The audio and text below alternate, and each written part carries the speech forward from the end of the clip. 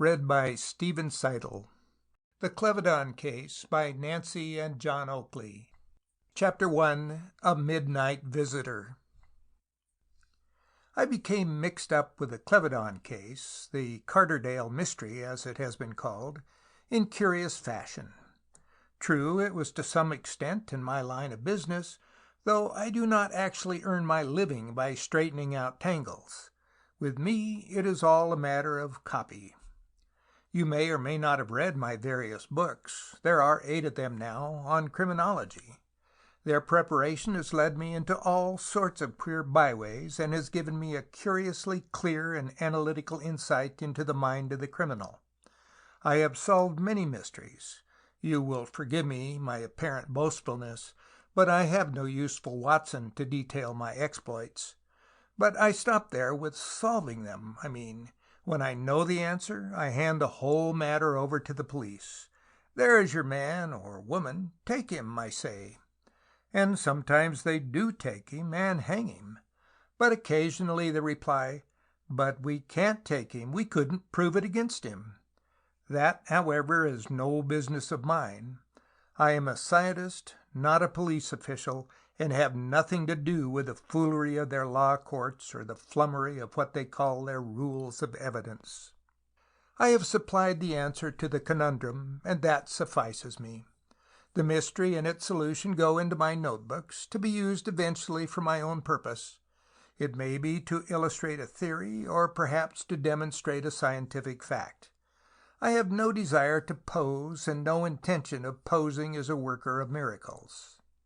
There is nothing marvelous about my methods, nor wonderful in the results. I do but proceed from fact to fact, as you will see in this narrative, wherein I have set forth exactly what happened, however foolish it may make me look.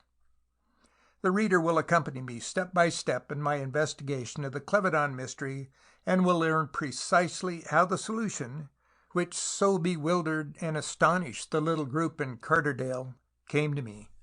You will see me groping in the dark. Then you will discover, as I did, a pinpoint of light which grows wider and wider until the whole story stands revealed. And if you guess the solution before I did, that will show you that you are a cleverer detective than I am, which may very easily be. I did not, by the way, go to Carterdale for the purpose of investigating this particular mystery. I became involved in it almost involuntarily. It was a queerly tangled skein enough, and that of itself would have been sufficient fascination to drag me into it, though I was deep in it long before any intention or even desire to solve the puzzle manifested itself. As a rule, I carefully select my cases. Some appeal to me, others do not. But in this instance, I was not entirely a free agent. I was in it before I quite knew where I was going. That being so, it may be interesting to explain how I came to be at Carterdale at all. My Aunt Emily, to put it briefly, left me the house and the money that took me into the wilds of Picture. I have never met her in the flesh, and she, as far as I know, had never set eyes on me. In point of fact, she never forgave my father for taking to himself a second wife after my mother died. But that is family history and dry stuff. Aunt Emily made amends for past neglect by her will. She left me about $800 a year from investments and the house at Carterdale, both very useful, though I was not exactly a poor man. My books have provided me with a fairly steady income for some years. Stone Hollow, the house I had inherited, was a square, rather gloomy-looking building, outwardly somber at all events, situated at the head of Carterdale, a wild and romantic valley in the heart of Picture, some 16 miles from the large industrial city of Midlington. The name Stone Hollow had a comparatively recent derivation, arising from the fact that the house was built on the site of, and largely on the profits from, a now disused stone quarry. The house itself stood on a sort of broad shelf, and behind it a tall hill sprang almost perpendicularly upwards, still showing on its face the marks and scars of former quarrying operations, though nature was already busy trying to hide the evidences of man's vandalism behind a cover of green and brown. Before the house, the ground sloped gently downwards toward the dale, while to the left was the stretch of heather-clad moorland lying between Stone Hollow and White Towers, the residence of Sir Philip Clevedon. It sounds rather well in description, but I will frankly confess that after a very few days at Carderdale, I was bored. Though I had travelled widely, I had never actually lived out of London, and was always very quickly eager to be back there. At first I had done my best to persuade myself that a country life was really the ideal, and that it would provide me with a quiet oscillation that would be useful for literary work. But I soon arrived at the limit of my resources in self-deception. Which brings me to the night of February 23rd. I was lolling on the couch in the room I had made my study, pretending to work and succeeding very badly. "Nothing ever happens in a place like this," I said aloud with a yawn. "I should become a hopeless vegetable if I lived here. I couldn't even write another book. There isn't a chapter in the whole blessed place. Neither robbery nor murder ever happens. The folk wouldn't know the meaning of the words without looking them up in a dictionary.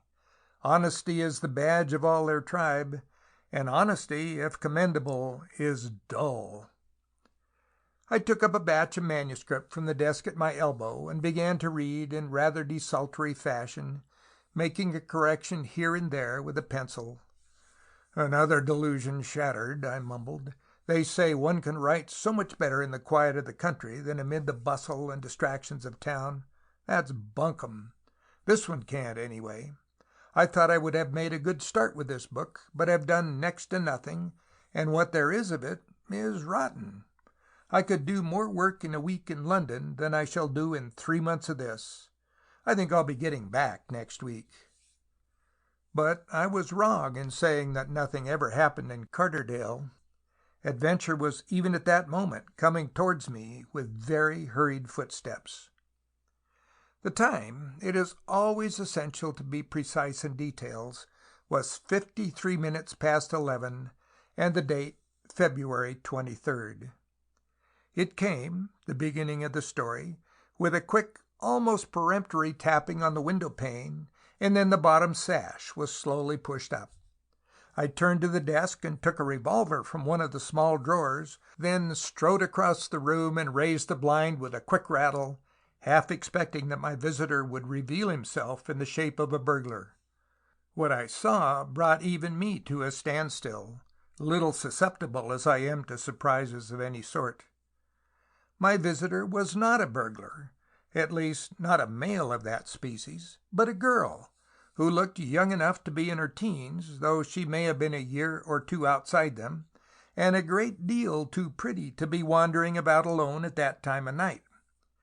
She was wearing a long, sleeveless cloak and a gray woolen cap, from beneath which part of her hair had escaped and was blowing about her face in little wisps of bronze-gold cloud. "Let me in," she whispered. "Please, I have hurt myself, and I am afraid to go on." I stretched out my hands, and, placing them beneath her arms, lifted her over the low window-sill and into the room. "How strong you are," she murmured. But even as she said that, the something that had kept her up gave way, and she lay a limp, dead weight in my clasp.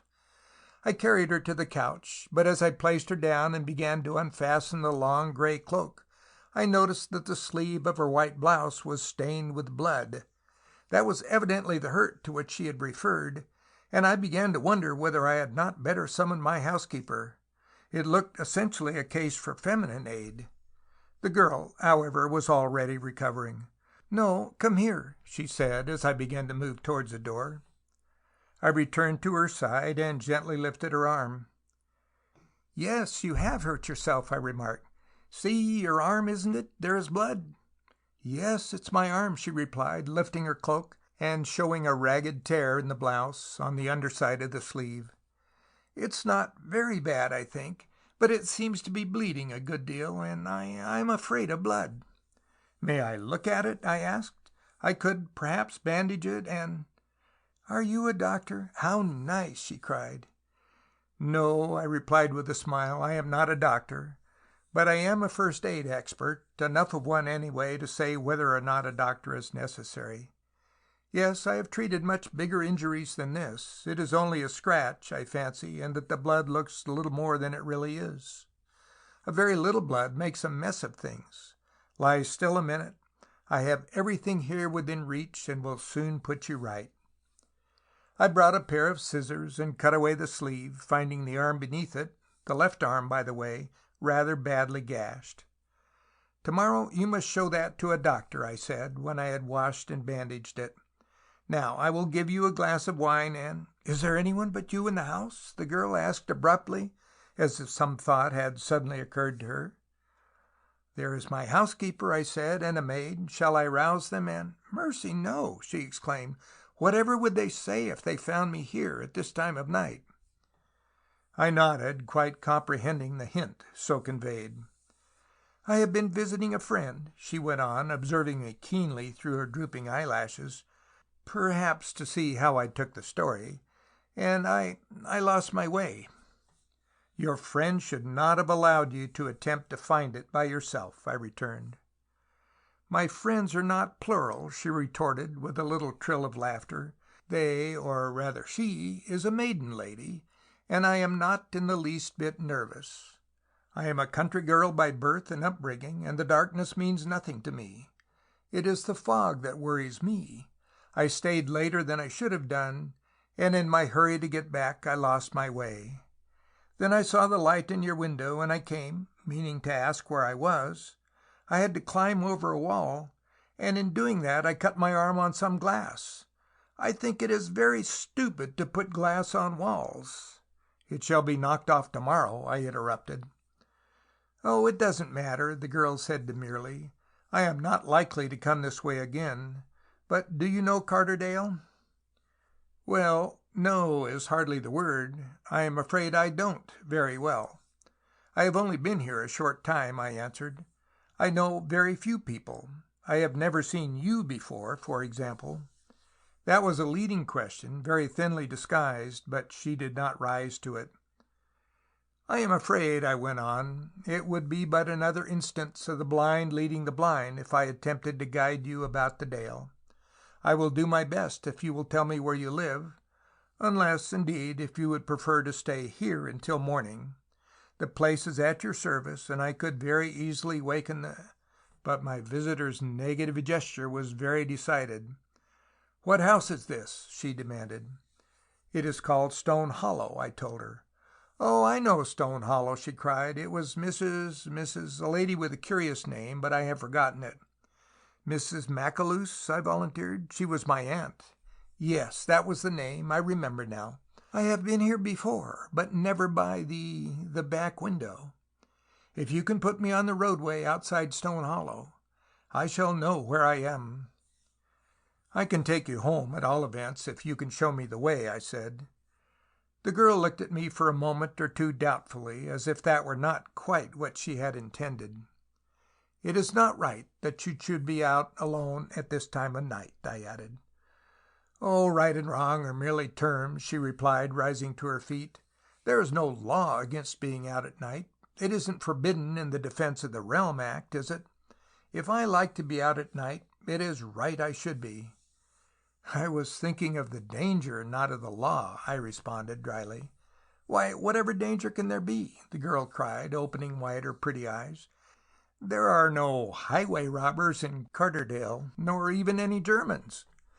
But I did not argue with her. I simply handed her the woolen cap, which had fallen off when she fainted, and then helped her to fasten the cloak around her, and finally led her into the hall, picking up my own hat and coat as I went. I was fully determined on seeing her to her own home, wherever that might be, and whatever her objections. I opened the door noiselessly and closed it again with the merest click of the lock. "It is very dark," I muttered, being a man of the town and used to gas lamps. "Yes, it often is at midnight," the girl replied demurely, but with a little catch in her voice, as if she were choking back a laugh. "But I can see very well. Those who are country-born have eyes in their feet, you know, and never miss the path. Why, there are men of the Dale, and women too, for that matter, who will walk across the moors at dark and never miss the path, for all it is no more than 3 feet wide. But you have lost your way once already tonight, I murmured. That doesn't affect the question, she retorted scornfully. It was only because I was trying a shortcut. I left the path of my own accord. If I had kept to the road, I should have been home by now. The longest way round is the quickest way home. Is that a proverb? It sounds like one. If it isn't, it should be. It is true, anyway. Besides, it is foggy. That makes a difference. Give me your hand. Apparently she did see better than I, for the next minute I felt the grip of her slender fingers as she seized mine and began to pull me forward. We went swiftly in silence, still hand in hand, for some minutes, then her clasp loosened. For a moment or two the shadow of her lingered beside me, then suddenly disappeared into the fog. We had reached a part of the dale that was flanked on one side by a wall of rock, which deepened even the blackness of the night and made the darkness, to me at all events, absolutely impenetrable. There was no sign of light or house, nor indeed of any building, and when I groped my way to the side of the road, I stumbled first into a ditch, and then against a low rubble wall, beyond which was only fog, much thicker now than it had been earlier in the evening. And it was there I lost her. How she went, or in which direction, I had no idea, but I had no doubt that she had evaded me of design, and that her home was nowhere thereabouts. That she knew the dale intimately was evident. She had deliberately led me to its darkest spot, simply that she might there lose me. I smiled grimly as I realized that. She had fooled me with incomparable skill and wit. I paid a frank mental tribute to her cleverness. A young lady of brains, this, and one whose acquaintance was well worth cultivating. I stood there waiting for some little time, possibly 10 minutes or a quarter of an hour, then lit a cigarette and walked slowly back to Stone Hollow, pondering over the queer little adventure and wondering who the girl was and whether, or rather when, I should see her again. She was evidently an inhabitant of the dale. Her familiarity with it, at all events, suggested that, in which case she could hardly expect to evade me permanently. I must sooner or later meet and recognize her. At any rate, it was a piquant little mystery, and I must confess that somehow Carterdale no longer seemed quite so dull as it had been. I had little idea then as to what the mystery in which I had thus become involved really was, or how quickly it would develop on tragic and very unexpected lines. I reached Stone Hollow again at 2:07 a.m. The whole episode, from the knock on my window to my return home, had occupied 2 hours and 14 minutes. End of Chapter 1.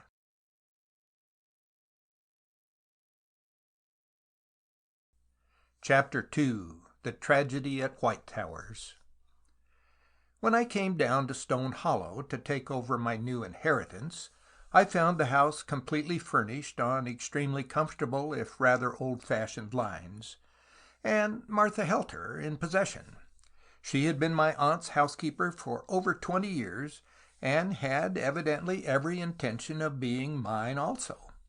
I was quite agreeable, since it saved me a lot of trouble, nor have I so far seen any reason to regret that decision.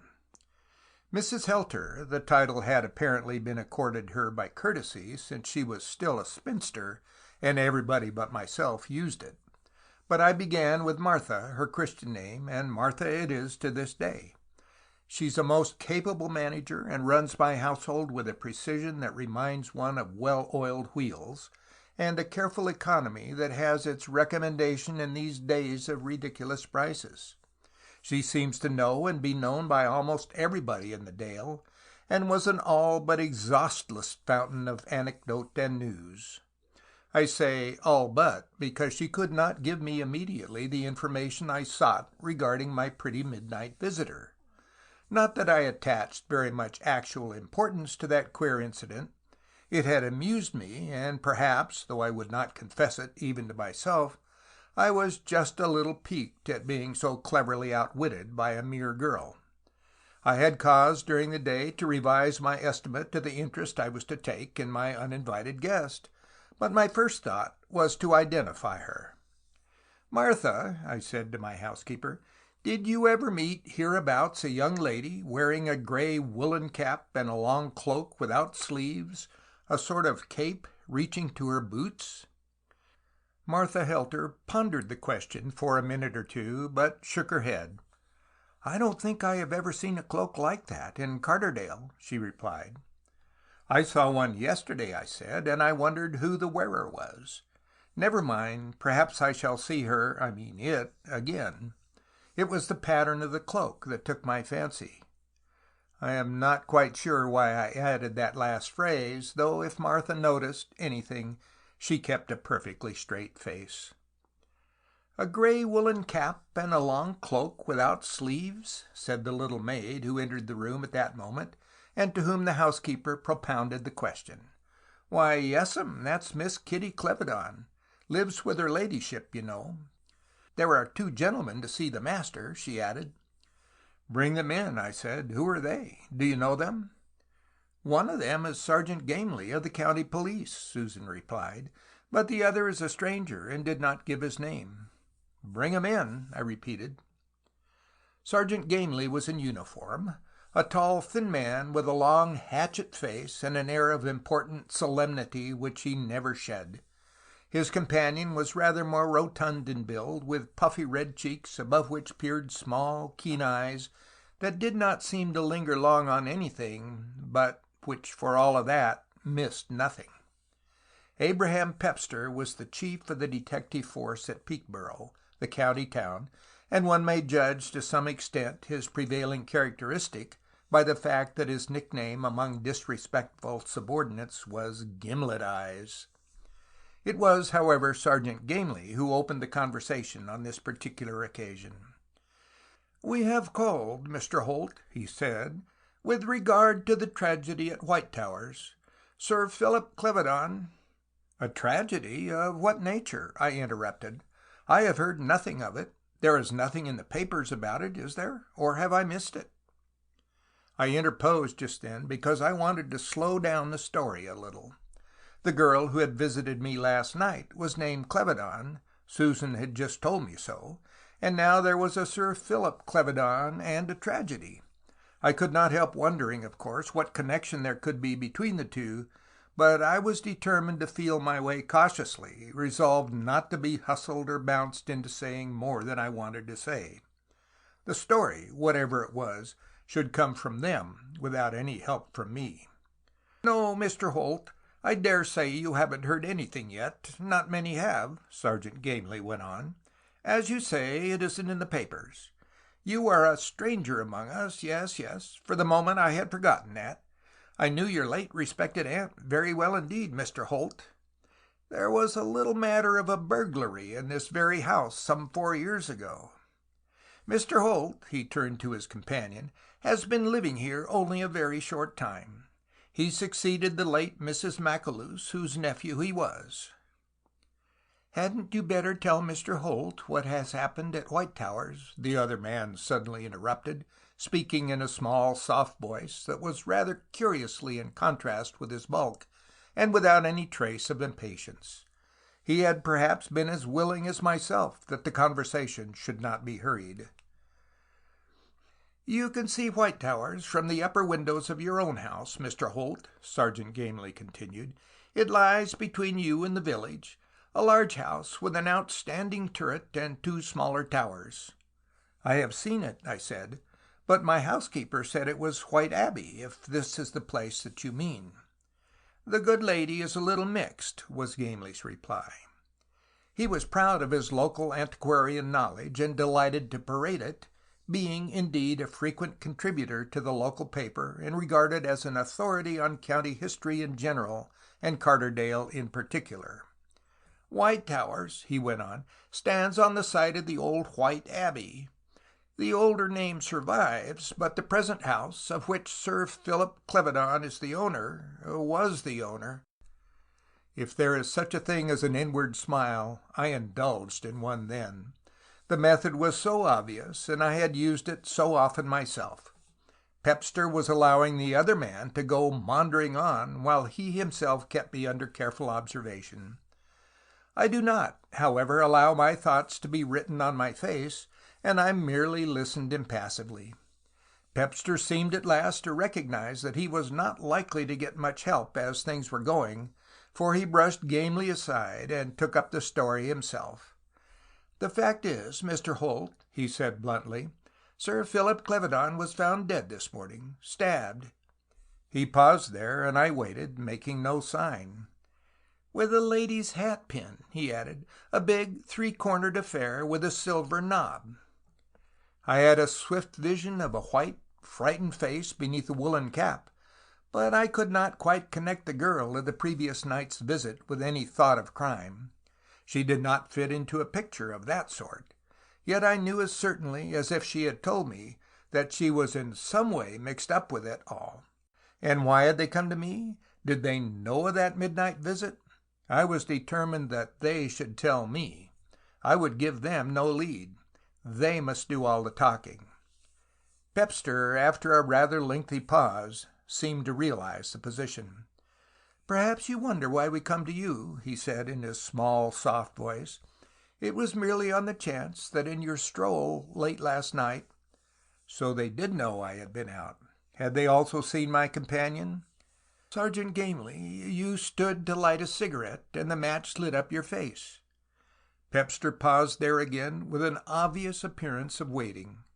Following the normal course, the person addressed should now break into more or less voluble explanations of the why and wherefore of this midnight stroll, explanations which the detective could weigh as they came forth, and so form some estimate of their value or otherwise to the quest on which he was engaged. There might be nothing in it. Pepster knew full well that he would interview and interrogate scores of persons during the next few days, and would have to sift a prodigious amount of chaff on the off chance of an occasional grain of wheat. In any case, he had to go on sifting. That was his job. "Seeing your name was mentioned in the way it was," Pepster went on, "I thought you might like to explain." "Yes?" I said inquiringly. "Explain?" "Your name was mentioned, you know," Pepster murmured. "So you have told me. But what is it that you wish me to explain?" "You were out very late last night," Pepster remarked. "Let us be a trifle more explicit," I said. "It comes to this. If you suspect me of having any hand in killing Sir Philip Clevedon with three-cornered hatpin, you have no right to question me. It's against your rules, isn't it, for you to trip me up and entrap me? If I am not under suspicion, I do not quite see whither your questions lead. You may produce the handcuffs, or take me into your confidence. But in any case," I added with a quick smile, "I reserve my defense." "You were a bit off the rails, Mr. Holt," Pepster returned with unabated calm. "I know of nothing which should connect you with the murder, nothing at all. But your name was mentioned, and it is my duty to question everybody who may be in the remotest degree linked up with the affair, in case by any chance they may afford me information. Do you mind telling me why you were out so late last night?" "I was taking a stroll." "It was a very foggy, unpleasant night." "It was extremely so." "And consequently very dark." "That coincides with my own recollection." "A stroll in a thick fog." "My dear sir, you ask me a question. I answer it in good faith, and you disbelieve me." "No, no, not at all," Pepster said blandly. "I accept your word implicitly. It was not the object and inspiration of the stroll that interest me." "No? You were not wondering whether I was coming from or going to White Towers?" "I'm glad of that," I returned with apparently great satisfaction. In point of fact, the stroll was a mere whim on my part, induced mainly, I may say, by the hope that it would assist me to a night's sound sleep. I had been writing. One reason why I maintain my cabbage-like existence in this God-forsaken corner of the country like this is that I may write a book. But writing renders the brain a little overactive, and I broke off there and waited for the other to continue. What I really wanted to know, Pepster went on, was whether you saw or met anybody during your stroll. I saw nobody and met nobody, I responded equably. Somebody passed a few minutes previously, Pepster continued. Gamely here heard them talking, a man and a woman, but he could not distinguish them. He thought no more of it at the time, of course. Nothing was known of the murder then. He recognized you only because you struck a match to light your cigarette. But you were alone. He nodded to Sergeant Gamely and picked up his hat. Would it be impertinent, I asked, to inquire whether you have any clue, any idea, any theory? Oh, I never theorize, Pepster replied with bland serenity. It is only storybook detectives who theorize. Theories are too much of a luxury for professionals. Facts are my stock in trade. I do not travel outside those. You have the hatpin, I suggested. Yes, he replied vaguely. We have the hatpin. But he had evidently no intention of talking about that. When they had gone, I set myself down to concentrate my thoughts on the girl's woolen cap. I have so trained my faculty of observation, just as a conjurer trains his fingers or a dancer her feet, that I see everything even to the smallest detail, though often without making any conscious record of it at the time. When the girl fainted in my arms, her woolen cap had fallen off. Consequently, there had been no hatpin, though, as I visualized it, I remembered that on the rim of gray cloth which bound the knitted shape, there were marks showing that a hatpin had been in use. Was it with her hatpin that Sir Philip Clevedon had been done to death? There you, this to the reader, have the case set forth, and you are in exactly the same position that I was myself. A stranger to the place and the people, knowing practically nobody and with every item of information yet to seek.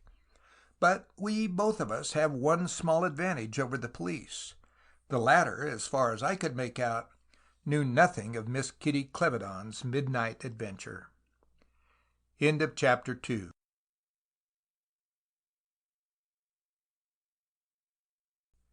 Chapter 3. A Meeting in the Dark. I had not long to wait before making further acquaintance with my pretty midnight visitor.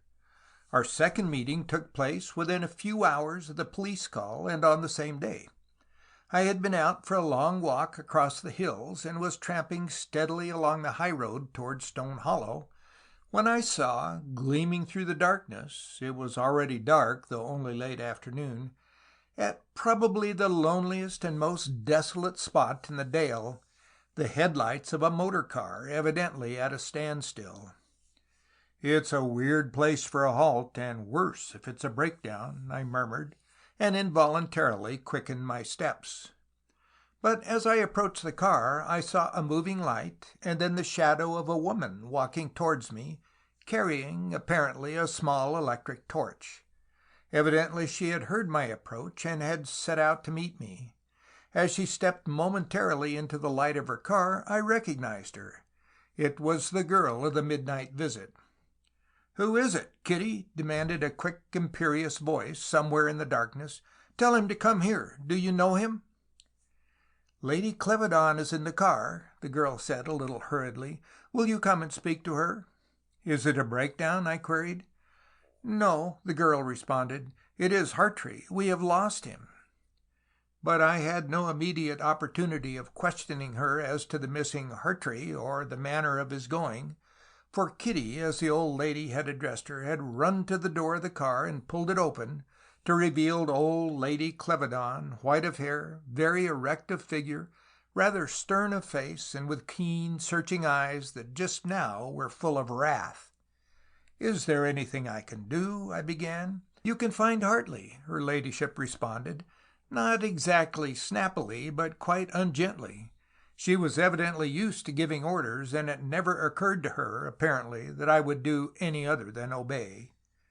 "Who is Hartree?" I demanded. "He is the chauffeur," the girl explained. "We sent him with a message to Lepley's farm. It is over there." She pointed vaguely into the darkness, and I followed her gesture with my eyes. but I could see no sign of house or light or living creature, only the darkness and, in the foreground, the blurred outlines of masses of rock. "It should not have taken him 10 minutes," the girl went on, "but he has been gone for more than half an hour." "How far is the farmhouse?" I asked. "It's rather queer we cannot see any lights." "Oh, I think there are some barns or something of the sort between the road and the house," Miss Kitty Clevedon told me. "And besides, it lies in a hollow, and the rocks may hide it. I have seen the place before, but only in daylight, and I forget just how it stands." "If you will allow me, I will go as far as the house and inquire," I said, producing my own electric lamp. "Possibly your man has tripped over a stone." "Tripped over a stone!" her ladyship cried scornfully. "He's more likely philandering with a Lepley girl. Do you know her?" I replied in the negative, adding that, indeed, I had never heard of her. "Well, you're the only man in the Dale that doesn't know her," the old lady retorted. "Oh, no, there's nothing wrong with the girl, but the men are crazy over her, and Hartrey with the rest, I suppose." I could not help being a little entertained by the idea that I might be a competitor with a chauffeur for the favors of the fair Lepley, but I did not put the thought into words. I hadn't an opportunity, indeed, for the old lady threw off her rugs and made evident preparations to alight. "If you would wait here, I could go alone," I ventured, thinking the search would be hampered rather than helped by the old lady's presence. But she did not even answer me. She stepped from the car with an agility which showed that her body was still younger than her years, and herself led the way towards a gap in the tumble-down rubble wall where once, apparently, had been a gate. The car, I noticed, was standing well aside on the rough turf that flanked the roadway, and in any case there was little enough traffic in those parts at that time of year. We might leave it there in safety. And accordingly the three of us made our way along the very rough and uneven road that led to Lepley's farm. "No," said the farmer's wife, who answered my rap at the door. "Mr. Hartrey has not been here tonight." She called to somebody who was evidently in the kitchen at the rear of the house. "Perhaps he tripped over a stone and hurt hisself," the farmer's wife went on. "Though if it's that, it seems queer you saw nowt of him as you came along. Besides, I don't know what he would be doing tripping over a boulder anyway. I reckon he knows the road blindfolded, and there are no boulders to hurt if you keep to the path." I could have argued that point with her, for I had nearly twisted my ankle on one group of boulders and had badly barked my shins on another. But it was hardly worthwhile debating it, since apparently Hartrey had not tripped over a boulder, or we should have tripped over him. At this moment, too, a girl emerged from the kitchen, carrying a lamp held high so that she might see who the visitors were. Her sharper eyes discovered the two ladies, and she made a step towards them. "Her ladyship," she cried, "and Miss Kitty, come right in. What is the trouble?" That was my first introduction to Nora Lepley, a young woman of whom I was to know a good deal more before I finished with her. She was tall and finely built, with plentiful hair so dark as to be almost black, and eyes that in some lights seemed to be of a rich purple, and in others of a somber, rather heavy blue. They were wonderful eyes, and one had no need to wonder that the men of the Dale should be, to use Lady Clevedon's words, crazy over her. She had then more admirers than she could count on the fingers of both her slim, capable hands, and is still unmarried. I think I know why, though I have hardly any right to say so. She spoke with an educated intonation, in curious contrast with her mother, who used the ordinary dialect of the Dale. Beautiful, clever, educated, entirely self-possessed, she was certainly something of a novelty to discover in a Carterdale farmhouse. "I thought you were at Whitetowers with your aunt," Lady Clevedon said. "I have just run home to get some clothes," the girl replied.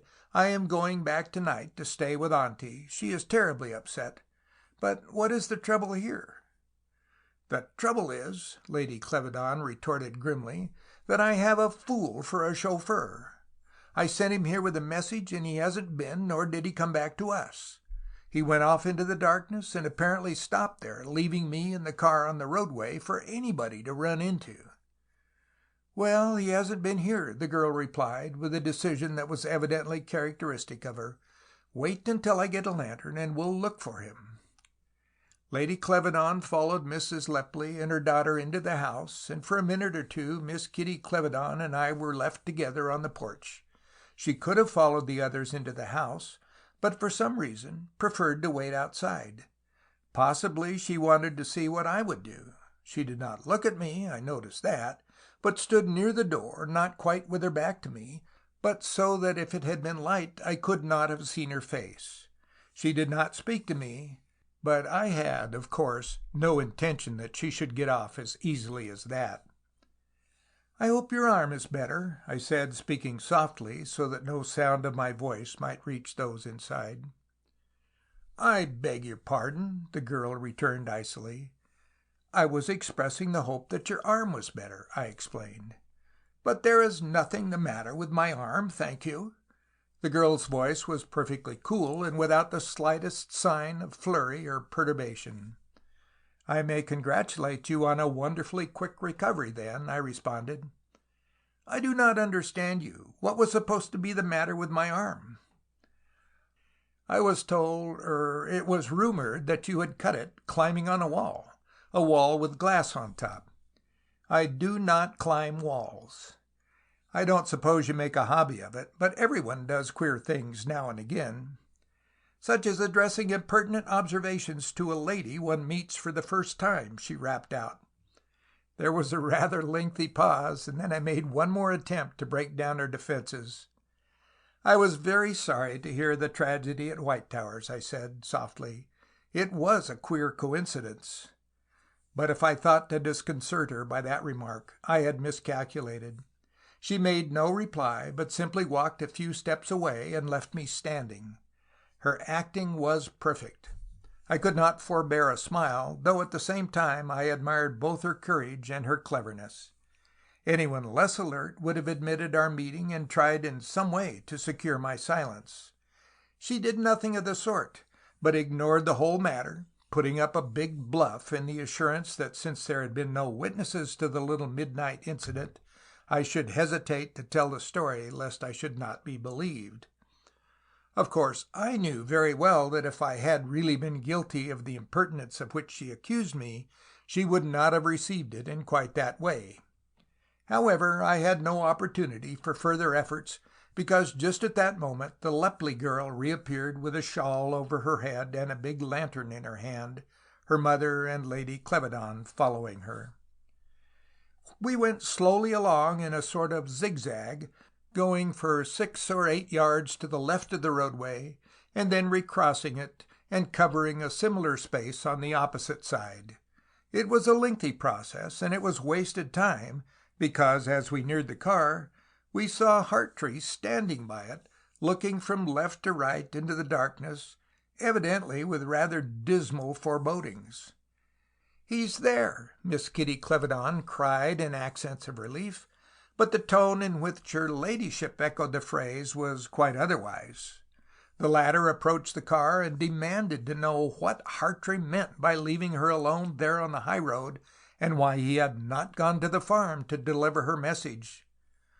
"I lost my way, my lady, in the darkness," the man replied. "I found myself at the bend of the road higher up—" "Now, Hartree," her ladyship said severely, "when I engaged you, I gave you extra wages on condition that you should be teetotal." "My lady, I have not touched anything of the sort for nearly 7 years." "And you, what is your name?" the old lady demanded, turning suddenly on me.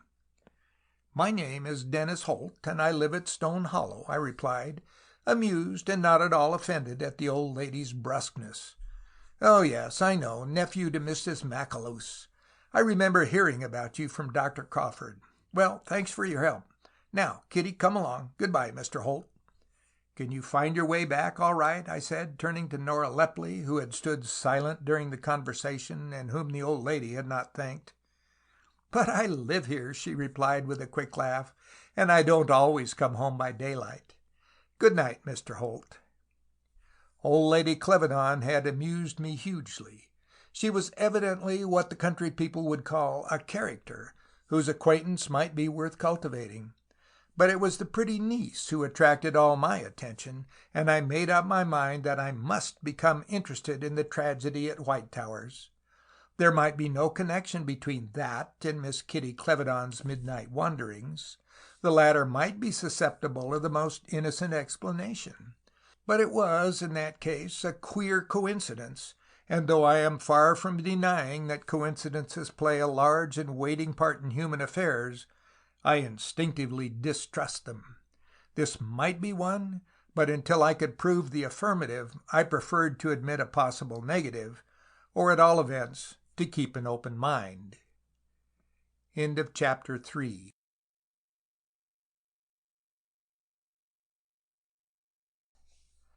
Chapter 4. The Silver-headed Hatpin.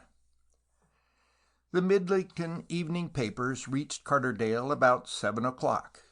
To accomplish that, they had to be printed somewhere around 3:30 p.m., and accordingly were rather early editions.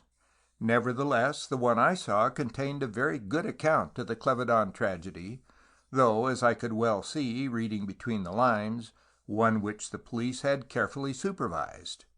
The press and the police work in very much closer accord than most people realize. They help one another, and the wise newspaper man never gives away anything the police desire to keep secret. In return for that, the press receives all sorts of information otherwise inaccessible to it.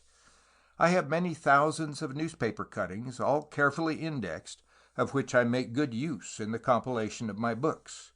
Newspapers give the facts that are known with creditable accuracy, though really what remains unknown is frequently the more important. The whole story is not always told.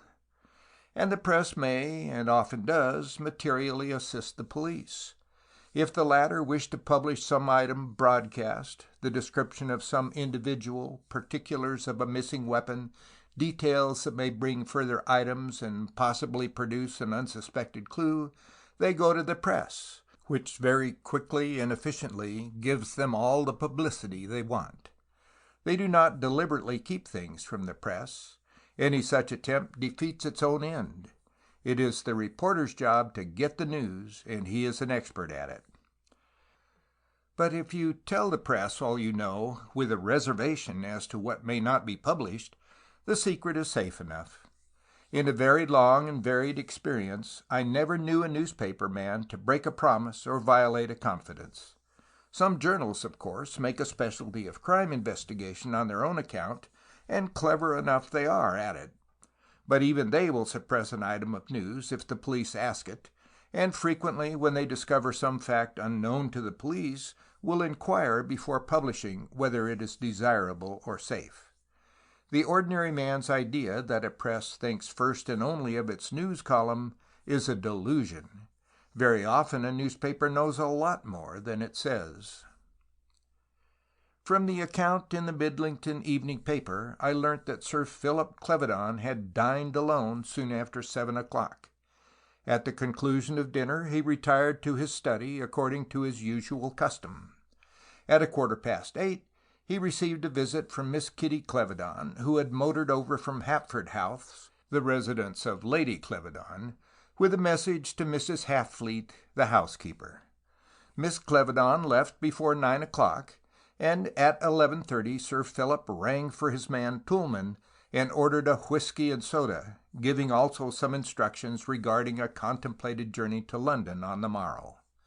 Tulmin went off to bed, and thereafter was a long blank from 11:30 or so until between 6 and 7 o'clock in the morning, when Miss Nora Lepley found Sir Philip lying dead on the couch in his study, with a hatpin driven through his heart.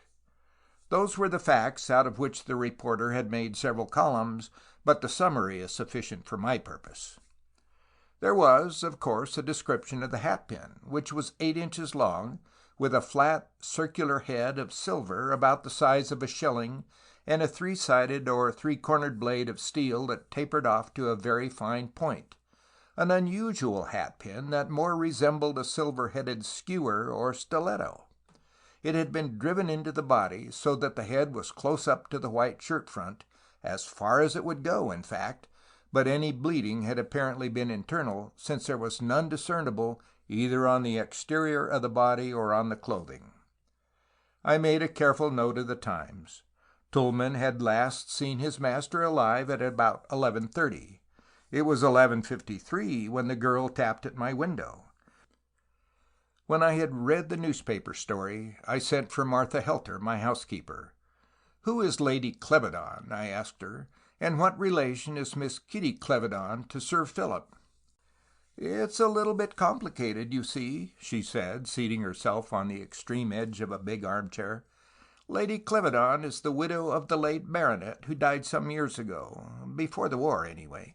She was Miss Ursula Hapforth before her marriage, and when her husband died she went back to Hapforth House, which had been left her by her father, whose only child she was.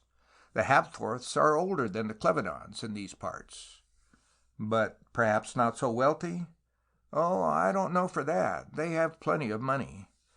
"And this Sir Philip, was he her son?" But I recollected that her attitude had been anything but that of a bereaved mother when I saw her a short time before. "No, she never had any children," Martha told me. "Oh, then, but go on, Martha." I had been about to remark that Miss Kitty was not, therefore, Lady Clevedon's daughter, but had thought better of it. I should get more out of Martha, I reflected, by allowing her to tell her story in her own way. "This Sir Philip was a cousin of the other baronet," my housekeeper went on, "and next to him comes Mr. Billy Clevedon, who is Miss Kitty's brother. He is in the army.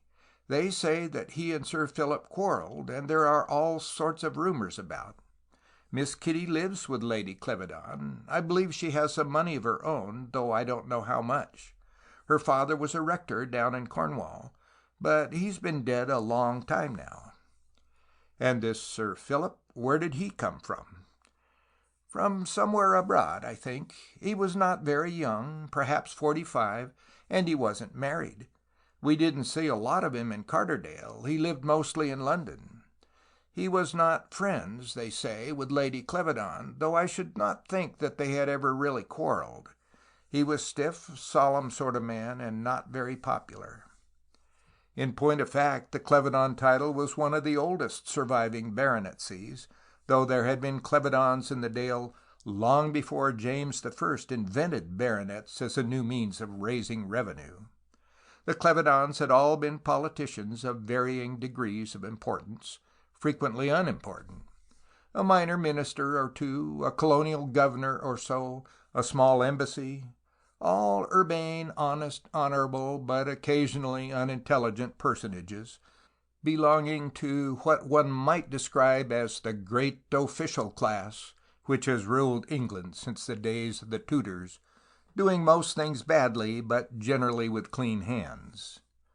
But the late Sir Philip Clevedon was something of a mystery. No one had heard of him until the death of his cousin had given him the title. He had never been in Carterdale before that, and was entirely unknown even to his relatives. They had no idea even where he lived. Rumour was almost equally divided between America and Australia, but without any real foundation, since he himself vouchsafed no information on the point. Among the people of the Dale, as Martha indeed had told me, he had not been popular. He was too chilly and unemotional in his manner, and being frequently absent for lengthy periods, took no real part in the life of the Dale, and apparently little interest in its concerns. To many of the inhabitants he was not even known by sight. All this is a summary not only of what Martha told me, but of what I subsequently gathered. When I had finished with Martha, I went out and met Detective Pepster strolling in casual fashion through the village. I should have missed him in the darkness, but that we stepped at the same time into the light cast across the roadway by the Wagon and Horses, Tim Dallett's roadside inn, famed far and wide among the visitors to the Dale. "You haven't been to arrest me yet," I said, as Pepster returned my salute. "No," he replied with a placid grin. "We are giving you a little more rope."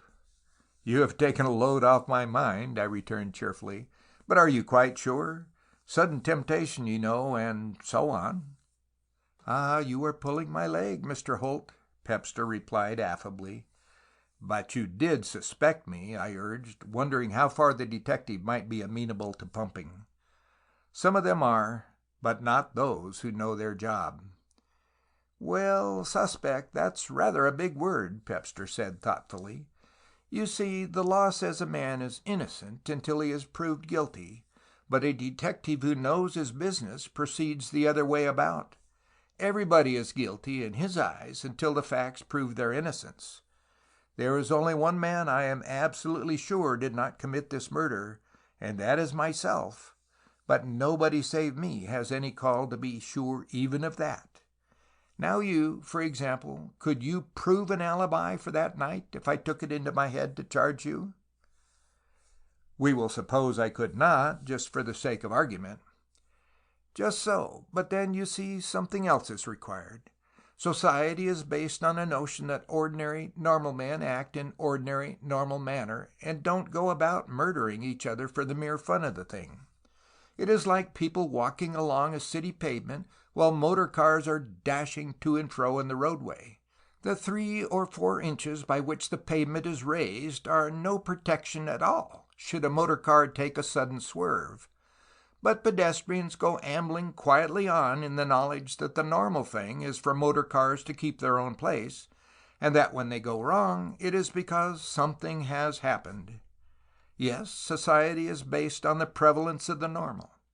When you hear, for instance, that one man has killed another, you take it for granted there was a reason, what we call a motive. And the motive is vital. Sometimes the why of a murder reveals the who, and sometimes the who explains the why. But the two must go together." "Your philosophy is both interesting and accurate," I said. "And what of the hatpin?"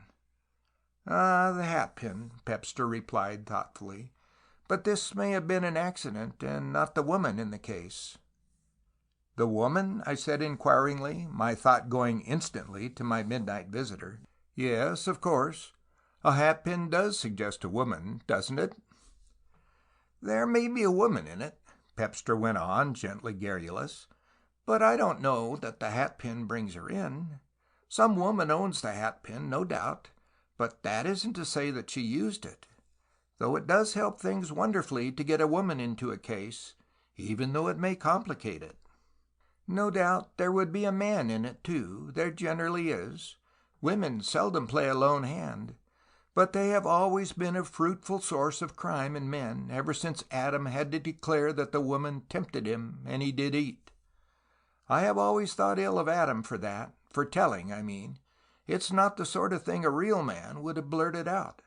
But for all of that, it was true. It was true then, and it has been true ever since. Women—" "And as you say," I interrupted gently, "it would be a woman's hatpin." "Oh yes, it would be a woman's hatpin. Sir Philip Clevedon didn't wear them, not that I ever heard. And we have identified it, you know. It belongs to Lady Clevedon, and as far as I can make out, Miss Kitty Clevedon borrowed it when she went to see the housekeeper earlier that evening. It will be in all the papers tomorrow. There seemed no particular reason to keep it secret." "According to the newspapers, Miss Clevedon went to see the housekeeper, Mrs. Haffleet," I observed. "Did she take her hat off? Where did she leave the pin?" "Those questions have been asked and answered," Pepster replied. "She was caught in a shower of rain on her way to White Towers, and took off her hat to dry it. She does not recollect where she laid the pin down, but it must have been somewhere in the housekeeper's room. She did not see Sir Philip Clevedon, and did not enter the study where later the body was found. The housekeeper knows nothing of the hatpin, does not remember Miss Clevedon laying it down, and in fact never saw it until she was brought to her dead master. It was Lady Clevedon herself who identified the hatpin and told me all about it." "So that instead of one woman you have 3, I murmured. "Yes, 3 women, but not the woman. Hello, there's Dr. Crawford, and I want to speak to him." He nodded a quick farewell, and went off with long strides after the doctor. Considering his bulk and his apparently leisurely methods of thought and speech, Pepster was curiously quick and active in his movements. "Do you know Mrs. Halfleet?" I asked my own housekeeper when I again reached home. "Oh, yes, quite well," she replied. "I have known her for years. A little standoffish in her manner, but quite pleasant face to face." "About how old would she be?" I queried. "Let me see. Yes, she must be quite 60, perhaps a year or two older." "Not a young woman, anyway." "Oh, dear no, not a young woman. She is the widow of a minister, a Methodist, I think, who was at a church at Midlington when he died. That must be a good 16 years ago. Lady Clevedon, who was living at White Towers then, with her husband being alive, brought her in as a housekeeper, and the late Sir Philip, kept her on. She is sister to Mrs. Lepley, but far more of a lady." I switched the conversation on to other lines, leaving Mrs. Halfleet for later investigation. The case, you will note, has advanced another stage. The weapon has been identified. The queer hatpin with the three-cornered blade and the silver knob was the property of Lady Clevedon, who lived at Hatford House. Miss Kitty Clevedon borrowed it, and so conveyed it to White Towers, where, apparently, she left it. That was all very interesting and quite simple, but probably irrelevant. The question was not who had owned the hatpin or who had worn it, but who had used it. The question of time becomes interesting here. Tulmin, the valet, had seen his master alive at 11:30, and the girl had visited me at 11:53. She certainly had committed no murder at White Towers in that interval. It was a physical impossibility. I had carefully assured myself regarding that. It would have required at the very minimum another 15 or 20 minutes.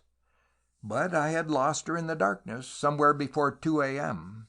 As I have already said, it was 7 minutes past 2 when I reached Stone Hollow again on that night, or rather early morning, and allowing for the time I stood after she had evaded me, and for the walk homewards, I judged that it would be about 1:15 when she disappeared into the darkness. What had her movements been after that? It must not be supposed that I suspected the girl of having had any hand in the tragedy, though I by no means ruled her out. Her beauty and youth did not weigh with me at all. I had found both in even greater measure in proven criminals, besides which, a murder is not invariably a crime. But I had two ascertained facts: that Kitty Clevedon had worn the hatpin to White Towers, and that she had been abroad in the Dale during the early hours of that tragic morning. End of chapter 4.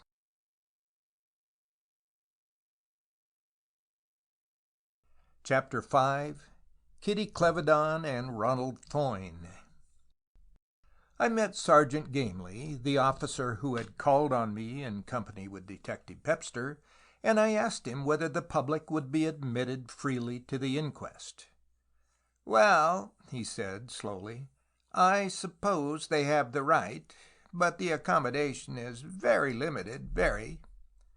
When the witnesses and the lawyers and the family and the police and the reporters and the people who must be there are squeezed in, there'll not be a lot of room for outsiders. Did you want— now I am looking for another juryman. Stockins has fallen ill. How would you like— "Excellent," I interrupted. "As long as you don't make me foreman, it will suit me very well. I should like to hear the story in full, being a neighbor, you know." I did not add that it would also afford me an opportunity of seeing the body, without making any obvious attempt in that connection. It was an ordinary country jury, consisting mostly of farmers, with a small shopkeeper or two, and Tim Dollett, the landlord of the Wagon and Horses, as foreman. We visited the chamber where the body lay, but it did not add anything to my knowledge except that I was able to form some idea of what the man had looked like in life, which did at least add to the interest of the mystery. An inquest is a singularly useless form of inquiry at its best. It is doubly and trebly so when the police use it, as frequently they do, for purposes of their own, to conceal the truth rather than reveal it. The real duty of the jury is to determine the cause of death, for, though it may declare that so-and-so was a murderer, The actual demands of the law are satisfied if the jury simply decides that a murder has been committed. A coroner who knows his business does not travel far outside the brief allotted to him by the police, and generally manages, though not invariably, to keep his jury within the limits assigned himself. I have had a long and very varied experience of inquests, and was not, therefore, surprised that the inquiry regarding Sir Philip Clevedon's death should be merely formally opened and then immediately adjourned, for the purpose, it was stated, of a post-mortem examination. I regarded that as a mere subterfuge, in which, as it happened, I was wrong, and easily realized that the police did not want as yet to tell all they knew, which in its turn suggested that they had some sort of line on the murderer, and did not desire to give him or her any information. Meanwhile, I busied myself making some very careful inquiries regarding Miss Kitty Clevedon. Through her midnight visit to me, I was in possession of some information so far not within the knowledge of the police, unless, indeed, she had herself told them, which I doubted, and I intended, for a bit at all events, to keep it to myself. Exactly what connection she had with the tragedy I could not say, but I meant that she should tell me, in which determination I reckoned without Kitty Clevedon. I met her as she was walking from Carterdale to Hapforth House. She was warmly clad in furs, and, a little flushed by the wind that was blowing smartly across the moors, was looking very pretty and attractive. She saw me approaching her, and, curiously enough, made no attempt to avoid me. In point of fact, I expected a direct cut, but she stopped as I drew near, and even held out her hand. "Fancy meeting you, Mr. Holt," she cried. "I have just been to Hapforth House," I replied, wondering what might be the explanation of her unexpected cordiality, though I fancied that what she really had in mind was to show that at least she did not fear me. Well, in fact," I went on, "I wanted a word or two with you." "With me? May I turn and walk back part of the way with you?" I asked. "Why, of course," she replied. "I always prefer company if I can get it, and it's none too plentiful here. I'm used to lonely walks, though one can have too many of them. A woman likes to talk, you know, but one cannot converse with stone walls." She rattled on, rather intent, apparently, on doing most of the talking, as if she did not wish to give me an opportunity. But I merely bided my time, knowing the chance would come, and presently she seemed to realize that, because she interrupted her flow of chatter, and turned as if waiting for me to speak. "You wanted, was it about something particular?" she asked. The words were all right, but the mocking smile in her eyes and the set of her pretty lips rather belied them. She was preparing to meet her adversary with a woman's weapons. "It is about the night of the murder," I began slowly. "Yes," she said, "and of your visit to my house." She put up her hand, and with a pretty gesture pushed back an unruly curl, meeting my gaze firmly and frankly, and without any sign of disquiet. "But my visit to your house, Mr. Holt, I do not quite understand. Am I supposed to have visited your house on the night of the—" "You intend to deny it?" I asked. "Well, if you consider that worthwhile, I suppose I could not prove it. After all, it would be merely my word against yours. But isn't such a subterfuge between us two just a little, shall I say, grotesque?" "Suppose you tell me all about it," she said quite tranquilly. "Perhaps I have lost my memory. Such things do happen, don't they? But then there is generally a railway accident, isn't there, or a motor smash? And I haven't even knocked my head. Do tell me all about it, Mr. Holt." I could not help admiring the skill with which she kept me at arm's length.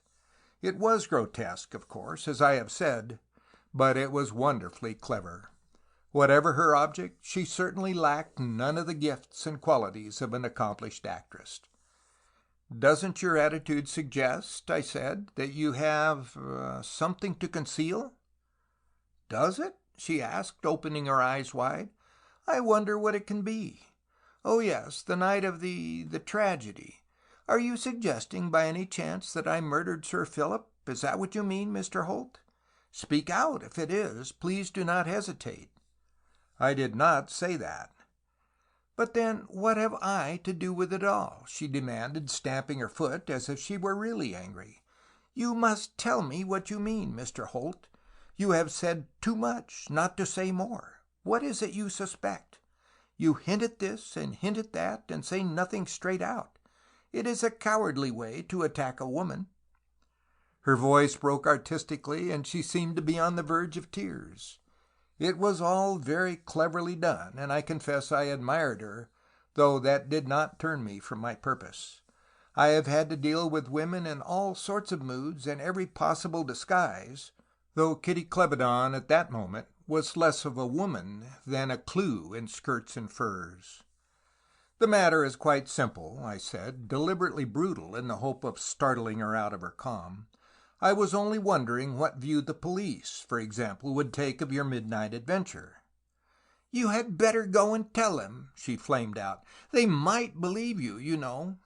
"You were in my house that night," I said, and waited to see if she would deny the visit even to me. "So you said before," she retorted. "Do you then wish to deny that you were in my house on that night?" "Would you believe me if I did deny it?" "Of course not. How could I?" "Then why should I trouble to deny it? You ask me a question and answer it for me, and tell me you will not believe me unless I adopt your answer. That is a convenient method of cross-examining. Put the question and invent the answer." "And yet you will not deny it. Why not deny it and have done with it?"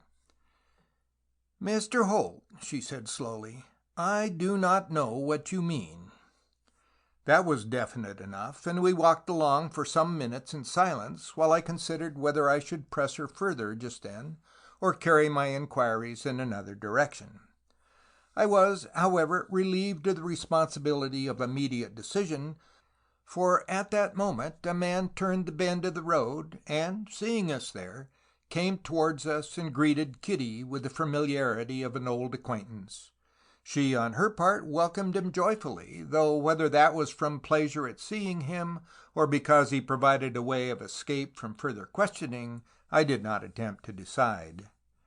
The newcomer was tall and rather heavily built, and gave an impression of immense physical strength. His manner was bluff and frank, and his eyes kindly and intelligent, but the lines of his mouth were hard, as of a man who had had to fight his way and would be little likely to give quarter to an opponent. He looked like one who wanted much anything he did want, and would leave nothing undone that might secure it.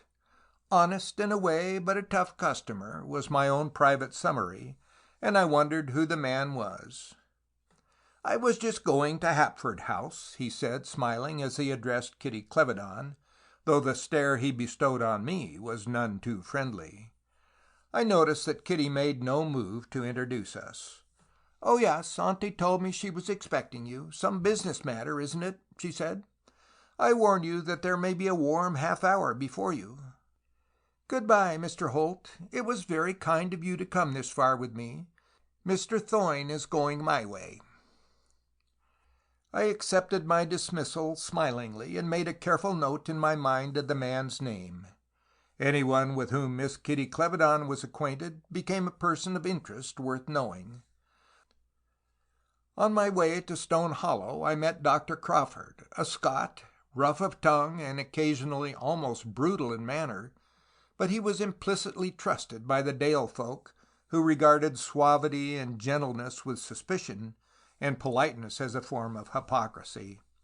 He had come to them from a country even wilder and sterner than their own, and was thus able to fit in with their moods and to understand their temperament, which to strangers seemed to be compounded of a mixture of sullenness and stupidity.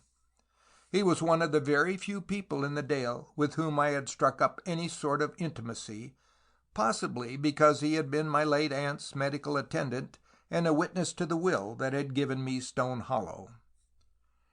"Do you happen to know a man named Thoyne?" I asked, after a few preliminary remarks. "Yes, don't you know him?" "Am I supposed to? Is he one of those persons whom not to know is proof of one's own insignificance?" "Oh, I wouldn't say that, though it is a little curious that you should have been some weeks in Carderdale without hearing about Ronald Thoyne." "Well, apparently I have heard about him," I replied, "or I shouldn't be asking you questions regarding him." "I am not exactly one of his intimates," Dr. Crawford said. "He is an American who fought in the war with the French army before the Yanks came in. He was wounded or gassed, or possibly was shell-shocked. At all events, he came to England and was for some time in hospital, but he seems perfectly fit again now. He settled here at Lensdale, which stands up away there on the hillside. You can just see the house through that opening. He is certainly wealthy and gives generously, which is perhaps one reason why he is popular around here. He is bluff and hearty, but rather too ready with his fists for our modern notions of law and order. A good man to avoid a quarrel with, I should imagine. He is very strong on the war and indignant with his own country for holding off as long as she did. This is about as near a character sketch as I can give you." "Good. I must make his acquaintance. Is he very friendly with Miss Kitty Clevedon?" "Well, there have been rumors, matrimonial, but nothing definite. If they are formally engaged, I haven't heard of it." The doctor turned into a small cottage standing by the roadway, and I walked on alone to Stone Hollow. End of chapter 5.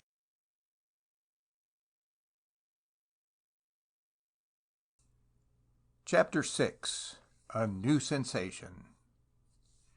It was in Dr. Crawford's surgery, the day before the resumed inquest, that I met Lady Clevedon again. A little to my surprise, she recognized me, though as far as I knew she had only seen me in the dark, and she greeted me by name. "I wanted to know you, Mr. Holt," the old lady said. "You were a popular theme of conversation when your aunt's will became known, and everybody wondered what this London nephew might be like." "May I suppose that he, even though distantly, approaches expectation?" I said. "Oh, I don't know that we really harbored expectations," Lady Clevedon retorted bluntly. "I had seen your photograph, so that your features do not come upon me with any overwhelming sense of novelty. Mrs. McAlew showed me the portrait." "Yes, I know she had one," I said. "I found it in the house, but I don't know how she got it." "I think she said her lawyer procured it for her." "I quarreled with his father and mother," she told me, "and I'm not going to make it up with him. But he is the only relative I have in the world, and he has only me, and I shall make him my heir. Are you really as lonely as all that, Mr. Holt?" "Lonely?" I echoed, perhaps a little vaguely. "Oh, you mean the only relative. No, it's not quite so blank as that. True, my relatives do not worry me much, but there are some about here somewhere." "Are you going to settle in Carderdale?" she demanded. "It's slow enough as a rule, though there is excitement just now, more than enough. Sir Philip Clevedon stabbed, and with my hatpin. It was my hatpin, you know." She closed her lips together with what was almost a snap, as if she feared to say too much. But she was not constructed for long silences. "That man Peppercorn?" "Pepster," Dr. Crawford murmured. "Ah, yes, Pepster. Thinks I did the murder. Where did I last see my hatpin? Did I leave it at White Towers?" "My good man," I said, "I haven't been in White Towers for 3 years. Wasn't I friendly with Sir Philip? Had I quarreled with him? When did I last see him? Of course I had quarreled with him. Philip Clevedon was always quarreling with somebody. He was, but there, he's dead now." She paused again and began to draw on her glove. "The late baronet wasn't exactly popular," I began. "Popular!" the old lady cried explosively. "Popular!" She left it there, and indeed she had no need to go into further detail. Her inflection on the word was sufficient. "But anyway, I didn't kill him," she went on. "There's a lot of difference between a desire to box a man's ears and stabbing him with a hatpin. If I stabbed everybody I quarreled with, I should have had some busy days." "It was your hatpin," I murmured, possibly in the hope that I might irritate her into talking, a plan which, if indeed I had really formed it, Dr. Crawford frustrated. "Well, anyway, you did not kill Sir Philip Clevedon," he said roughly. "You are a true friend," the old lady cried with grim and satirical humor. "Thank God somebody believes me innocent.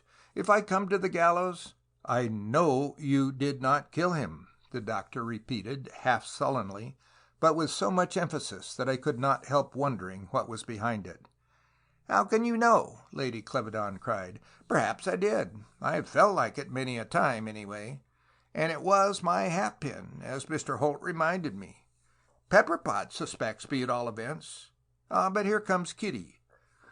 The old lady drew Dr. Crawford aside and began to discuss with him some matters connected, I fancy, with village doings. Kitty Clevedon and I were left by ourselves in the huge bay window that looked out over the rough, uncultivated garden. The girl made no effort to avoid my company, but greeted me with a cool tranquillity that was, however, of that careful variety which suggested some anxiety to show that she was not afraid of me. For my part, I merely returned a conventional reply and stood looking out into the garden, leaving it to her to open a conversation or not, just as she thought proper. I took it that, being a woman, she would, and I was not far out. "Your gaze on that garden seems very intent, Mr. Holt," she said, with a bewildering smile. "Are you looking for something?" "Well, perhaps," I responded with a smile. "You see, I am always on the lookout for your double." "My double? Have I a double? How delightful!" she cried. "Yes," I said gravely, turning once more to the garden. "A double, someone so exactly like you that it is very difficult to distinguish you. I should like to find her, that other one, but I have had no luck, none at all." "Are you so very anxious to find her?" Kitty asked, bringing that smile once more to bear as she saw that my eyes were turned again in her direction. "At this moment, none at all," I responded lightly. "I find my present company fully adequate." "Is it that I make an efficient substitute? How very sweet of you to say so," Kitty murmured, with a quick glance downward, as if at the slender toe of an exceptionally pretty shoe. "No, I do not remember saying that," I replied. "You see, you are you, and she is she." "And never the twain shall meet. Isn't that Kipling?" Kitty demanded. "I think it may be quite safely asserted," I said, with grim meaning, "that you will never meet your double." She flushed a little at that thrust, but maintained otherwise her smiling calm. "But when did you meet her, Mr. Holt? Did you ever tell me?" she asked, with a delightful assumption of candor and innocence. There was never a cleverer actress, on or off the stage, than Kitty Clevedon. "Oh, she flitted into my life through my study window, and then flitted out again into the darkness." "Leaving you desolate? How very unkind of her!" She broke off with a quick trill of pretty laughter that was not at all affected, and in which I joined her. "It sounded a trifle sentimental, didn't it?" I said, and then added, with tranquil insolence, looking her this time full in the face, "But isn't there a proverb about better to have seen and lost than never to have— Oh, and that reminds me, I asked Dr. Crawford where I could find another young lady like Miss Clevedon, and he replied, 'Impossible, there isn't one. God broke the mold when he made her.' But there is another one, I know, because I have seen her, and—" "I should want a very solemn affidavit indeed to make me believe that Dr. Crawford ever said anything so pretty as that," she interrupted. I had expected to make her angry, but she seemed only amused. "Oh, you don't know about the doctor," I said airily. "He is capable of much. But he was wrong in this case. The double exists." "I shall ask him if he said it." "I wouldn't." "Why?" "Oh, well, you know, he might ask some awkward questions in his turn. You see, I have never told anyone yet about your double. I don't think I should care to entrust him with a secret." "But why let it trouble you, Mr. Holt? Why not forget it and her?" "Oh, I'm not allowing it to trouble me." "You seem to be always talking about it." "I have never mentioned it to a soul except yourself." "I should think—" Kitty began, then turned away to meet Lady Clevedon, whose conference with Dr. Crawford had just terminated. The old lady stood glaring at me for a moment or two. I dare say you think that we, Kitty and I, take this tragedy very calmly, Mr. Holt, she said. I don't know that I've thought about it at all, I responded. Women sometimes wear a mask, Mr. Holt. Yes? It may be for a purpose, or it may be by habit. Yes. I glanced quickly at Kitty and found her surveying the old lady with somber eyes from which all the laughter had fled. She, at all events, had been wearing a mask. When the two ladies had gone, Dr. Crawford and I sat down to a whiskey and soda apiece and a cigar. He seemed ill at ease, restless, and rather unhappy, until I casually reintroduced the subject of the Clevedon mystery. Then he seemed in some curious way to brighten up. "Aye, murder cases," he said reflectively. "A murder case can be very interesting, you know. Morbid, but fascinating." I agreed, without at all grasping his meaning. "You are a student of criminology, and you have written books on the subject," Crawford went on. "Did you ever run up against a case of poisoning with prussic acid?" "Several times," I replied. "It is a frequent and formidable poison because it is so swift and unerring in its effect. The victim is dead before help can possibly reach him." "That is true," Crawford agreed. "Death may be a matter of seconds, of minutes at most. But now tell me, have you ever met cases in which a man, having taken a dose of prussic acid, lies calmly down and is found as tranquil and orderly in posture as if he had died in his sleep?" "Oh, yes," I said. "Indeed, I should say the majority of cases were like that.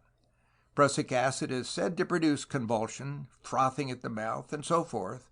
Those do take place, and may in every instance, though there are cases in which no evidence of them remains." "Just so," Crawford agreed, nodding his head. "But now, suppose it were a case of suicide by prussic acid, would you expect to find the bottle near at hand?" "In 9 cases out of 10, yes," I responded. "And in the 10th?" he asked eagerly. "Well, there might have been some other way of administering the poison. Wasn't there a case of prussic acid in chocolates? Would it be possible for a man who had taken prussic acid to conceal the bottle?" "Possible, yes, but—" "And if no bottle were found, you would regard it as a case of murder?" "If the murderer had any sense, he would leave the bottle near at hand to give the appearance of suicide." "But murderers sometimes forget these little—" "They do, fortunately for the law. 9 murderers out of 10 are hanged by their own mistakes. But what is your sudden interest in poison cases? Have you one in—" "I have. Sir Philip Clevedon." "Sir Philip Clevedon!" I echoed, for once surprised into showing my astonishment. "Aye," Dr. Crawford said slowly. "He died from prussic acid poisoning, and the hatpin was thrust through his heart after he was dead." End of chapter 6.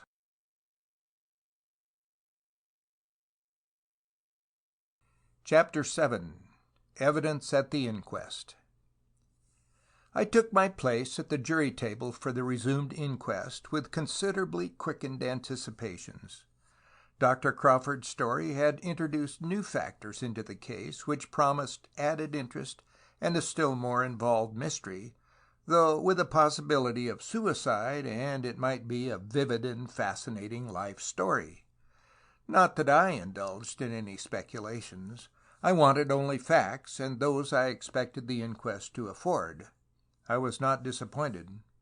Of course, the doctor's evidence startled everybody.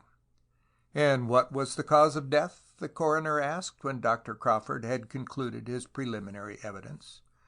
"The deceased died from poisoning by hydrocyanic acid," was the reply.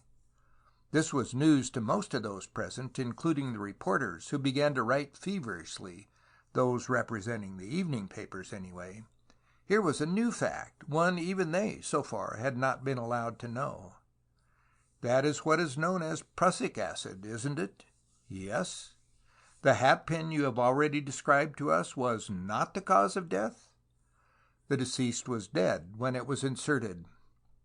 "Would it have caused death had there been no poison?" "Possibly, but not certainly. Death, at all events, would hardly have been so rapid. With that wound, the deceased might have lingered for some time, for days even. He might eventually have recovered? Yes. The coroner paused for a moment or two, then glanced at Pepster, who shook his head slightly. For some reason or other, the police were not eager to pursue that particular line of questioning. Dr. Crawford's further evidence, and that of the police surgeon from Peekboro, who followed him, was largely devoted to what one might describe as the technique of prussic acid poisoning, unnecessary to detail here. There was, however, one little fragment of evidence worth repeating. On a small table by the side of the couch on which the deceased was lying was a bottle half full of whiskey, a siphon of soda water, and a glass. I took charge of them, and later Dr. Crimley and myself analyzed the contents. With what results? None. You found no trace of prussic acid? None. Was there any liquid in the glass? Yes, about half an inch. What was it? Water. No whiskey? No. And no prussic acid? Not a trace. I glanced at the reporters again and saw that they were writing their hardest. The trained newspaper man is never at fault when it comes to selecting evidence. He seems to know by instinct what is crucial. The longest report of any case does not represent more than a 20th part of the evidence actually given, but all the points are all there always. And the reporters knew quite well that the absence of poison from the bottle and siphon might make all the difference between suicide and murder. Had the whiskey been poisoned, Sir Philip Clevedon might have put it there himself. There was, of course, the fact that the apparent absence of any medium through which the poison could have been administered added to the puzzle, and the press dearly loves a mystery. At least its readers do, and newspapers that live by their readers wisely enough live for them also. The next witness was John Tulmin, a little thin man not more than about 5'3" in height and correspondingly meagre in build, who had been the late baronet's personal servant, possessed apparently of sufficient education occasionally to do secretarial work for him. At all events, he opened Sir Philip's letters and typed the replies dictated by his employer. But he also acted as valet and was apparently as clever with clothes-brush and razor as he was with a typewriter. He gave his evidence clearly and without hesitation, and seemed quite unaware of any reason why he should be an object of considerable interest to the police, press, and public. "At what time did you last see Sir Philip Clevedon alive?" the coroner asked him. "At 33 minutes past 11. "You are very precise." "I am precise because I am stating the fact." "What enables you to fix the time?" "As I was leaving the room, Sir Philip asked me for the time and set his watch." "Was that usual with him?" "Oh, no, but he had complained during the day that his watch seemed to be losing." "Good. He asked you the time and you told him?" 11:33. "Was that from your own watch?" "Yes." "And your watch was right?" "Yes." "You are quite sure of that?" "Absolutely." "And what happened then?" "He said, 'That will be all, Tulmin. Good night.' I replied, 'Good night, Sir Philip,' and had reached the door when he called me back. 'And by the way, Tulmin,' he said, 'waken me at 8 o'clock. I want to catch the 10:15 to London. Order me a car at 9:30, will you?' I said, 'Very good, Sir Philip,' and then I left the room, closing the door behind me." "He told you to call him at 8 o'clock?" "Yes." "And to have a car around at 9:30? "Yes." "Because he was catching the 10:15 to London?" "Yes." "That is a very important matter, gentlemen," the coroner said, turning to the jury. "It has some bearing on the possibility of suicide." I glanced at Pepster, whose face was wrinkled in a quiet grin. Really, such orders had no bearing at all on the question of suicide. They were just such as a man might give who had determined to take his own life, but desired to conceal the truth. A person bent on suicide, though temporary insanity is usually the verdict of kindly juries, can manifest very considerable skill, and frequently does, in covering up the real mode of his exit from this life. Scores of cases of accident, according to the verdict, in my experience, have been suicide disguised. Men and women who have been killed on the railway, or run over by motor cars, or drowned while bathing, or shot while cleaning a gun, or swallowed poison from bottles labeled something else, have carefully arranged those happenings, chiefly for the benefit of insurance companies. Suicide is much more frequent than is generally supposed, and is far more often the result of careful calculation and arrangement than of insanity, temporary or otherwise. "Did Sir Philip give you any order when he rang for you?" the coroner went on, continuing his examination of Tulmin. "Yes, he told me to bring him a whiskey and soda." "You did that?" "I brought him a bottle of whiskey, a siphon of soda water, and a glass, and I placed them on a small table, which I drew up to the side of the couch on which Sir Philip was reclining." "How much whiskey was there in the bottle?" "It was about half full." "Where was this bottle kept?" "It was on the sideboard in the dining room. Sir Philip always had whiskey and soda for dinner." "Was the bottle you took him at night the same bottle out of which Sir Philip had had whiskey at dinner?" "Yes." "You are sure of that?" "Yes, quite. I poured it out myself at dinner." "You see the point of my question?" "I am not sure." "No, but we will return to that later. As far as you know, the bottle you took Sir Philip was the one from which you had given him whiskey at dinner?" "I am quite sure it was the same." I confess I did not quite see the bearing of that question, but I gathered from Pepster's attitude that he, at all events, attached some importance to it, and I was content to wait. "Did Sir Philip drink only one brand of whiskey?" "Yes, sir, always the same, Lambert's Blue Label." "How many bottles have you of that?" "I am not quite certain, but about 8 dozen, I think." "Now let us come to the following morning. How did you hear of the tragedy?" "Miss Lepley awakened me, and I went straight to the study." "You saw the small table by the side of the couch?" "Yes." "Was the whiskey bottle there?" "Yes." "And the siphon and the glass?" "Yes." "Just as you had put them the night before?" "Yes." "Now, here is the bottle of whiskey that was found on the table by Sir Philip's side." Pepster produced it from a bag he had been hitherto carefully guarding. "Is that the bottle from which you gave your employer a drink at dinner, and which you left with him at night?" "Yes, sir."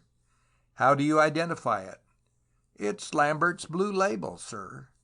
"But that is a popular brand, isn't it?" "Oh, yes, I believe it is, sir."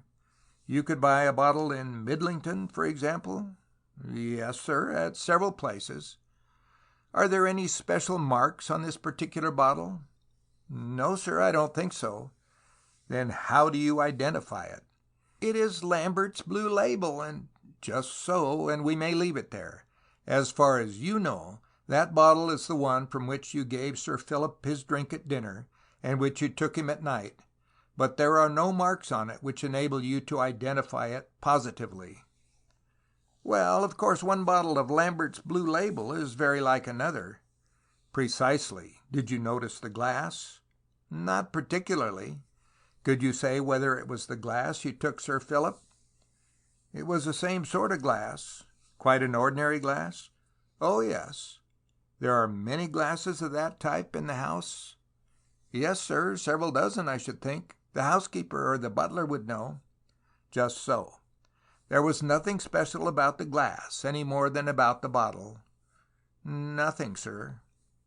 That was the end of this very curious cross-examination, the exact bearing of which did not occur to me immediately. The next witness was Miss Nora Lepley, niece to Mrs. Halfleet, the housekeeper. The name seemed familiar to me, and for a moment or two I puzzled over it, but when I saw the girl I remembered. Indeed, she was not of the type that is easily forgotten. It was the girl of the farmhouse at which we had called in search of Lady Clevedon's missing chauffeur. It seemed that she was staying with her aunt, Mrs. Halfleet, for a few days, and she it was that made the first discovery of the tragedy. "It was you who found Sir Philip, sir, who first saw—" "Yes, sir, I found Sir Philip lying dead on his couch in the study." "At what time would that be?" "About 7 o'clock." "And how came you to be the first to enter the study?" "Nobody was allowed to tidy Sir Philip's study except my aunt, and she had to be there when the maids were cleaning. But when I was staying with her at White Towers, I sometimes looked after it for her. Sir Philip knew and didn't object." "Were you friendly with Sir Philip?" "Oh, no, not particularly. I seldom saw him, and when I did, he generally didn't speak to me. He wasn't very... Is genial the word?"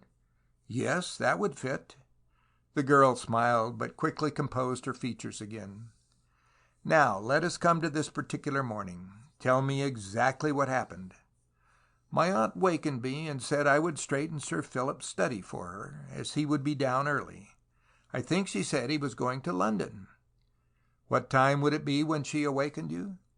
"I should think about 6:45. I can't say to the minute, because I did not look at my watch."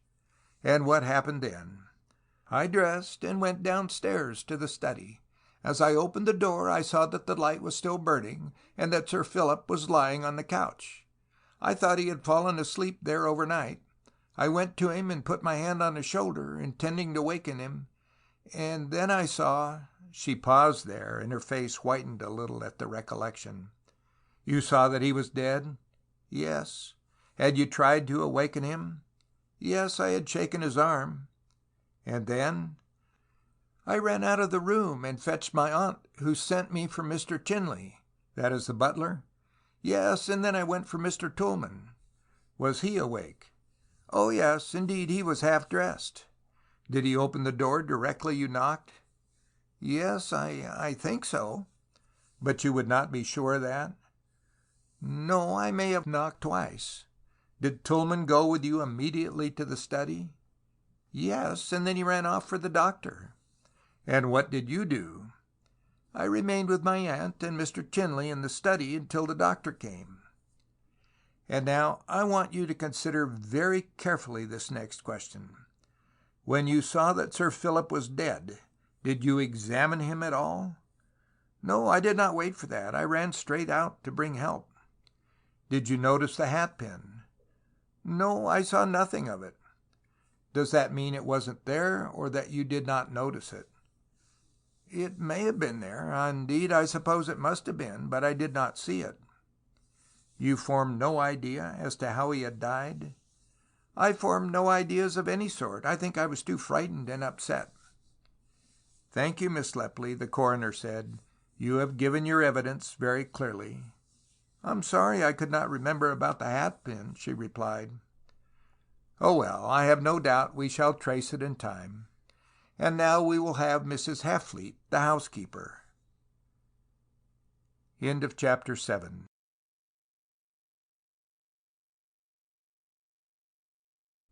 Chapter 8.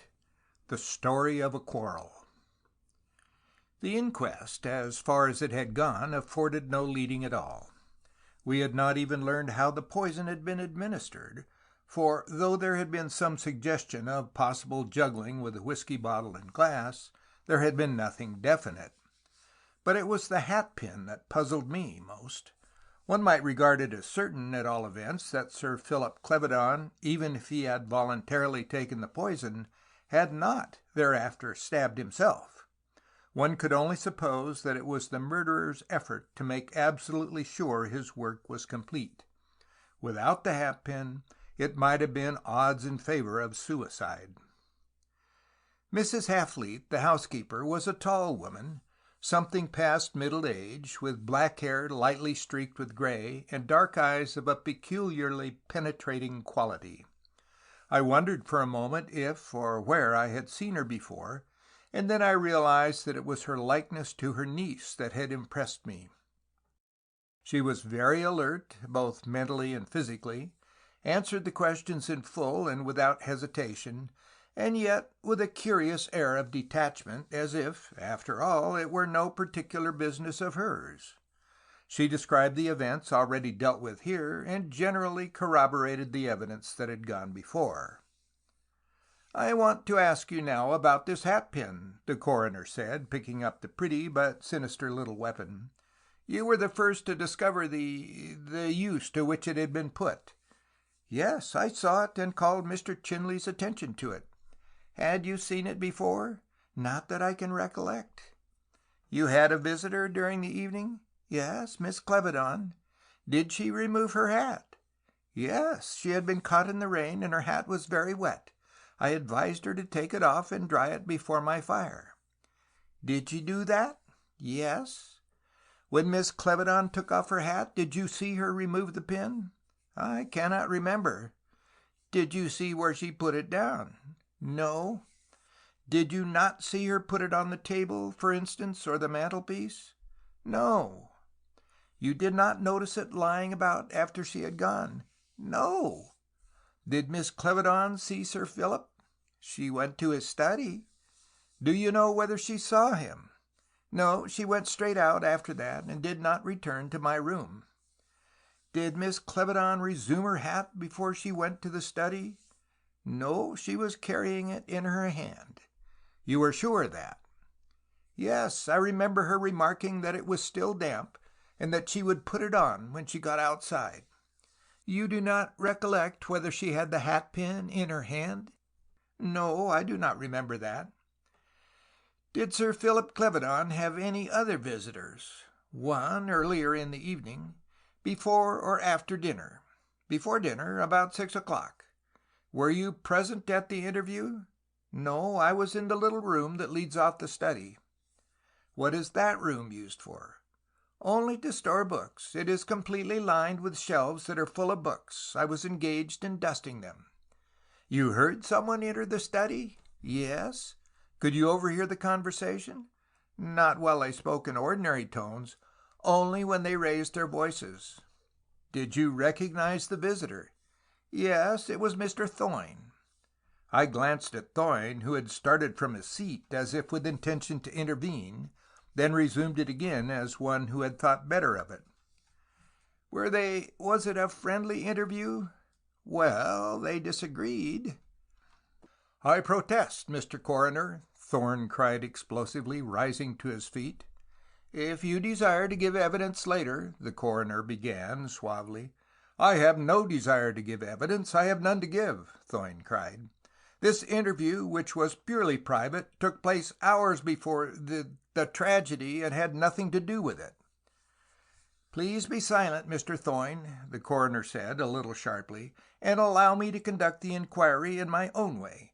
You shall, if you desire, have an opportunity later. He turned again to Mrs. Hatfleet. You said that Sir Philip and Mr. Thoyne disagreed. Did you learn the cause of the... This brought Thoyne once again to his feet, and I did not wonder at it. The coroner had evidently his own particular method of conducting an inquiry. Once again I protest, Mr. Coroner, he said, his face flushed darkly with anger. This was a purely private conversation, had nothing to do with... The coroner took absolutely no notice of him this time, but simply repeated his question to Mrs. Hatfleet, though in a slightly different form. Did you gather over what it was that Mr. Thorne and Sir Philip Clevedon quarreled? There was no quarrel, Thorne interjected. It was over a lady, Mrs. Hatfleet responded slowly. I began now to see something of the drift of this apparently irregular questioning. There was more behind it all than appeared to the casual observer. I glanced almost furtively at Miss Kitty Clevedon, but found her perfectly calm and tranquil, though her face was dead white. Was the lady's name mentioned? No. Curiously enough, the coroner did not appear to be disappointed by that reply, and it also had the effect of quieting Ronald Thoyne. His lips moved in a quick smile, and he settled himself back in his chair with an air of obvious satisfaction. What they might say about himself apparently did not worry him. Could you hear what they said when they raised their voices? I heard Sir Philip say, You are talking nonsense. I cannot compel her to marry me against her will. The decision rests with her. He was not exactly shouting, but was speaking a little more loudly than usual. Mr. Thoyne seemed angry. You must release her from her promise, he said. His voice was hoarse, and he struck the table with his stick as he spoke. I think Sir Philip stood up from his seat then. I did not see him, of course, but I seemed to hear him walking up and down, and he spoke sharply, almost angrily. The words appeared to come with a sort of snap. I have nothing to say in this matter, Sir Philip declared. "I neither hold her to her promise nor release her from it. The decision rests solely with her. If she notifies me that she cannot marry me, I have no power to compel her. But I am not prepared to take your word for it. The decision must come from herself." Mr. Thoyne said, "That is your last word, is it?" To which Sir Philip replied, "My first word and my last. As far as I am concerned, I am engaged and remain engaged until the young lady herself notifies me that the engagement is at an end." Then Mr. Thoyne said, "If you don't release her, I shall find a way of making you. I shall find a way." Upon which, Thoyne rapped out sarcastically, "I poisoned him with prussic acid. It certainly was an effective form of compulsion." "Silence!" cried a police officer. "Silence!" Thorne echoed irascibly. "It is the time for silence, isn't it, when I am virtually accused of murdering Sir Philip Clevedon? This lady has a marvelous memory, hasn't she?" "You will have an opportunity of giving evidence and denying—" the coroner began. "I am denying nothing," Thorne interrupted half sullenly. "The story is all right, as far as it goes. Sir Philip Clevedon probably stood nearer a thrashing than ever before in his life. But I didn't poison him, nor did I stab him with that hatpin." I happened just then to glance casually at Pepster, who was seated a little behind the coroner, and who was watching Thoyne with a keen, intent gaze, as if anxious not to miss the smallest trifle of word or gesture. I began to read some method into this curiously unconventional inquest episode. "And what happened then?" the coroner asked, turning to Mrs. Haffleet. "Mr. Thoyne went out of the room, banging the door behind him." "Quite true, Mr. Coroner," Thoyne cried.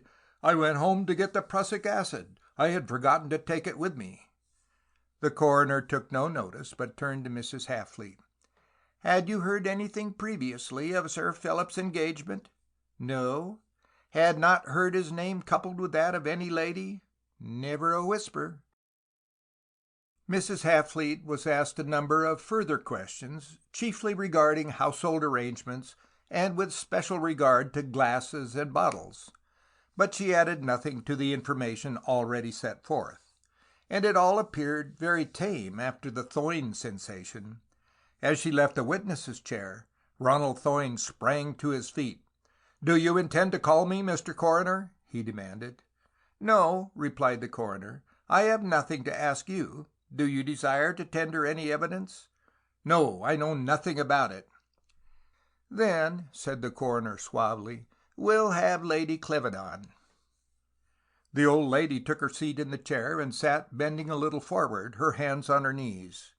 "Is this your hatpin, Lady Clevedon?" "Yes." "Do you identify it as your property?" "I have already told you it is mine."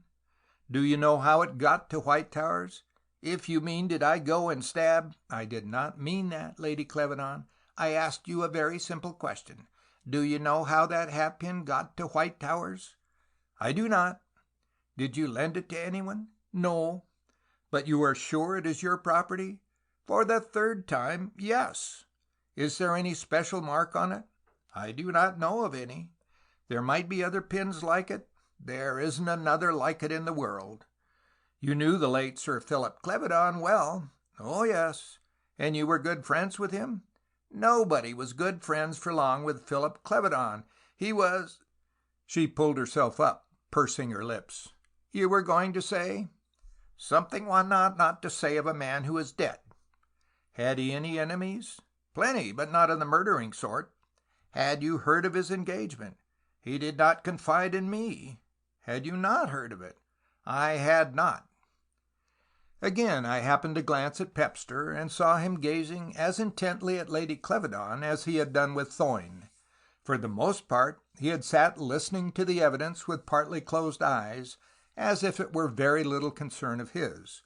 Only with Ronald Thoyne, and now with Lady Clevedon, had he seemed at all keenly interested. Evidently there was more in Sir Philip's mysterious engagement, known apparently to Thoyne, but not to Sir Philip's own relatives, than had appeared. The coroner glanced sideways at Pepster, who nodded his head slightly, as if answering an unspoken question in the affirmative, upon which the coroner thanked Lady Clevedon for her evidence and dismissed her. End of chapter 8.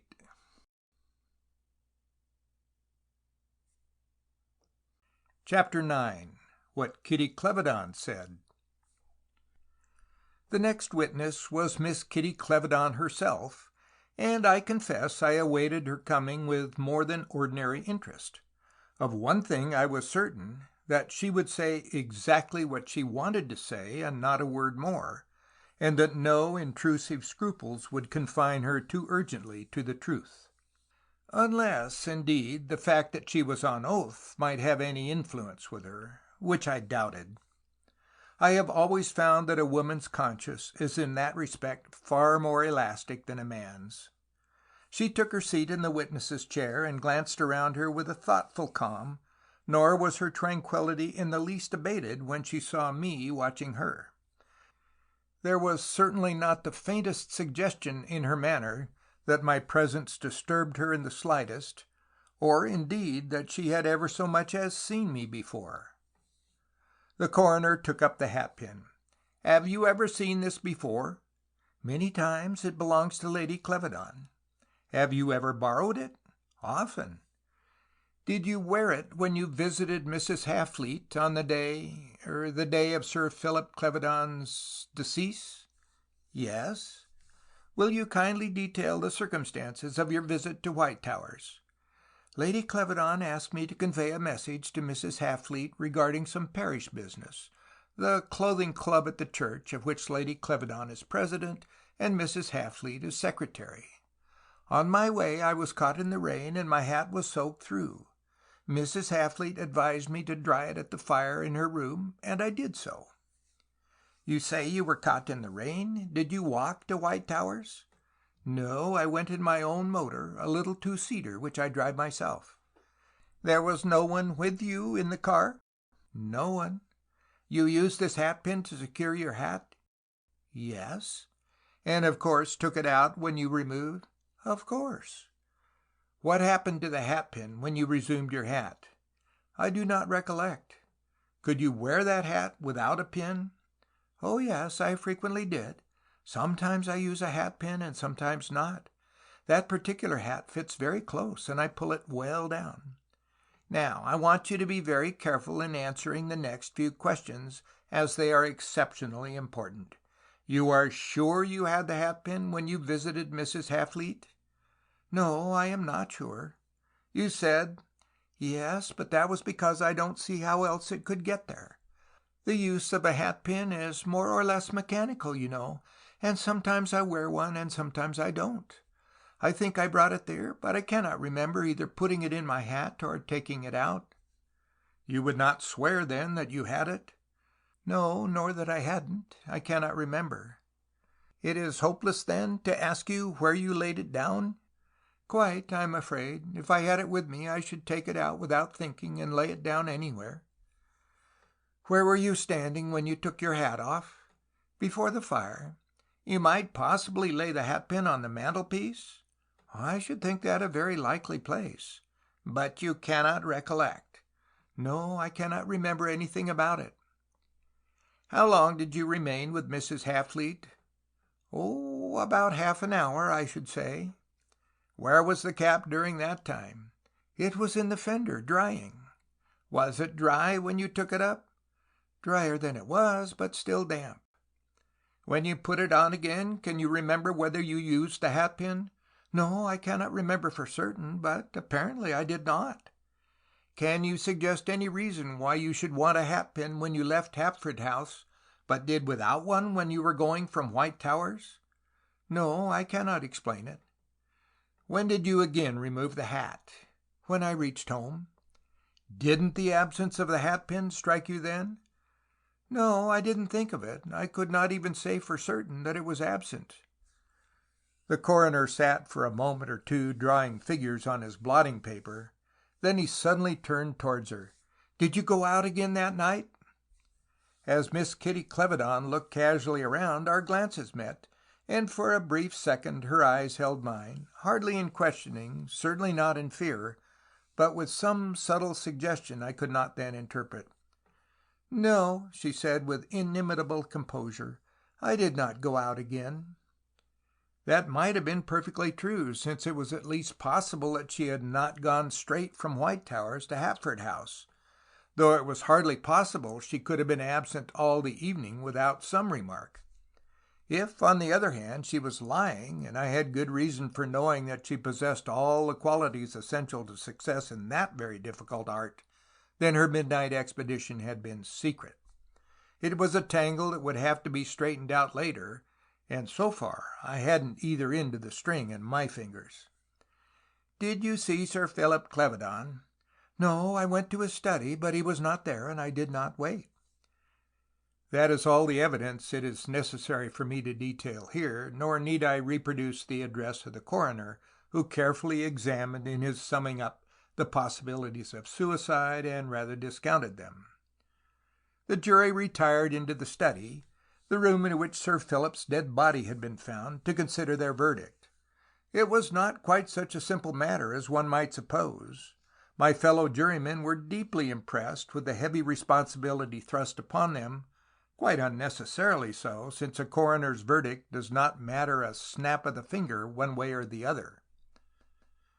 "Now, gents all," said Tim Dollett, our foreman, "the question is suicide or murder. Why should he want to commit suicide? And if he did, where did he hide the bottle? You, Mr. Hopton," this to a big heavy man with a vast head, a considerable farmer in the Dale, "what do you say?" "Well," said Mr. Hapton slowly, "there's no knowing." "But you've got to know one way or the other," Tim Dollett cried. "You'll have an opinion."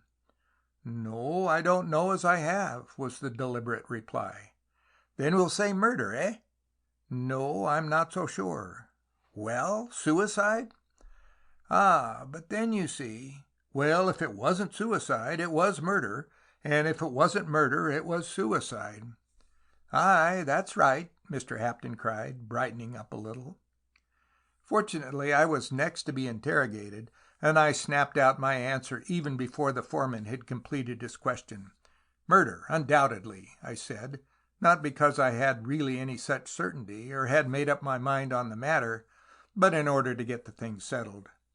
My very unrural promptitude gave the cue to the rest, and murder went round with affecting unanimity. "Now, Mr. Hapton," Tim Dollett asked, "everybody but you said murder. You'll not stand out." "I'm not one to be contrary-like," Mr. Hapton replied. "But murder, it's an ugly business, that." "Well, it doesn't matter very much," I interrupted. "We're not going to hang anybody this afternoon." "Nor not to mention no names," our foreman put in. "Person or persons unknown, that's what it is." "Ah, well," Mr. Hapton said, with a gloomy shake of his head, "if you're all set on murder, murder let it be, but it's an ugly word." And that was our verdict, murder by some person or persons unknown. But for my part, like Mr. Hapton, I wasn't at all sure, and curiously enough, the hatpin was not so much as mentioned. It was the day following the inquest that I met Detective Pepster in the village. "Good morning, Mr. Holt," Pepster cried as I joined him. "How is Carterdale using you these times? Have you settled down amongst us?" "More or less," I replied. "This place rather improves on acquaintance. I think I would like to see a summer here." "Yes, it's all right in the summer, if the summer is all right," Pepster rejoined dryly. "But our summer isn't much to rave over. It doesn't last long enough." "No, that's true. And how is the mystery getting on?" "The mystery?" Pepster echoed. "Oh, you mean the murder. It isn't getting on. I was just coming along to see you." "To see me?" I cried. "Oh, I'm not going to arrest you," he returned with a soft chuckle. "No, not at all. But you know Kellum of Scotland Yard? I had a letter from him today. 'Dennis Holt is living in your neighborhood,' he said. 'Ask him who murdered Clevedon.' Now, what does he mean by that?" "Kellum? Yes, I know Kellum very well," I replied. "He is a humorist." "Well, I wish he'd let me in on the joke, anyway," Pepster said discontentedly. "Do you know who murdered Sir Philip Clevedon?" "No," I said, "not yet. For that matter, I don't even know that he was murdered. but I shall find out, and then I'll let you know. Do you belong to the force? Not at all. Then are you Sherlock Holmes disguised? I said with a laugh. Why not? Anyway, Kellum is no fool. Why not take his advice and let me come in? Not that you can keep me out, but it's easier. I am not a detective, not at all, but merely a writer of books. Still, I have discovered a few little things that have been useful to the police, and especially to Kelham. Are you quite sure you will know who? Oh, yes, I replied.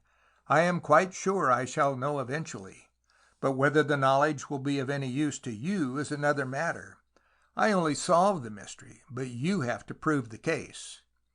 Yes, Pepster said thoughtfully, and that is a different thing, isn't it? I may have a good idea who did it, but where is my proof?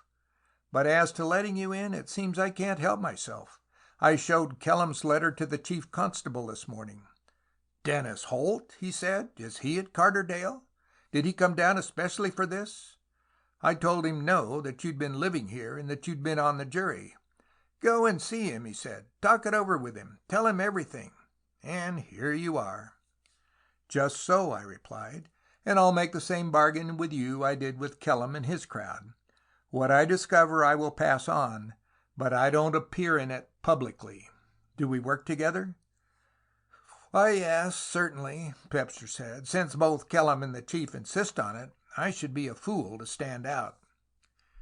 We strode along in silence for a few minutes.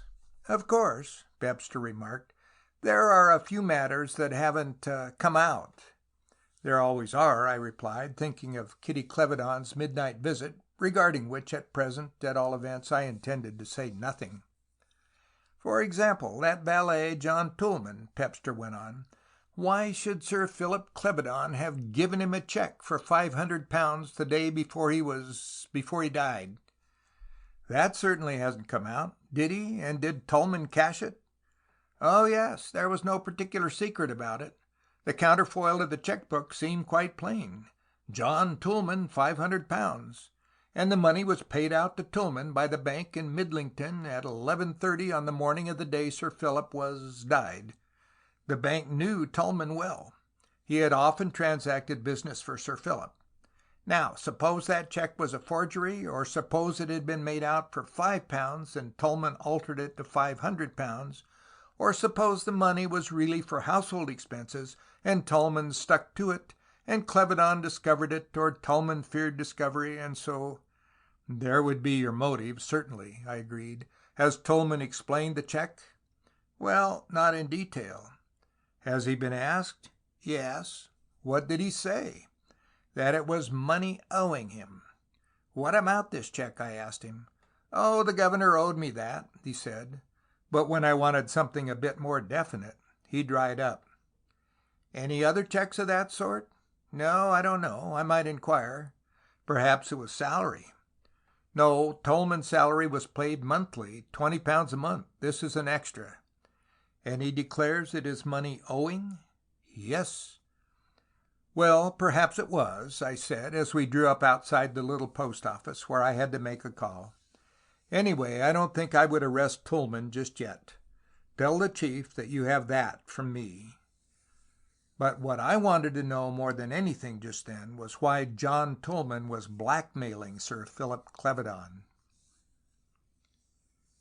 End of chapter 9.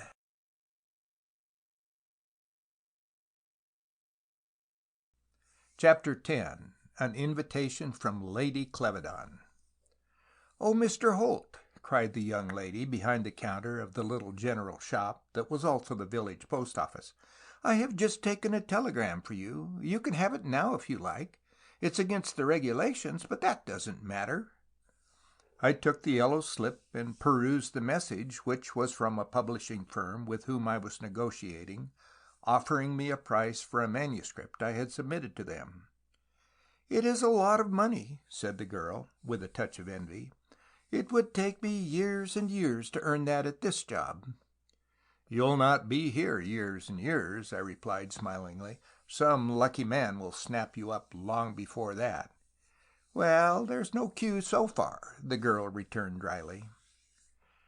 "Perhaps when Mr. Holt has quite finished, other customers may have a turn," said a mocking voice at my elbow, and wheeling around with a quick movement that dislodged a pile of picture postcards and albums and brought them clattering to the floor, I saw Kitty Clevedon's face flushed with pretty color. "I beg your pardon," I said. "I was just reading a telegram." "I have been down to Stone Hollow," Kitty Clevedon went on. "In fact, I have been looking for you. I have a message for you from Lady Clevedon. She would like you to come and see her." "Yes? When?" "Well, could you come now? I have my car here." I nodded assent, and followed her out of the shop to the smart little two-seater, which she managed with a skill that betokened plentiful practice. As we drove off, I saw Pepster walking slowly through the village. "I don't know that man," Kitty said, as Pepster saluted, "but I have seen him about quite a lot lately, and he was at the inquest. I suppose he belongs to the police." "Yes, a detective. He is very interested in me." "I dare say you are a very interesting person," Kitty rejoined equably. "You see," I went on, "I am under suspicion." She turned to have another look at Pepster, and the car swerved suddenly to the left. "Steady on!" I cried. "You'll have us into the wall." "But I do not understand. Why should they—" "Oh, the story is very simple. The police knew I was out late on that particular night. Sergeant Gamely saw me. They questioned me, of course, and after all, it was a trifle suspicious looking, wasn't it? Here I was, a newcomer and a stranger, wandering about the dale at midnight." I paused and glanced at her to note the effect of my words, and was interested to see that she had grown perceptibly paler. "But surely they don't suspect you," she said in tones that were very little above a whisper. "Oh, I don't know," I returned cheerfully. "Why shouldn't they suspect me? They know nothing about me, and certainly nothing that would count particularly in my favor. At all events, they questioned me. Had I seen anyone that night? And I lied to them. I had seen nobody at all. There are occasions, you know, when mendacity may be condoned." Kitty gazed at me with wide-open eyes for fully a minute, then pulled herself together with an effort, and laughed with a quite passable imitation of merriment. "And had you seen anyone?" she asked. "Yes," I replied, smiling into her face. "I had seen a very beautiful and clever woman, and an extremely capable actress whose ideas regarding truth are apparently nearly as flexible as my own." She flushed a little, but remained apparently undisturbed by either the compliment or the sarcasm. "And which had committed the crime?" she asked. "Was it the beautiful and clever woman— you said beautiful and clever, didn't you? Or the capable actress? But still, I don't understand. I thought you were a great detective, a sort of Sherlock Holmes in real life." I threw myself back on the cushioned seat with a quick laugh. "Where did you get that fairy story from?" I demanded. "But it's true, isn't it?" "No," I said. "I am not a detective, certainly not. And I am not a great anything, unless it be a great liar. I have had a little practice at that just lately." "But that is why Auntie has sent for you," she added, with a puzzled frown. "Because I am a great liar?" I asked. "No," she replied quite seriously. Because she thinks that somebody told her you were a great detective." "Oh, yes. And why does she need the services of a detective?" I demanded. "She wants you to find out who murdered Sir Philip Clevedon." "I see. And do you want me to discover that?" "Of course, but I don't think you can." "If you thought I could, you wouldn't want me to try. Is that it?" "Oh, no, I don't know what you mean." She gave all her attention to the car after that, while I, having nothing particular to say, lapsed into silence. We found Lady Clevedon seated in the small parlour, a square, cheerful room, furnished evidently for comfort with couches and big armchairs. The old lady bade me sit down, and then plunged with characteristic abruptness into the subject of the interview. "What is your fee?" she demanded. "My fee?" I echoed. "But I have no fee. I am neither a doctor nor a solicitor." "Nor a parson. You may as well complete the usual trio," the old lady said dryly. "But you are a policeman." The word was so unexpected that I could not forbear a soft laugh, in which, after a momentary hesitation, Miss Kitty Clevedon joined me. I expected her to label me a detective.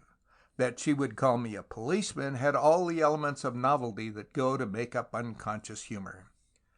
"But policemen are not allowed to take fees," I replied. "They have their salaries, or is it wages?" "Do you get a salary?" Lady Clevedon demanded. "No, but then you see I am not a policeman. I am merely a writer of books." "But the chief constable of Peekborough, he's a cousin of mine, distant, but still a cousin, and a fool at that, or he would have found out before this who killed Sir Philip. Told me that you were a celebrated detective, and that if I could get your help... Now, who did murder Sir Philip Clevedon?" "Did you?" I asked, rudely enough, I admit, though the question was well in accord with her own conversational style. Nor did she take it amiss. "I? No," she said. "Why should I murder him?" "Then, if you are quite sure of that," I returned, "you have all the world to go at. I may have done it, or Miss Clevedon may have done it, or Tulmin may." May, you tire me to death with your mays. I don't want to know who may have done it, but who did. I suppose it is a case of the needle in the haystack." "Even the needle in the haystack could be found, given the necessary time and labor," I observed. "I wish you would talk sense," the old lady rejoined tartly. "I have had that fat man, Peppercorn—" "Pepster?" I suggested. "Yes, I have had him here and pumped him hard, but he knows nothing. Merely talks in a squeaky voice and gets nowhere. Now, how would you start discovering who—" I found the old lady interesting, and decided to humor her, not because I intended to be of any use to her, but because it was just possible she might be useful to me. "Well," I replied slowly, "there are several starting points. For example, who benefits most by his death?" "Eh?" I happened to glance just then at Miss Kitty Clevedon, and noticed that her face had gone an almost chalky whiteness that extended even to her lips, and that she was gripping the arm of her chair with a strong, nervous tension. "For instance," I went on slowly, keeping my voice low and tranquil, as if it were really a matter of small importance, "who is Sir Philip's heir?" But I still kept my eyes on Kitty Clevedon, and noted that her grip on the chair tightened. "Well, he didn't do it anyway," Lady Clevedon reported.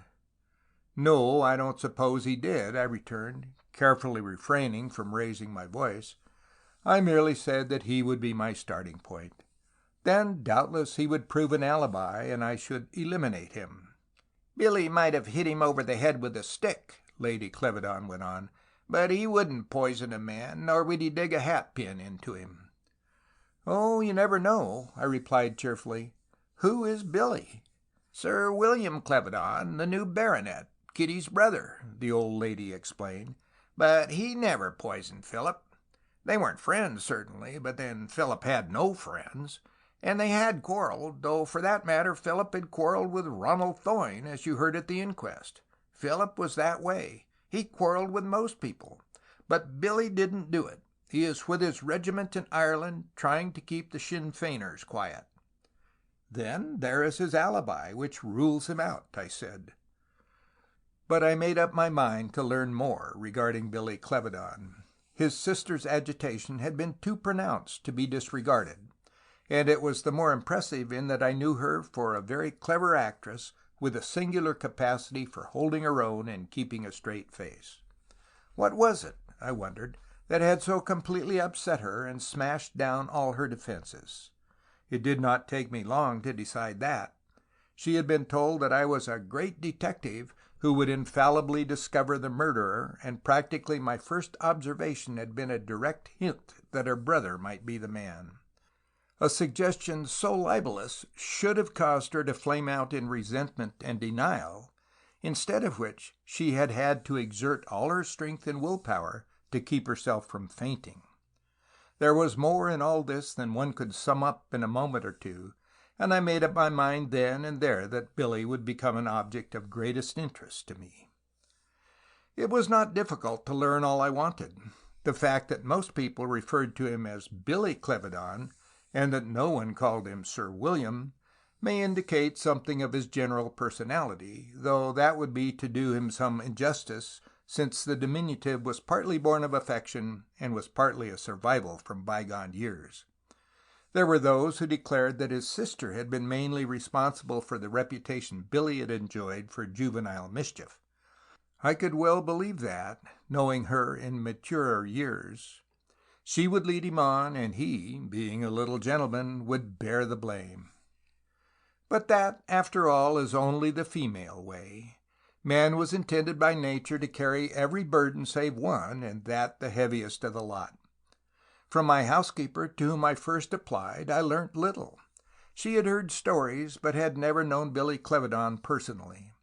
I applied to both Dr. Crawford and the Vicar, but with hardly more success. They, too, had the usual legends off by heart, but Billy had never been ill, and had no reputation for piety, and seemed to have kept out of the way of both doctor and parson. Tim Dallet could tell me a little more, but it consisted chiefly of reminiscences of Sunday rat hunts and fishing. Among them all, however, I built up a picture of a freckled, yellow-haired lad, full of high spirits and mischief, but honest and never afraid to face punishment for what he had done. And somewhere, not far away, hovered incessantly the figure of his sister, as irrepressible as himself, but far more adroit. But all that was years ago, when they came as orphans to live at White Towers, when Lady Clevedon's husband was alive, and before the late Sir Philip had succeeded to the title. In due time they both went away to school, and Carderdale knew them only in the holidays. They were but shadows of their former selves as far as their general activities went, or possibly were more careful and clever at evading the results. Eventually Billy Clevedon went into the army, but as a career, not merely as a war measure, and won some distinctions in France. But he justified his old-time reputation in that he remained apparently a somewhat incalculable quantity, always doing the unexpected. His sister, having finished her education with more or less credit, accompanied her aunt to Hapforth House and settled there, though during the war she engaged in various occupations and learnt to drive a motor, milk cows, and use a typewriter. End of chapter 10.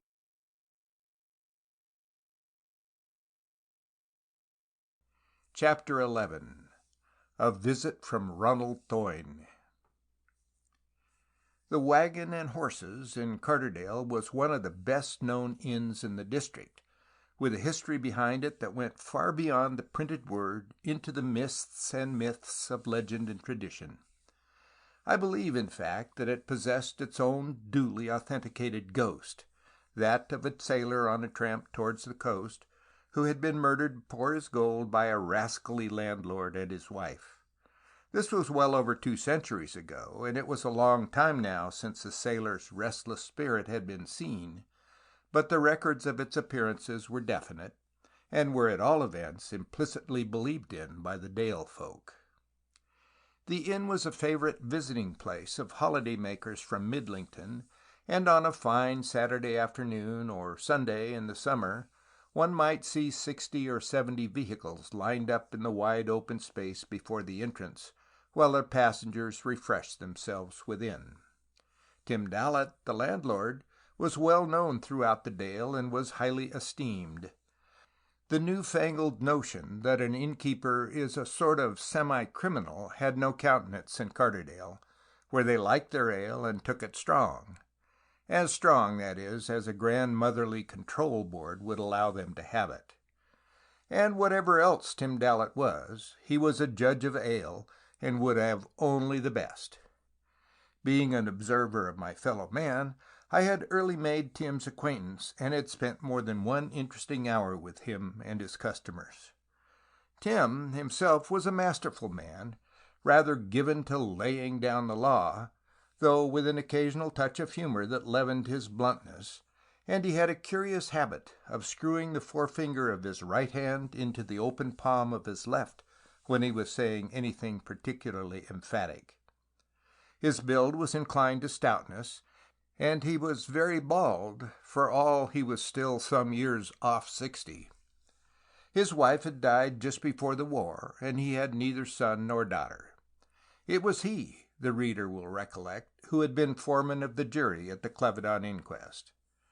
"Well," he said, as I entered the snug, "and what do you think of it all? I haven't seen you since the inquest, Mr. Holt." "Give me a glass of beer," I replied. "It puzzles me." "What I'd like to know," chimed in old Tompkinson, who was a verger at the parish church and a gardener at the vicarage, "is why old Crimin—" Have I explained that Crimin was the coroner? "Worried about that whiskey bottle." "Aye, you may say that," Tim agreed, nodding his head with an air of vague mystery. "It seemed main foolish to me," Tompkinson went on, "and I couldn't get a grip of it nohow. No, but Crimin is a good crowner, I'm saying nowt agin him, and I dare say he'd sum it up his sleeve and all, but I'm fair bothered as to what it could be." "It's bothering better men than you, Joe Tompkinson," Tim Dallett said dryly. "But ain't you got no idea, Mr. Dallett?" Joe asked. "Perhaps I have, and perhaps I haven't," was the cautious reply. "Now, what would you say about it, Mr. Holt?" A little shriveled old man, who had been seated in a corner by the fire, sipping occasionally at a glass of hot rum, interposed suddenly. "Who was the gal they quarreled over?" he demanded in a shrill, piping treble. "I know who it was." "Then if I were you, I'd keep it to myself, Jonathan Crosty," Tim said. "No names. Think what you like, but don't say it out loud. That's safest." Jonathan nodded, as if in agreement, and returned once more to his hot rum. "Now, that whiskey bottle," Joe Tompkinson resumed, "how could any man tell it was the same? 'Tain't in sense, is it? Then why worry?" A youth came in briskly and asked for a glass of stout. He caught Joe's last remark. "Aye," he said, "but there's more than one theory will fit that." "You newspaper gentlemen are wonderful fond of theories," Tim Dallett responded. "Your papers would be none the worse if you were a bit fonder of facts." The youth laughed good-humoredly and took a long drink of his stout. "Well," he said, as he set his glass down again, "suppose that X, we'll not mention names, the libel laws being what they are, suppose that X wanted to poison Z. 'Bring me a whiskey and soda,' says Z, and X, as he brings the bottle, drops a dose of prussic acid in it. Good." "I see nowt good in that," Joe Tompkinson interrupted. "You should skin your eyes, then," Tim Dallett reported brusquely. "Well, it's good enough anyway," the pressman went on. "So Z drinks his whiskey and falls down dead. Then X creeps in, takes away the dope bottle and smashes it, and puts another of the same brand in its place. Could anyone tell that the bottle had been changed?" "Meaning by Z, Sir Philip Clevedon?" Joe interposed. "And by X—" "Didn't I tell you to mention no names?" Tim interrupted angrily. "If you're intent on dragging folk in by name, go and do it outside, and not in this snug." "No offense meant," Joe replied meekly.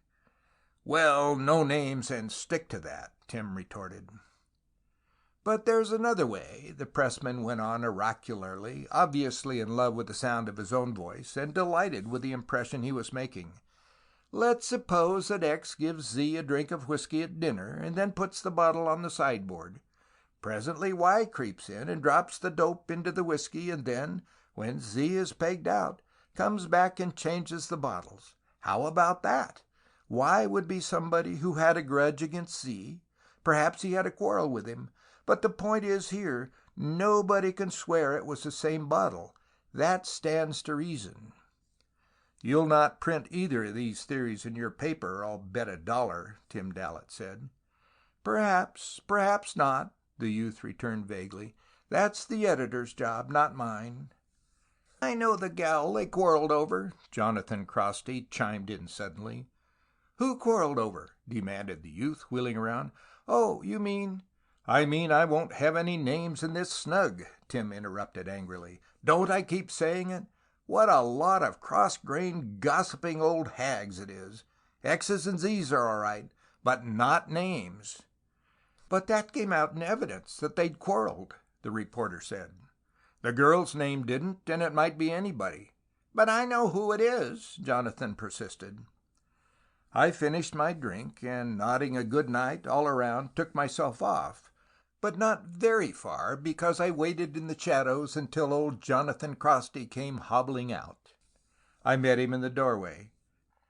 "Hello," I cried. "Not home yet, Mr. Crosty?" I swung round, and we went down the road together. He lived in a little cottage nearly opposite Stone Hollow, and it was thus quite natural that we should be going the same way. "And so you know the lady they quarreled over," I remarked, after a few preliminary observations. "Yes," he replied, "but I'm not telling. My granddarter's tween-maid at Hapforth, and she knows all about it. They quarreled over her, right enough." "Over your granddaughter?" I queried. "Over Lucy," he said scornfully. "Don't be a big fool, mister. Why should they quarrel over Lucy? She's a good girl, and she's only 16. Don't you go for to mix her up in this business." "No," I said, "I'm sorry. Lucy, who's as good as she's pretty, and—" "Nay, she's nowt to look at," the old man said with a chuckle.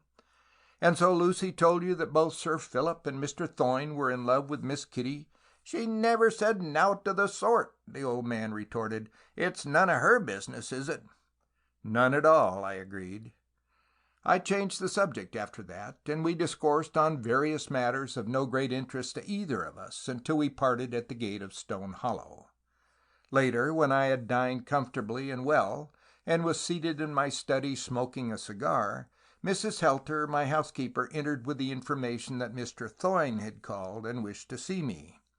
"He says he will not keep you long," Mrs. Helter explained, "and his business is not immediately pressing if you were otherwise engaged. But if not, he says it would be convenient if you could see him now." "Mr. Thoyne," I echoed. That's rather funny. But show him in, anyway." Ronald Thoyne entered the room a moment or two later, a large, rather lumbering figure in appearance, but moving with a curiously alert lightness.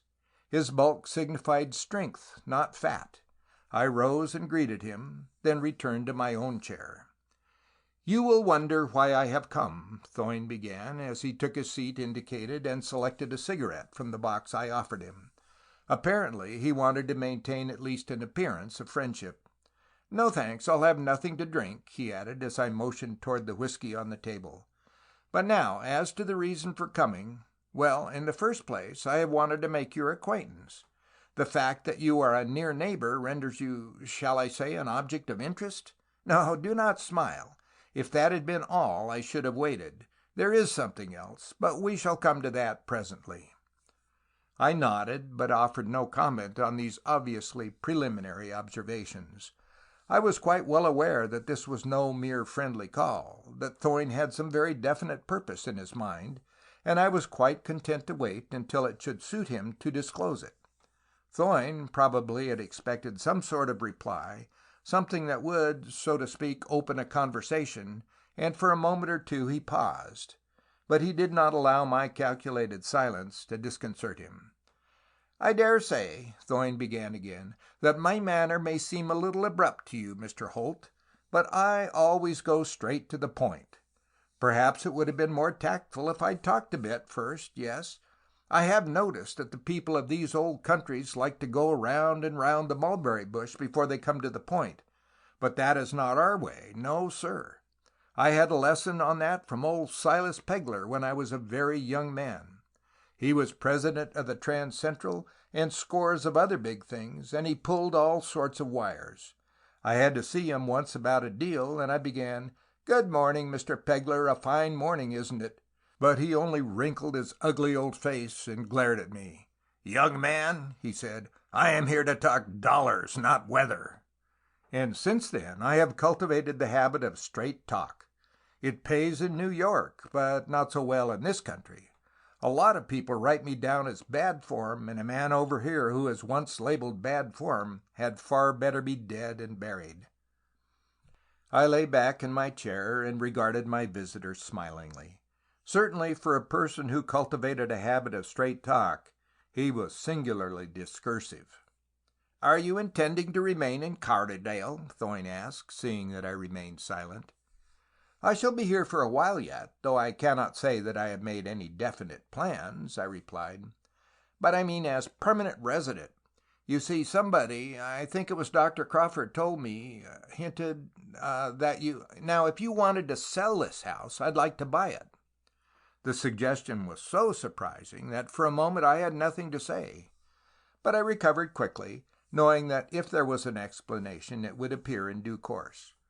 "What are you prepared to offer for it?" I demanded cautiously. "Since, apparently, you want the house, you should be prepared to bid high for it. That makes a difference, doesn't it? The seller who wants to sell would take less than—" "Well, it's like this," Thoyne said persuasively. "I shouldn't have thought of it but for Dr. Crawford. He gave me the idea. 'I wish he were staying amongst us,' he said, 'but I'm afraid he'll not be here long. A very charming young—' Yes, those were his words." "Almost photographic in their accuracy," I said dryly. "But he wants a customer for his house. Hankers after the flesh-pots of London," said the doctor, and I thought that perhaps— "I believe I did make some such remark, casually," I said, but Dr. Crawford took it too seriously. "This place improves on acquaintance. No, on the whole, I don't think I want to sell. But, oh, let us forget Dr. Crawford. I do not want to sell. Therefore I must be tempted. It is your turn now to tempt me." "I would give you £4,000. "The place isn't worth that." "No, but I'm willing to give it." "Very good. It is yours. There is a charming little cottage just by the church that I could get for £600. It would suit me exactly." Thoyne frowned heavily and spoke as if choosing his words with some care. "I should attach to my offer a condition that you leave Carterdale and do not return. For that I would make it £5,000. "Ah, now we are really getting to the straight talk," I said smilingly. "Suppose we make it absolutely straight.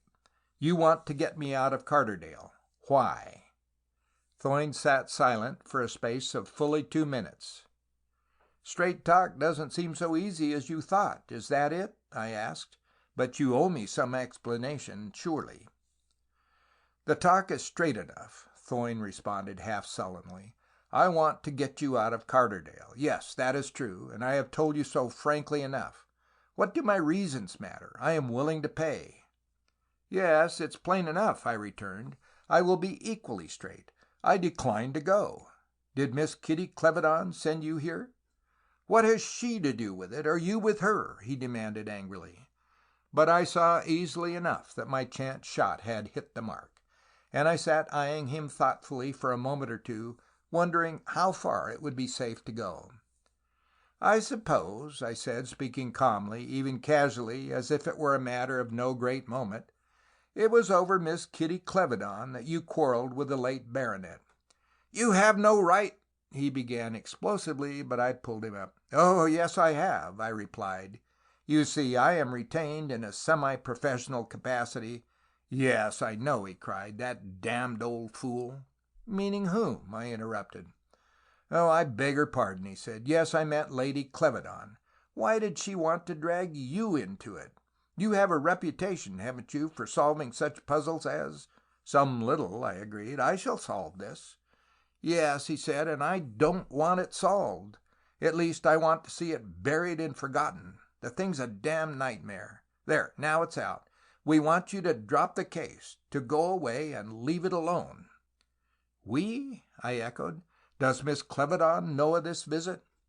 "No, but she knows I am to try to persuade you to drop the case. She asked me—" "It is for her sake you want me to leave it alone," I commented. "It is not for yours." "Mine, no, but it doesn't concern me," he replied, "except as everything that interests her concerns me." "But doesn't concern you?" I asked. "Yet you were the last person known to have quarreled with—" "If you mean to accuse me of murder—" "Oh, I don't," I interrupted promptly. "But look at the sequence. You quarreled with Sir Philip Clevedon, and a few hours later he is dead. Then a celebrated detective— that I am neither a detective nor celebrated is only a detail— is put on the case, and you try to buy him off. To bribe him, in fact." "It is a complete case," he admitted, with a quick grin. "Yes," I agreed, "the sort of completeness that is too good to be true." "Not at all," he added, and the grin widened. "I can already feel the rope around my neck." He ran his finger along the inside of his collar with a very expressive gesture. "On the other hand," I went on, still speaking with offhand tranquillity, "though you did not murder Sir Philip Clevedon, you think you know who did." He drew himself slowly up from the chair and stood over me with a face that had gone curiously gray.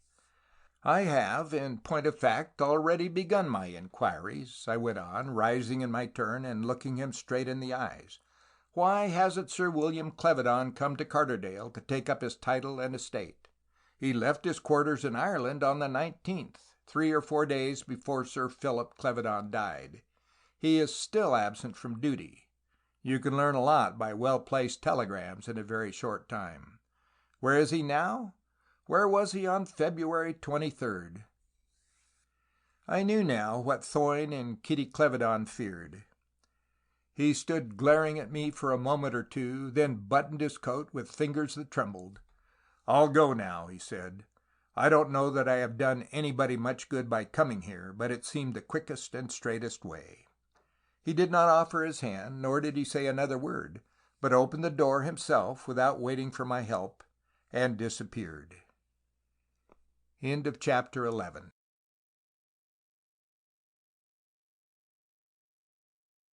Chapter 12. Ronald Thoyne disappears. The next move in this very curious game was made by Pepster, who called on me a few days after my interview with Ronald Thoyne. "I have a warrant for Tulmin's arrest," he announced. "Yes," I said, "and I am not surprised. I could see you were edging that way." "It's the right way. Tulmin has disappeared." "Has he? That is interesting, at least." "Yes, he went from White Towers to Lensdale. That is Mr. Thoyne's house, you know. Thoyne engaged him the day after the inquest, and he went at once. And now he has gone altogether." "Engaged him? As what?" "Same as Clevedon, valet, and so on." "How do you know?" "I put someone on to watch him, of course. I wasn't going to let him slip away. But he has managed it, at least so my man reports, and he must be a damn fool, as I told him. He hasn't been seen for 2 days." "Your man hasn't?" "No, I mean Tulmin." "Thoyne should know where he is." "He says he doesn't, but I haven't seen him myself. I am going up to Lensdale now to question him. Would you care to come?" At first I thought not, and then I altered my mind. After all, Thoyne really was right in the thick of it. When we reached Thoyne's house, Pepster took the lead and rang lustily at the bell, which was one of the old-fashioned type with a long hanging handle of cast iron.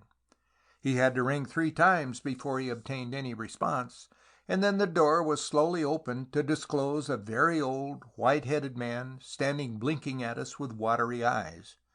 To Pepster's question as to whether Mr. Thoyne was at home, he only shook his head, but whether in negative reply or merely in stupidity we could not quite make out. The old man's face, at all events, was devoid of expression. "Do you mean he is not at home?" I demanded sharply. "We will see for ourselves," Pepster said, pushing past the old man into the hall. "Now then, who else is in the house? And be careful what you say, or we may be taking you with us." Pepster was very angry that Tulmin had slipped through his fingers, and apparently regarded the old man as an ally of the enemy. "Taking me with you?" the old fellow cried in quavering accents of age. "Taking me where?" "To prison, old chap," Pepster replied cheerfully. "People who won't answer questions often find themselves in jail."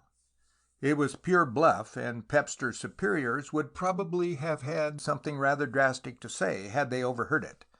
But the detective knew pretty well how far to go, and with whom it was safe to go even that distance.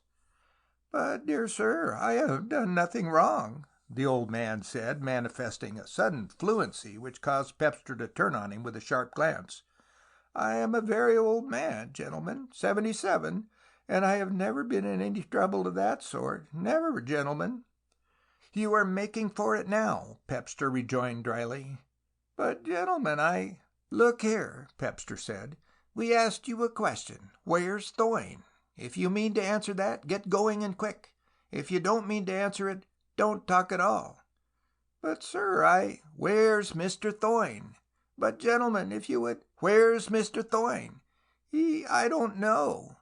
Is he in the house? I don't know. What do you mean you don't know? I don't know who Mr. Thoyne is. I have never heard of him. You were in his house? Yes. Where are the other people, the servants, the housekeeper? There is nobody here but me, gentlemen. Truly, there is nobody here. I am alone in the house. Me, Silas Bolliker, 77. How long have you been in this house? Not long. I came today. Came today? What do you mean you came today? Sir, I am Silas Bolliker, and... Yes, you said that before, and you are 77 years of age. Neither statement interests us. We want Mr. Thoyne. Hello, hello, cried suddenly a new voice. Silas, who are these gentlemen? Ha, Mr. Pepster, I did not recognize you. Have you come to take my house? No, Mr. Bannister, Pepster replied slowly. I haven't come to take any house. He paused, a little irresolute, knowing that Mr. Bannister was a different proposition from old Silas Bolliker, and that he would have to be a little more careful. May I ask what you are doing here? Pepster went on. Now, is that a kindly personal inquiry from a friend, or is it asked in an official capacity? Mr. Bannister was a little fat man, with two small, keen eyes peering out of a sallow, bearded face.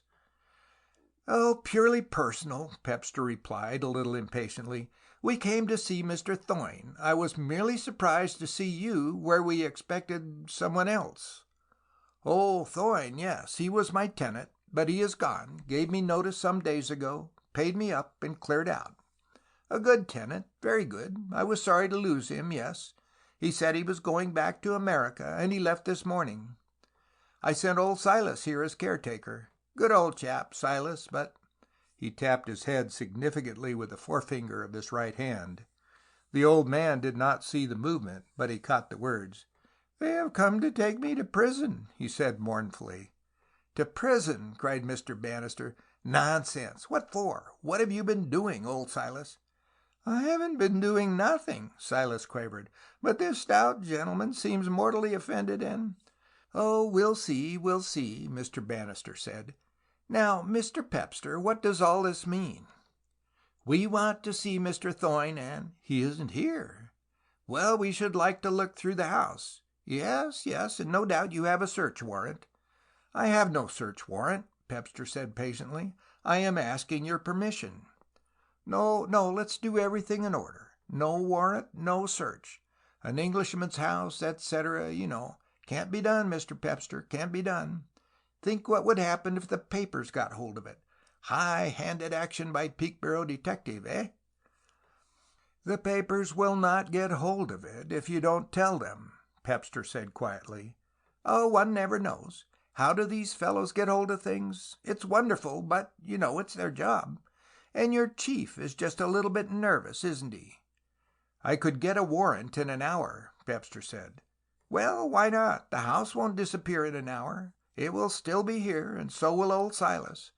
But if it's Thoyne you want, a warrant'll not help you. He isn't here. His furniture is, I interposed. No, Mr. Bannister replied with an oily smile. You are wrong there also. The furniture's mine. I let it furnished.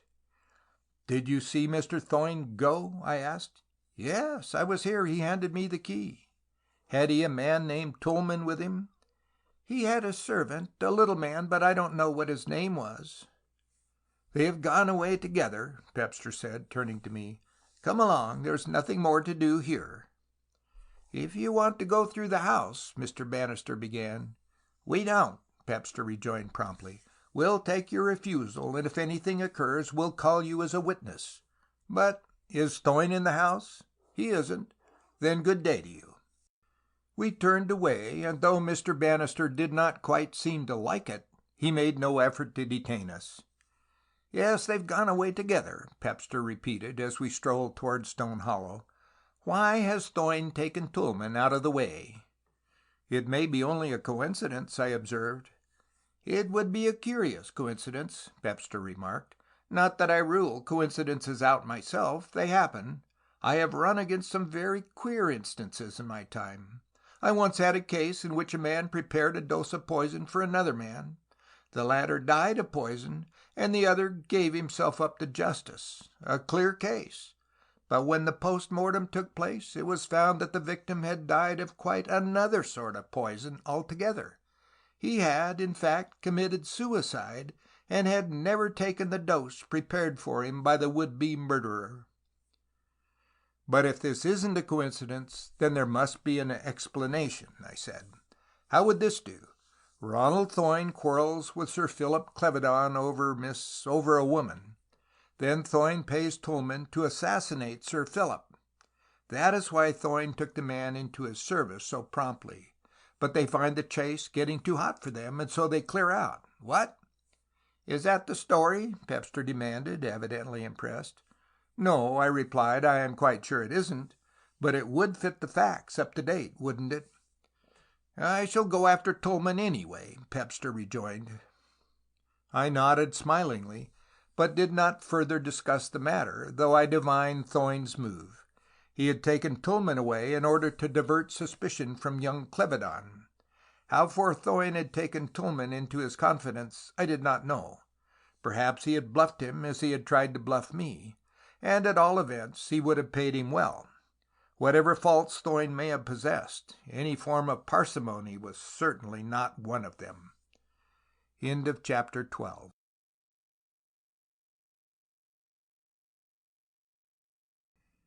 Chapter 13. The Vicar's Story. It was by means of the vicar that the story was carried a stage further. I had made the old man's acquaintance soon after I first came to Carterdale, and had conceived a great liking for the gentle, kindly old parson and his bustling, energetic, rather autocratic wife. The Reverend Herbert Wickstead was an elderly man, with a thin, colorless face, short-sighted eyes, and a scholarly stoop. As a preacher he was not very much, for, though he did some hard thinking and was now and again original, he possessed very little gift for literary expression and none at all for oratory. Nor was he very much more successful in parochial work, though that did not greatly matter, since his wife, Mrs. Vicar, as she was generally labeled, possessor of the quickest of tongues and the kindest of hearts, took the heaviest part of that burden upon her own shoulders. I met him by the vicarage on the afternoon of the day following our visit to Thoyne's house, and when he asked me to go in and have some tea, I accepted, chiefly because I thought he, or at any rate Mrs. Vicar, might be able to tell me some of the things I wanted to know. You see, I was still very much a stranger in Carterdale, with only a vague and shadowy knowledge of its people. In some ways that may have been a gain, though generally speaking it was a handicap. He began on one of the subjects uppermost in my mind almost as soon as we were seated at the table. "I was very sorry to learn today that we are losing Mr. Thoyne," the vicar said in his halting drawl. He took off his spectacles and polished them with the corners of his handkerchief, peering mildly at the rest of us the while, though his remark had evidently been addressed to his wife. "He very seldom came to church," Mrs. Vicar snapped. "No, not frequently," the vicar admitted. "Not so frequently as I could have wished. But he was very generous, very. Any sort of distress or need was sure of a sympathetic hearing. I have dipped rather deeply into his purse more than once." "Who told you he was leaving?" his wife asked. The vicar selected a slice of bread and butter with great deliberation from the plate before him. "I was sorry I had no opportunity of bidding him good-bye," he went on, apparently ignoring his wife's question, though most likely he had not heard it. "True, I saw him yesterday, but I had no chance then. I was returning from a visit to Sarah Bloom's, poor woman." "She died this morning," his wife chimed in, a little snappily, I thought, though that may have been because I was not quite used to her conversational style. "Ah, yes, dear me, dear me." The vicar relapsed into silence. "You were telling us, sir?" I ventured after a pause. Yes, of course. I was returning from my visit to Sarah Bloom's and was passing the end of Pallett's Lane when Mr. Thoyne passed me in his motor car. There was a lady with him, Miss Clevedon, I think, though I could not be very sure of that." "Were they alone in the car?" I asked. Yes, as far as I could see, quite alone." "With Mr. Thoyne driving, perhaps?" "Oh, no, they were in the body of the car. There was the chauffeur and another man on the front, a servant, I think." "You did not recognize the second man?"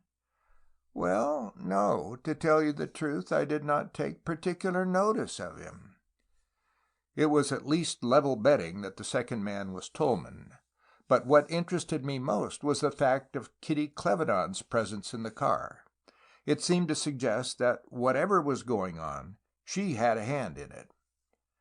"I have heard their names coupled more than once, Mr. Thoyne and Miss Clevedon," Mrs. Vicar declared. "Is that so?" the vicar queried. "I had not heard it. But it would be a very suitable match, too. He has money and physical strength, and she has youth and beauty. That should make an ideal combination. They seemed very happy and comfortable. I noticed that. As they passed me, he was talking to her, but they both saw me. Thoyne nodded to me as they went past." "And how do you know he's gone for good?" Mrs. Vicar demanded. "Oh, yes, it was Miss Kitty who told me that. I met her again an hour or two later, and I asked her if she thought Mr. Thoyne would take the chair next Wednesday. She said he couldn't because he had left Carterdale and had given up his house. She said, I think, that he was going abroad." "On his yacht, I expect," Mrs. Vicar chimed in. "Lucky man," I interjected. "So he possesses a yacht, does he?" "A lovely vessel," Mrs. Vicar replied with enthusiasm. "I haven't seen it, but he gave us a lecture with limelight views. 'Round the World by Steam,' he called it, and he showed us a lot of pictures of his yacht. The Sunrise, its name is, and he says he gave it that name because he uses it to go where the sun is. One of the privileges of wealth, Mr. Holt," she added with a sigh. "Had Mr. Thoyne been long in Carterdale?" I asked. "Oh, well, it would be about 2 years, or let me see, perhaps a little longer," Mrs. Vicar replied. "He fought in the war, you know, and was wounded. He stayed as a lodger for some months at Lepley's farm, and then took Lensdale, which belongs to Mr. Bannister of Peekborough, an auctioneer and agent of all sorts of things generally, who lets it furnished." "Lepley," I murmured. "That name seems familiar." "Yes," Mrs. Vicar went on, right in her element now. "You will be thinking of the girl who gave evidence at the inquest. Nora Lepley, tall, good-looking, with dark eyes. She lives at the farm, though she sometimes stays at White Towers with her aunt, the housekeeper there. I remember there was some talk about Ronald Thoyne and Nora Lepley, but there was nothing in it, or at any rate nothing came of it. Talk's easy in a place like this, you know. There is nothing else to do, and there's always been plenty of talk around Nora Lepley." "A good girl, my dear, a good girl," the vicar mildly interposed. "Oh, yes, quite," Mrs. Vicar admitted. "Exceptionally well able to take care of herself, I should imagine," was my own comment, whereat Mrs. Vicar nodded emphatically. It was 2 days after that conversation that I met Detective Pepster in the village. "Ah, Mr. Holt," he said, "I was coming to see you. I have found out where Mr. Thoyne is." "Why," I returned, "there was no particular mystery about that, was there? He'd made none, as far as I know. What is the point?" "Well, he disappeared." "Disappeared? Do you call it that? He left the furnished house he'd been occupying and went off on his yacht, the Sunrise, but that isn't disappearing." "No, well, perhaps in a way it isn't. But I'm going to interview Mr. Ronald Thoyne for all of that, and with a warrant in my pocket." "It hardly seems likely that Thoyne—" "I don't put my money on what is likely," Pepster interrupted. "I've been had that way. I once had a case of a theft of a diamond ring. There were only 3 men possible: a bookmaker who'd once been in prison for horse doping, a defaulting bankrupt, and a clergyman. I arrested the horse doper and kept an eye on the bankrupt, but it was the parson who had the ring." You ought to write your reminiscences, I remarked dryly. I'm looking forward to doing so when my pension falls due, Pepster returned, entirely unabashed. But now, let's talk business. The warrant isn't for Thoyne himself, but for Tulmin. Thoyne will come into it later, accessory after or before the fact, you know. Tulmin will do to be going on with. You think Thoyne has taken Tulmin on board the yacht with him? I don't know. Perhaps, perhaps not. But Thoyne has spirited Tulmin away somewhere, somehow. Isn't that clear? And why has he done it? Yes, I know you explained before that Thoyne had paid Tulmin to murder Sir Philip. No, Mr. Holt, that was your theory, Pepster explained patiently, and you said you didn't believe it. No, Thoyne may have done the murder himself, or he may not, and Tulmin may have spotted him at it. But to tell the truth, I'm not worrying about that just now. It is Tulmin I want. There's enough against him to be going on with, anyway, and I mean to get him and to learn why Thoyne carried him off. Will you come down to Ilbay with me? Ilbay? Yes, the yacht's there. When do you go? Tomorrow. No, I said slowly, I can't go tomorrow. I could go the next day, but not tomorrow. Well, that'll do, he replied. There's a breakdown in the machinery, and he can't shift for at least 4 days. I've got that much, anyhow. The day after tomorrow, then, I'll send you a list of the trains. An hour or so later, I called at Hapforth House, and was shown into the presence of Lady Clevedon and Miss Kitty. "Well," said the old lady, a little tartly, "have you made any discoveries?" "Yes," I returned equably, "several. But I have run up against a brick wall, and I've come to you to pull it down for me. I can't get over it, or under it, or around it." "I don't know what you are talking about," the old lady cried irascibly. "The question is, do you know who killed Philip Clevedon?" "Well," I said, "it depends. Perhaps I do, and possibly I am wrong." I glanced casually at Miss Kitty Clevedon, over whose pretty face some inward emotion had drawn a grayish pallor that extended even to her lips. It was quite certain that the last thing she wanted to hear was the name of the person who had killed Sir Philip Clevedon. But she was seated a little behind the old lady, who noticed nothing. End of chapter 13.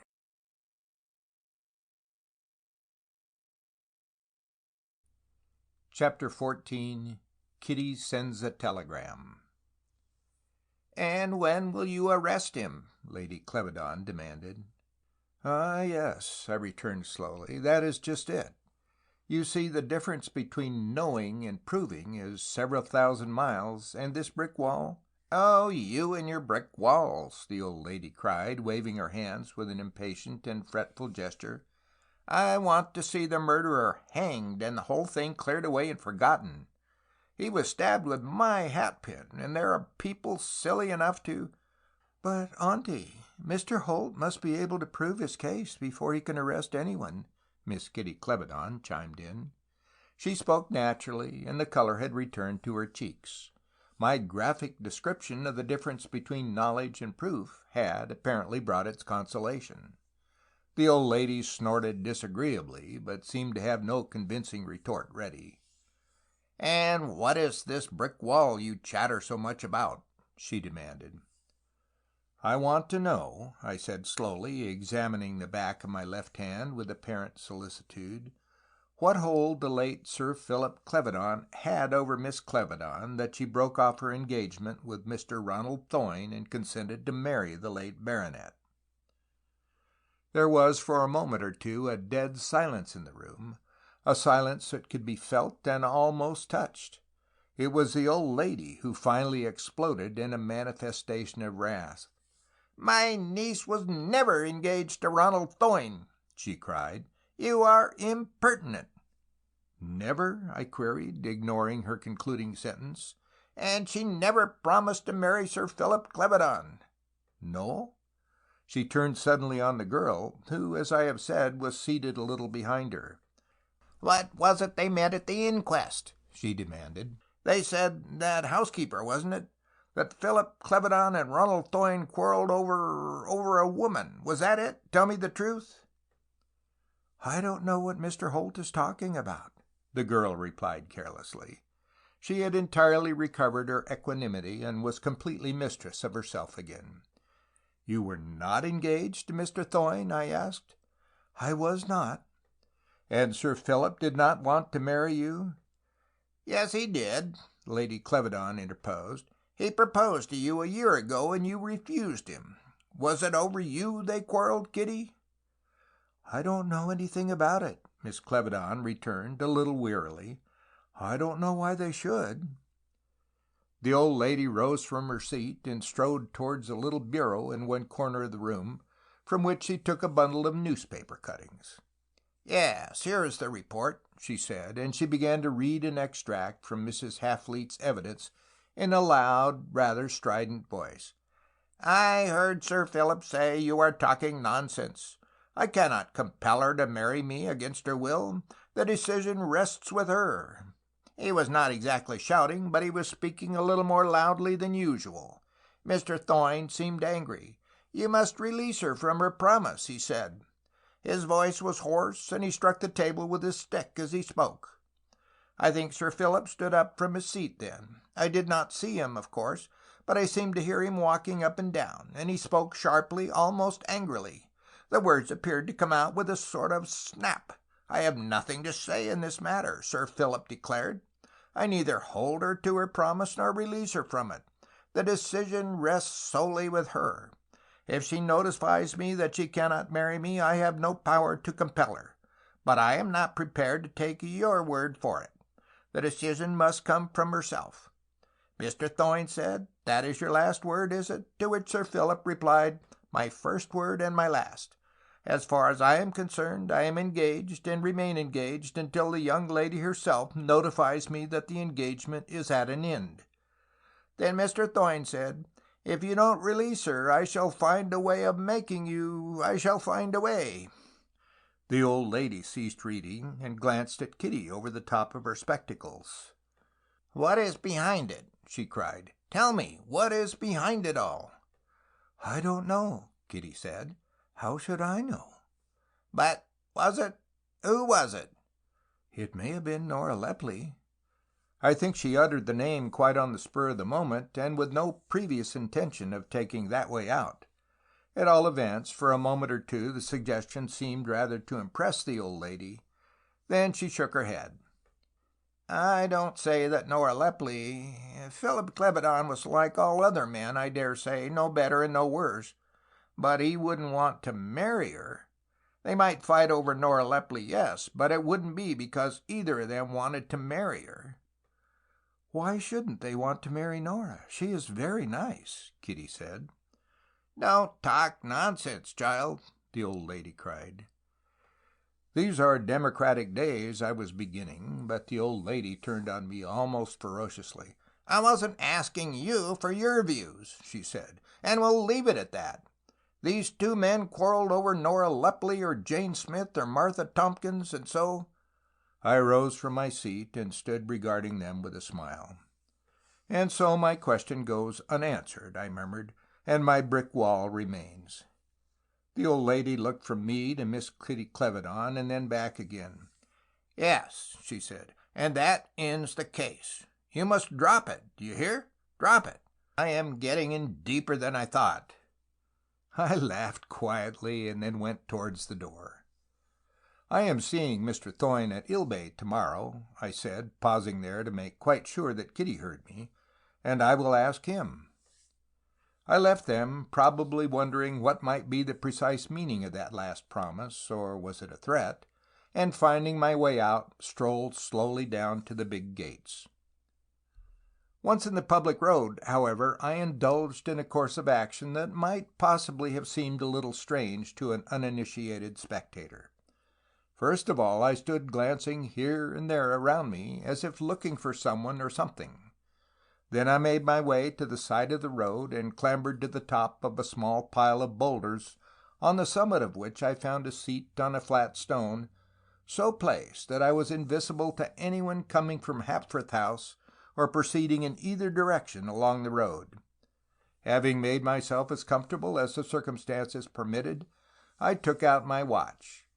"Now for the test," I murmured.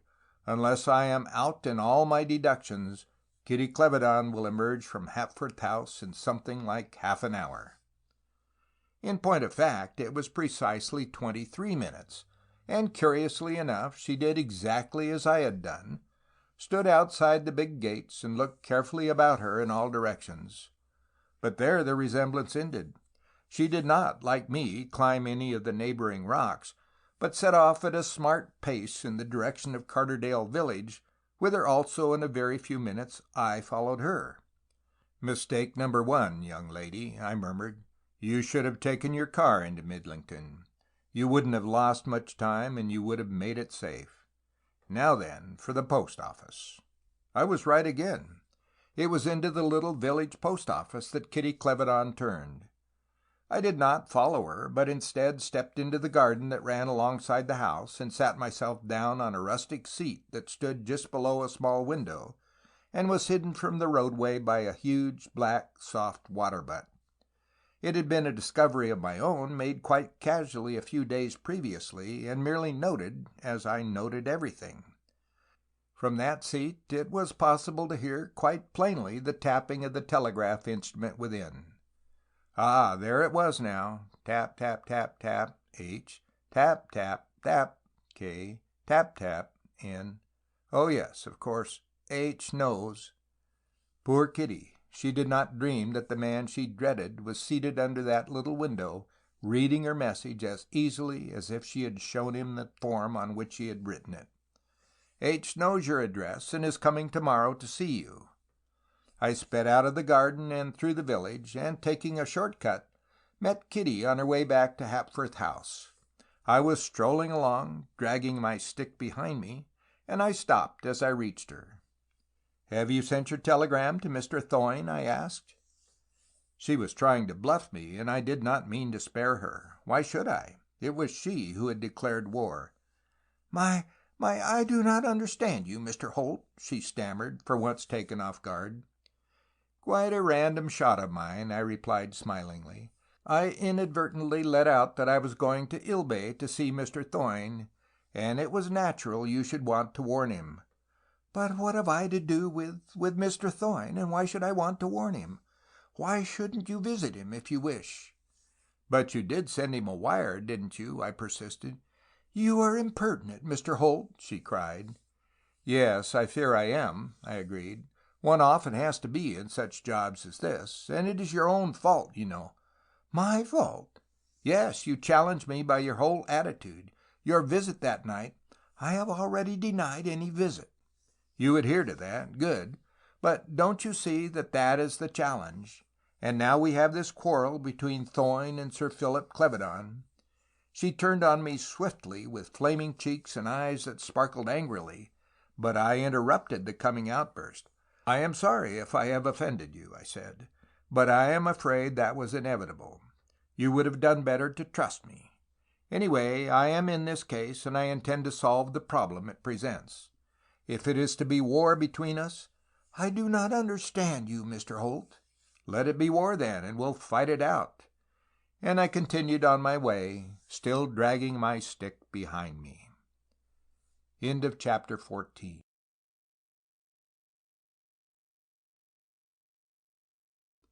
Chapter 15. On Ronald Thoyne's Yacht. Ilbé we discovered to be a tiny village, hardly more than a cluster of cottages, a small inn, and a church.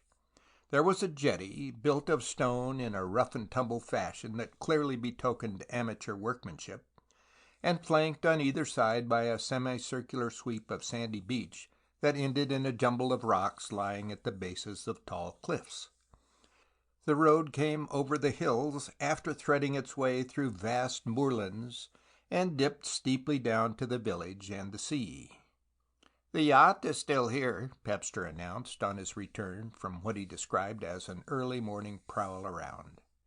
"Can we get a boat?" I asked. "I have already annexed one," Pepster replied. "We mustn't waste time in this case. The yacht may up anchor and steam off at any minute. The boat is ready, and the men are waiting." "The sooner the better," I agreed. "It is understood that you do all the talking?" It shouldn't need much talking, but anyway, I'll start it." "Then the sooner the better," I repeated. "Let us be off." Ronald Thoyne met us on the deck of the yacht, and stood with his hands clasped loosely behind him, surveying us with a queer, twisted smile on his face. He waited for us to speak, and evidently had no intention of helping us out. If he wondered how we had caught his trail, he said nothing. "We have come," Pepper said, "for a word or two with Tulmin." "Tulmin!" Thoyne exclaimed. "What a disappointment, when I thought it was a friendly call on myself. Though I can't say you look very friendly, or I might invite you to stay for lunch. I have quite a good cook, a Negro, certainly, but in his way a genius. Now if—" "I suppose," Pepper said with a smile, "you are talking to gain time." "No, not at all," Thoyne replied calmly. "Why should I? Let us come down to bedrock facts. Tulmin isn't here." "We traced him here," Pepper interposed in his small, squeaky voice. "He was here, you know." "Was he?" "You see," Pepper went on, "I have a warrant for his arrest, and if you continue to conceal him, you are interfering with the law, always a rather dangerous proceeding." "Your little lecture is interesting," Thoyne replied carelessly, "but it doesn't apply. You see, I am an American citizen, and your law doesn't interest me. This ship sails under the Stars and Stripes, you know, and you daren't forcibly seize anyone from under that flag. No, don't get angry. It won't pay you. I have a dozen men on board who will obey my lifted finger. If I told them to pitch you into the water you would go." He turned his back on us, and, leaning his elbows on the brightly polished rail, gazed down into the cool, green depths of the water that was lapping idly against the sides of the vessel. "But I am not angry," Pepper explained, "only interested. Is that your case, that Tulmin is aboard the vessel, but that I dare not take him off an American ship? If that is so—" "Don't be a damn fool," Thoyne retorted roughly, facing us again. "I won't more than I can help," Pepper responded mildly. "Well, anyway, you can search the yacht," Thoyne went on. "Tulmin isn't here. I know nothing of him." He took a whistle from his pocket and blew a shrill note, which was answered almost simultaneously by a sprightly youth who must have been waiting near at hand, so rapid was his appearance. "Bender, take this gentleman over the yacht and show him everything. Everything, damn you." "Yes, sir." Pepper glanced at me, but I shook my head. I intended to have a few words with Thoyne on my own account. "I'm no good at a search," I said. "That's police work. I'll leave it to you." It was the first time I had spoken since we had boarded the yacht. "And now," said Thoyne, facing me with glaring eyes, "perhaps you'll tell me what the hell sort of game you think you are playing." I regarded him smilingly for a moment or two. "Did you get Miss Clevedon's telegram?" I asked. "Why," he said quickly, "didn't she oh, I don't know what you were talking about. And I don't understand why you want to butt in on this. What business is it of yours, anyway?" "Well, I thought perhaps it was the telegram that caused you to send Tulmin away so hurriedly yesterday," I remarked. He stood glaring at me for a moment or two, then turned away with a quick laugh. "Why should I let you go now you are here?" he said. "Tell me that. You were in my power, and I could carry you and that fat fool who came with you to the ends of the earth. What could you say?" "I am sure it would be an enjoyable trip," I replied. "Oh, it would be all right. I would see to that. I shouldn't ill-use you, only keep you locked up until we were well away." "Yes," I remarked, "it sounds all right. But in the first place, you can't move until your missing machinery comes to hand, and—" "What the devil do you know about my missing machinery?" he roared. "But of course I was only talking off the top," he went on. "I am doing nothing desperate. But now, man to man, what is the game? Put your cards on the table. Face up." "And yours?" "I'll see." "You mean you're not playing your own hand? Well, it's a one-sided bargain, but I'm willing. Listen carefully, and then do just as you like, with this certainty in your mind, that what you try to hide I shall nevertheless discover. I need only remind you of what I have already told you.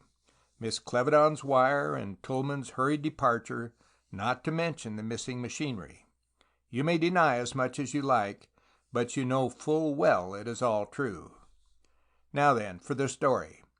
Pepster wants Tulmin in order that he may arrest him for the murder of Sir Philip Clevedon. Not that he believes Tulmin to be the principal, or is quite sure that he actually did the killing, but why are you keeping Tulmin out of the way? Perhaps I was Perhaps you were, I agreed equably. Thoyne glared at me speechlessly for a moment or two, then threw back his head with a great bellowing roar of laughter. "And that is your theory?" he demanded, when he had regained his breath. "No," I replied, still speaking with careful deliberation. "I am not very keenly interested in Tulmin, nor in yourself, except just in passing. It is someone quite different. Who stands to gain the most from Sir Philip Clevedon's death? Tell me that." His face went as white as Kitty Clevedon's had done when I made a similar suggestion in her presence at Hapforth House. "But I am not clear on details," I went on, "and what I want to know, the real reason, indeed, for my being here, is why Miss Kitty Clevedon promised to marry Sir Philip, though it is quite obvious that her affections are otherwise bestowed. Now let us take the course of events. You quarreled with Sir Philip Clevedon over a woman, and that woman was Miss Kitty Clevedon." "It is a lie, a damned lie," he said thickly, clenching his great fists. "It was stated by Mrs. Haffleet at the inquest. Kitty's name, Miss Clevedon's name, was never. Mrs. Haffleet mentioned no name." "Miss Clevedon promised to marry Sir Philip, and you quarreled with him in consequence. Why did she promise?" "It's a lie. She never did." "Then perhaps you will tell me the name of the woman over whom you quarreled." "It was nobody you know." "I have been told, it was suggested, that it was Nora Lepley." "Nora Lepley? What the devil has she to do with it?" "Oh, I don't know. It's not my suggestion, because, you see, I know who the lady was. The one missing link in my chain of evidence is not the lady's identity, but her reason for throwing you over and saying yes to Sir Philip." "Why do you want to know? What has it to do with the murder?" "I cannot tell you until I have all the facts." "You will not get the lady's name out of me."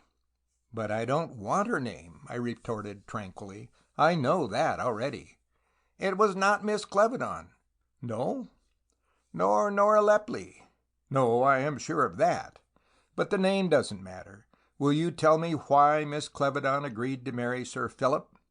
"I will tell you nothing, nothing at all. You are a damned Paul Pry. What business is it of yours?" "Very well, then. But here comes Mr. Pepster, unsuccessful, as I see, and as I knew he would be. I will not worry you any more just now, Mr. Thoyne, but I will let you know how I go on." I nodded cheerfully, and made my way to the side where our boat was moored, and indeed I think that if I had not moved out of the way just then, he would have hit me. In tackling a case of this sort, any case, indeed, I like to build up as I go along and leave no blank spaces. Very often I have spent much time over some detail that eluded me, and occasionally I have found that time wasted.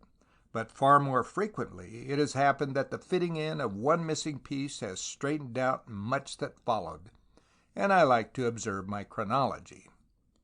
This question of Kitty Clevedon and her engagement to the baronet may seem trifling, and I had no certainty myself of its relative importance, but I was quite assured in my own mind that I could make very little of what followed until I had straightened that.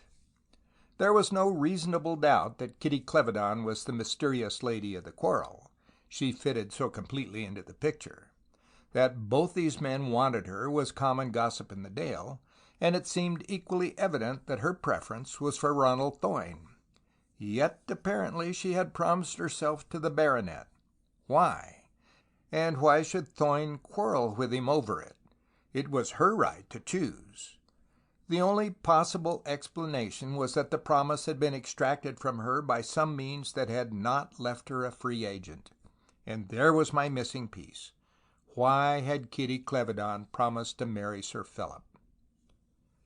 I received my first glimmer of light from Pepster, though it was quite unconscious on his part. The inn at Ilbay was a delightful old place, full of odd, mysterious corners, quaint, unexpected doorways, and queerly shaped rooms that were always a step or two below or a step or two above the passage that led to them, and thus constituted traps for the unwary visitor. Pepster and I had a small parlor to ourselves, a queer room with 5 walls and a couple of huge beams crossed on the ceiling. It had a wide open fireplace, but no grate, the pile of blazing logs resting on the hearth, while the flames roared and spluttered into the darkness of a capacious chimney. The room had only one small window that looked out over the jetty and the bay, and was shrouded at night by warm crimson curtains. One had to climb 3 steps in order to reach the door which opened into the bar. Chief among the furniture was a black oak dresser with an inscription on the panel reading John and Annie Tum, 1671. But all the rest was new and neither good nor artistic. The pictures consisted of the faded photographs of a past generation, framed funeral cards, and a Sunday school certificate awarded to Elizabeth Tum, 1874. The black oak dresser and that document bridged 200 years of Tums. "Comfortable quarters," Mr. Pepster remarked, as he sat in a big wicker chair, toasting his toes at the fire and sipping a glass of hot whiskey. "Very," I agreed, being similarly situated and occupied at the other side of the hearthrug. There was another long silence between us, which again Pepster broke. "Do you know," he said, "I am a little worried, no, that is hardly the word, a little interested in Sir William Clevedon." "Yes?" I did not add that Sir William Clevedon was just then the centre of all my own inquiries, but I was curious to hear what he had to say about it. "You see," Pepster went on, "he has never been to take up his title or the money. The title I could understand. There are too many of them about in these days to make any of them really worth while. But he stands in also for the cash. There was no will, and Billy Clevedon takes the lot. Where is he?" "Do you mean that he has disappeared?" "Well, that's a rather long word, but nobody seems to know where he is." "You have made inquiries?" "Oh, yes. He started a long leave on February 20th. His battalion is in Ireland, you know, and is straightway lost. But as to where he is, his sister will know. She says she doesn't." "Did Miss Clevedon tell you that herself?" "Well, no, not directly. It was old Parfitter, the family lawyer, who dropped a hint, so to speak.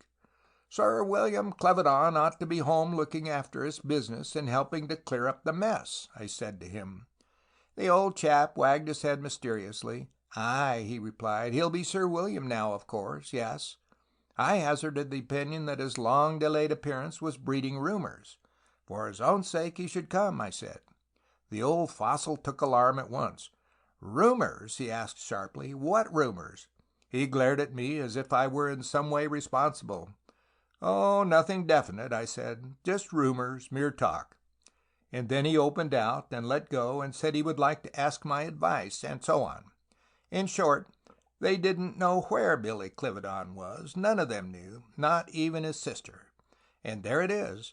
He will turn up in good time if he hasn't some reason for stopping away. The question is, has he?"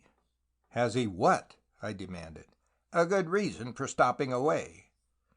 That was precisely the point at which I had arrived myself.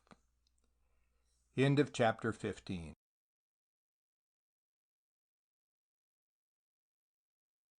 Chapter 16. The Mystery of Billy Clevedon. "Tell me," I went on, "all you know about young Clevedon. His continued absence is certainly interesting." "I am not sure that I know very much about him," Pepster said. "You see, he never came under my survey professionally, though, according to accounts, that was rather by the way of good luck than actual desert. When they were children, brother and sister were inseparable, and were always up to mischief of some sort. Their parents died when they were babies, and they went to live at White Towers with old Lady Clevedon. When she went back to Hapford House on the death of her husband, they went with her, and in due time were packed off to school." "Yes, that is all common knowledge," I interrupted. "But what about Ireland?" He is a captain in the 2nd Peakshires, and they are stationed in Ireland." "But apparently he isn't in Ireland now." "I don't know that he isn't. He went off on leave, which began on February 20th, and started for Dublin. But whether he ever reached that city or what he did next, nobody knows." "They were very fond of each other, these two, I suppose?" "Meaning the brother and sister?" "Yes." "They were inseparable until their school days came." I lay back in my basket chair and sent a long wraith of blue smoke curling and winding towards the ceiling. "There may be nothing in it," I murmured, "and yet why does he remain away? Suppose Thoyne and Clevedon quarreled over Kitty, and young Billy interfered—" "I won't say it is impossible," Pepster interposed, "and if it had been a bullet or a blow from a fist or a stick, I might have looked at it seriously. But poison is not Billy Clevedon's line." "One never knows. There are no such things as impossibilities. There is a story behind all this." Pepster sat for some minutes gazing meditatively into the fire. "There is a story behind it, yes," he said. "Do you really think young Clevedon—" I smiled at that and shook my head. "So far," I said, "we have brought him to Dublin, and that is a long way from Carterdale." "Yes, you're right," Pepster agreed. "We must bring him a bit nearer home. I wonder where Tulmin is." "You trot off to Dublin and look up young Billy," I replied. "I will hang about here for a day or two and see what I can pick up." Ilbé, as I think I have already said, consists only of a score or so of tiny cottages clustered together at the foot of a tall cliff to the left of the jetty, while to the right a rough road goes upward through what seems to be a narrow valley running inland. I determined upon a walk, not that I expected to discover anything thereabouts, since the presence of the sunrise at Ilbé appeared to be due more to accident than design. When I had been walking about half an hour, I met an old white-headed man who had apparently emerged from a jumble of hillocks and rocks by the roadside, where perhaps he had been resting. He stood leaning heavily on his stick and surveying me with bleared, age-dimmed eyes, which, however, showed no surprise nor any other interpretable sentiment. "Where does this road go?" I asked. "The road? Where does it go?" he repeated, mumbling his words from a mouth that evidently was all but toothless. "Why, it goes over yonder," and he pointed vaguely into the gray distance. "How far is it to the next village?" "Oh, that'll be Little Upton, a matter of 7 mile maybe, and maybe 12." He turned abruptly away and continued his walk toward the coast. The road ran desolate and unfrequented, with an open moorland on either side, as grim and forbidding as open moorland can be in early spring, before winter has taken its final departure. The little fishing hamlet lay behind me, hidden by the rising ground, while before and around me were only illimitable open spaces within an unbroken pall of gray sky overhead, no sign of human habitation anywhere visible. I decided that Ilbé was the more attractive, and that I had nothing to gain by going on. And it was just here, at the loneliest and dreariest turn of the road, that I met Ronald Thoyne again, coming towards me with long, swinging strides. He stopped and faced me with a rather twisted grin.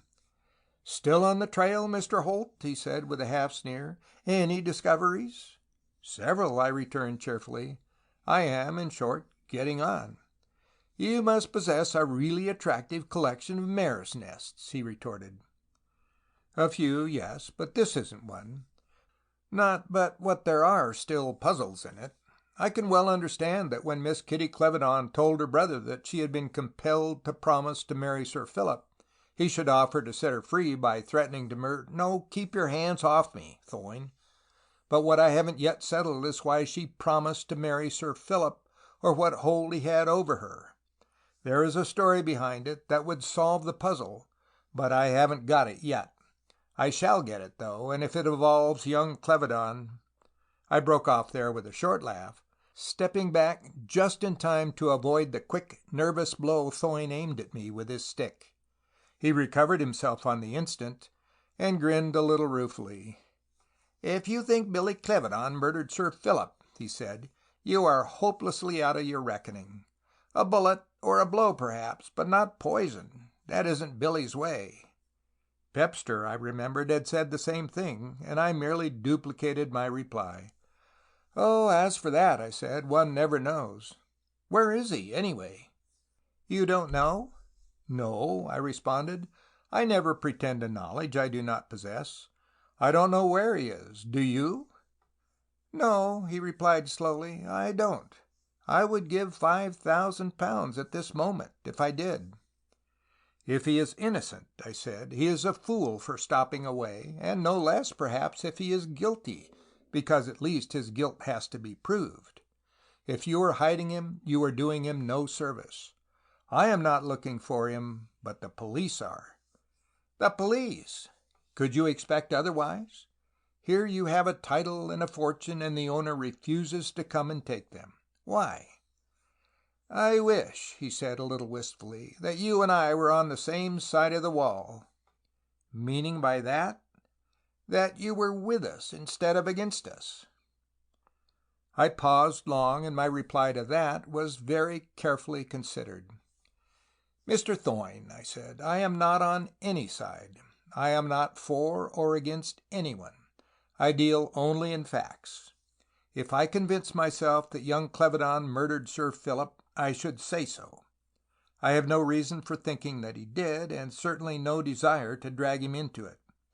I am not fighting you, nor anybody. You do not think young Clevedon murdered Sir Philip, or you try not to think so, but at the back of your mind is the fear that he did. You are therefore prejudiced, but not, as you may think, in his favor. Your very horror of the possibility persuades you to treat it almost as a probability. But I, on the other hand, consider only evidence. I have no personal views in favor and certainly no prejudices against." "And what evidence have you?" he demanded. "None," I replied, "except what you and Miss Clevedon have provided and what his absence emphasizes. If you and she had kept out of it, and he had been at Carderdale, as he should have been, no suspicion ever would have attached to him. At the moment, the only evidence against him is the belief you and Miss Clevedon harbor that he paced from one side of the road to the other, and then back again. "I wish I dared tell you the whole story," he said. "I believe you could help us." Without another word he resumed his walk, and plodded steadily on without so much as a backward glance. But I knew now that my surmises were accurate, that Sir William Clevedon's continued and unexplained absence was breeding deadly and sinister fears in the bosoms of his friends, of his sister especially. That she was at the bottom of Thoyne's mysterious activities seemed clear enough. It was for her sake, probably at her instigation, that he had tried so hard to envelop me in fog, and it seemed evident that she was in possession of knowledge which, so far, neither Pepster nor myself had penetrated. It would be my business to discover what that was. I had not, however, very long to wait. End of chapter 16.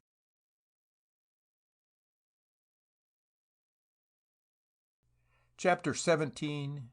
More about Billy Clevedon. Thoyne must have started off immediately for Carderdale, because it was no later than next morning, while I was seriously considering whether I should return home or follow Pepster to Dublin, that I received a wire from Thoyne reading, "Can you see K.C. and self at sea tomorrow?" K.C. was Kitty, and C. was Carderdale, and I was not long in making up my mind. I wired off a prompt reply suggesting Stone Hollow as the place of meeting. They were awaiting me when I arrived, and they had evidently agreed that Thoyne should start the talking. "We want to know," he began slowly, "which side you would take if—" He stopped there, perhaps expecting me to help him out, but I remained stubbornly silent. "Suppose," he went on, taking a sudden plunge, "you proved that Clevedon was involved in the death of Sir Philip.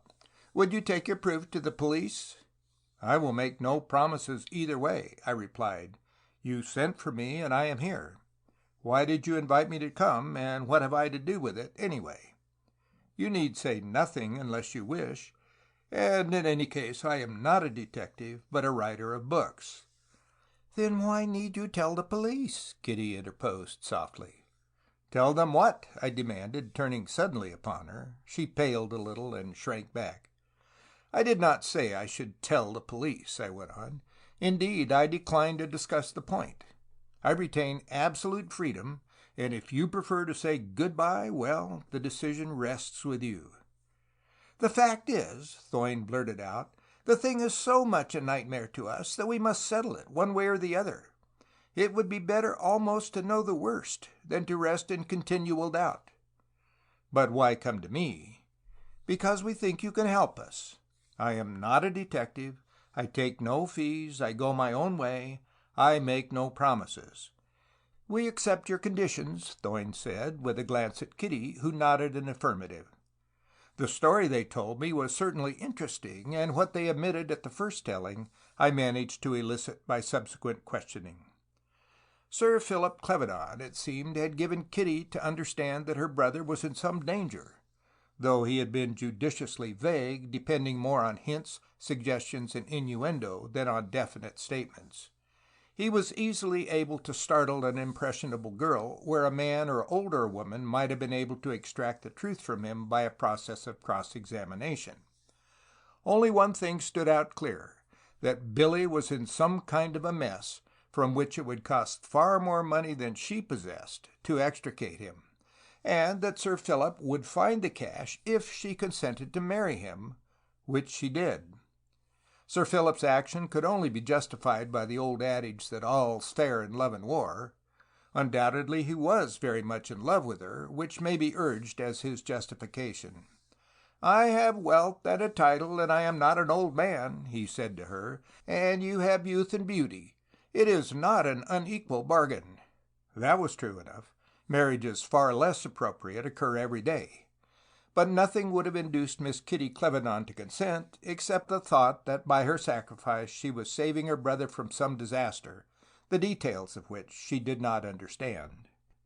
Then came a very difficult task, to tell Ronald Thoyne that their little romance was ended, and that she was going to marry Sir Philip Clevedon. Thoyne seems to have written straight off to Billy Clevedon, in which he was wise, and then went and had a row with Sir Philip, which was foolish. Billy Clevedon, as soon as he received Thoyne's letter, seems to have rushed off to Midlington, where he summoned both Thoyne and Kitty to meet him. There, under pressure from him, not unassisted perhaps by Thoyne, she told the story of her interview with Sir Philip. "The swine!" Billy cried. "The unbuttered swine! I'll wring his filthy neck for him. You'll not marry him, Kitty. I'll do for him first."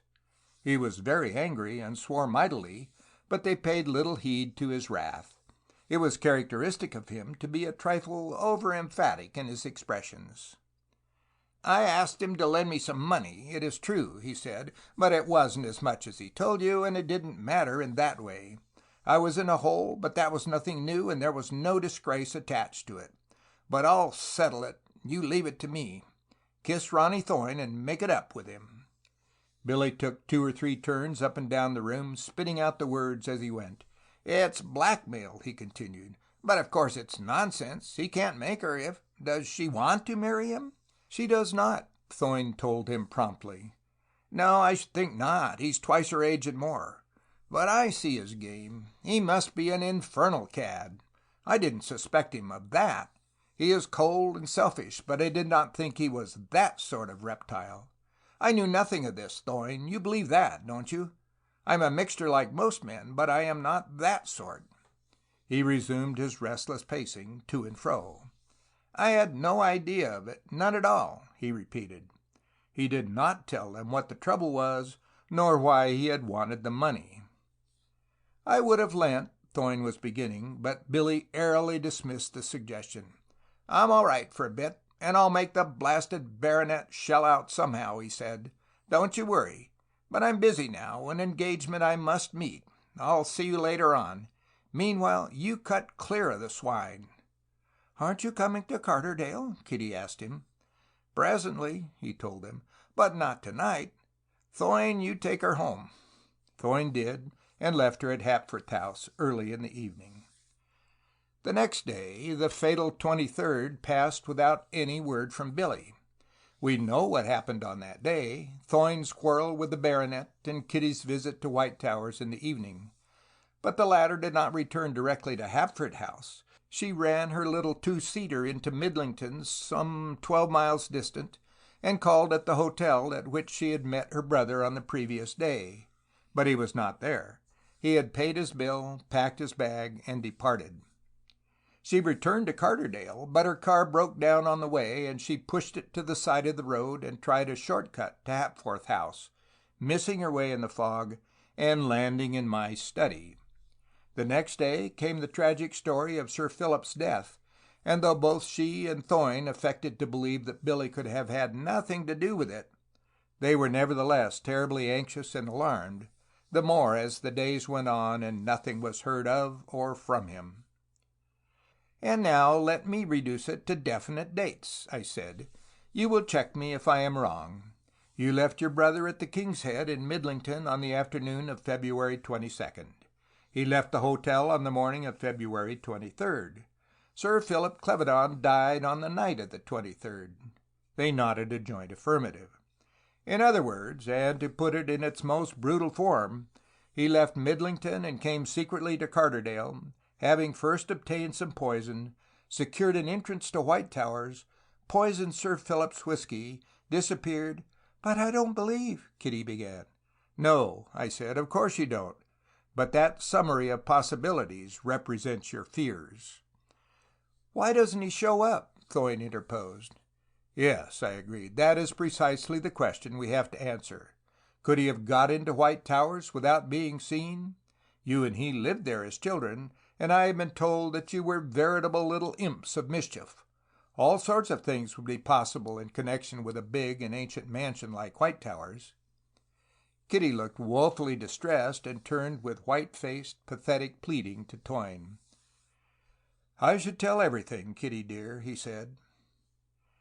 "There is a secret way into White Towers which we discovered years ago," she replied. "We agreed to keep it to ourselves, and I have never told anyone. I don't think anyone knows of it except my brother and myself." I regarded her thoughtfully for a moment or two. "Well now," I said, "you know of that secret way. Could you have entered White Towers and placed the poison in that bottle without being seen?" "Surely you don't think that I—" "Could you?" "Yes, but—" "Well now, look," I said, importing a sudden harshness into my tones. "You hated the thought of burying Sir Philip, and his death would mean your release, besides which it would mean wealth to your brother and a happy issue from his financial—" "But the suggestion is infamous, intolerable!" Thoyne cried. "Don't be a fool," I advised him.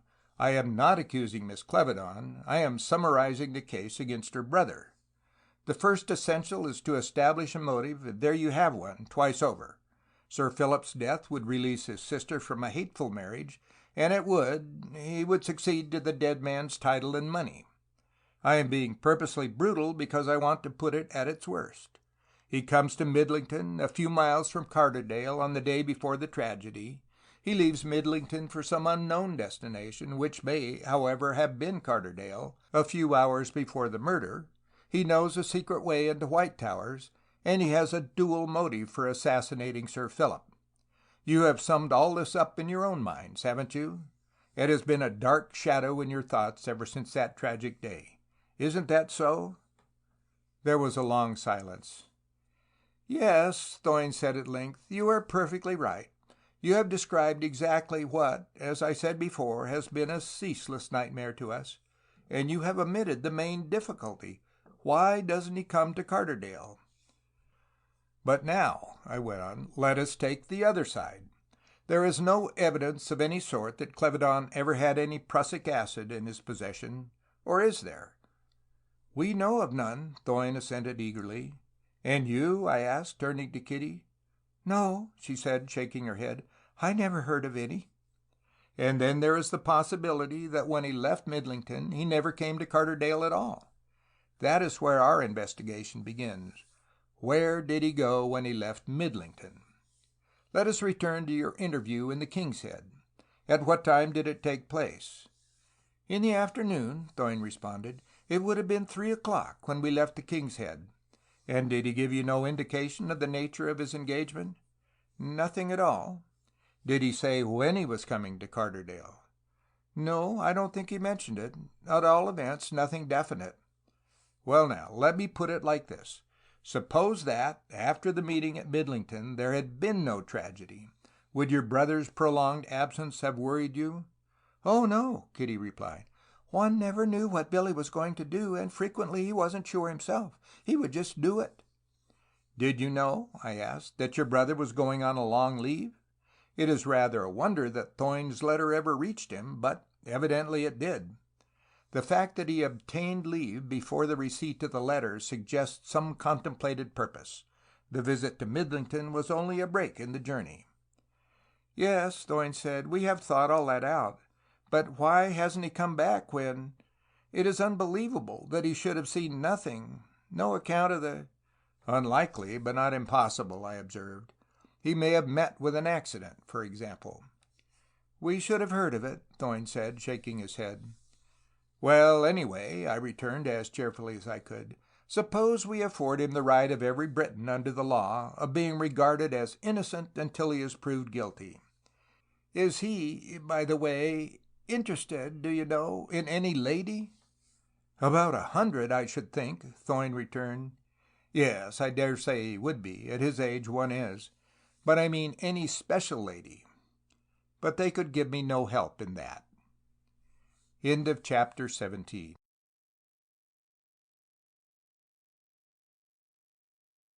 Chapter 18. The Anonymous Letters.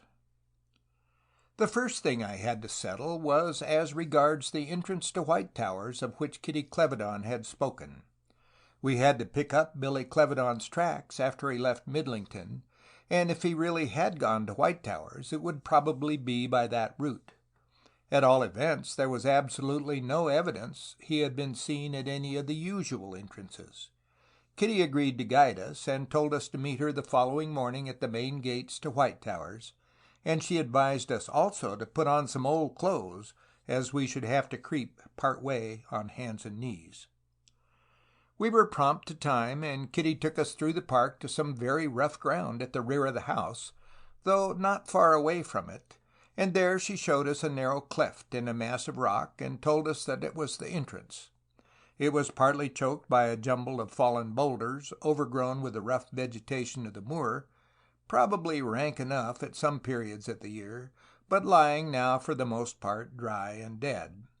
I looked for any sign of recent entrance, especially for footmarks, but the ground was too hard and revealed nothing, though the rubbish at the entrance seemed to have some appearance of being trampled. I took out my flash lamp and pushed my way into the opening, followed by the others, though it was a very tight fit for Thoyne.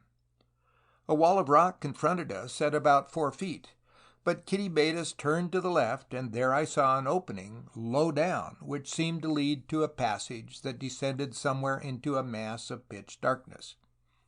We had to get on hands and knees and crawl along so for quite a long distance through a low, narrow tunnel that appeared to be for the most part natural, though here and there it had evidently been widened at least, if not entirely pierced, by human agency. Presently, after going steadily downwards for many yards, it went forward on the level, and it was there a little higher and wider, but at no point did it enable us to stand erect. It was a case of creeping all the way. I understood now why Kitty had advised the oldest possible clothing.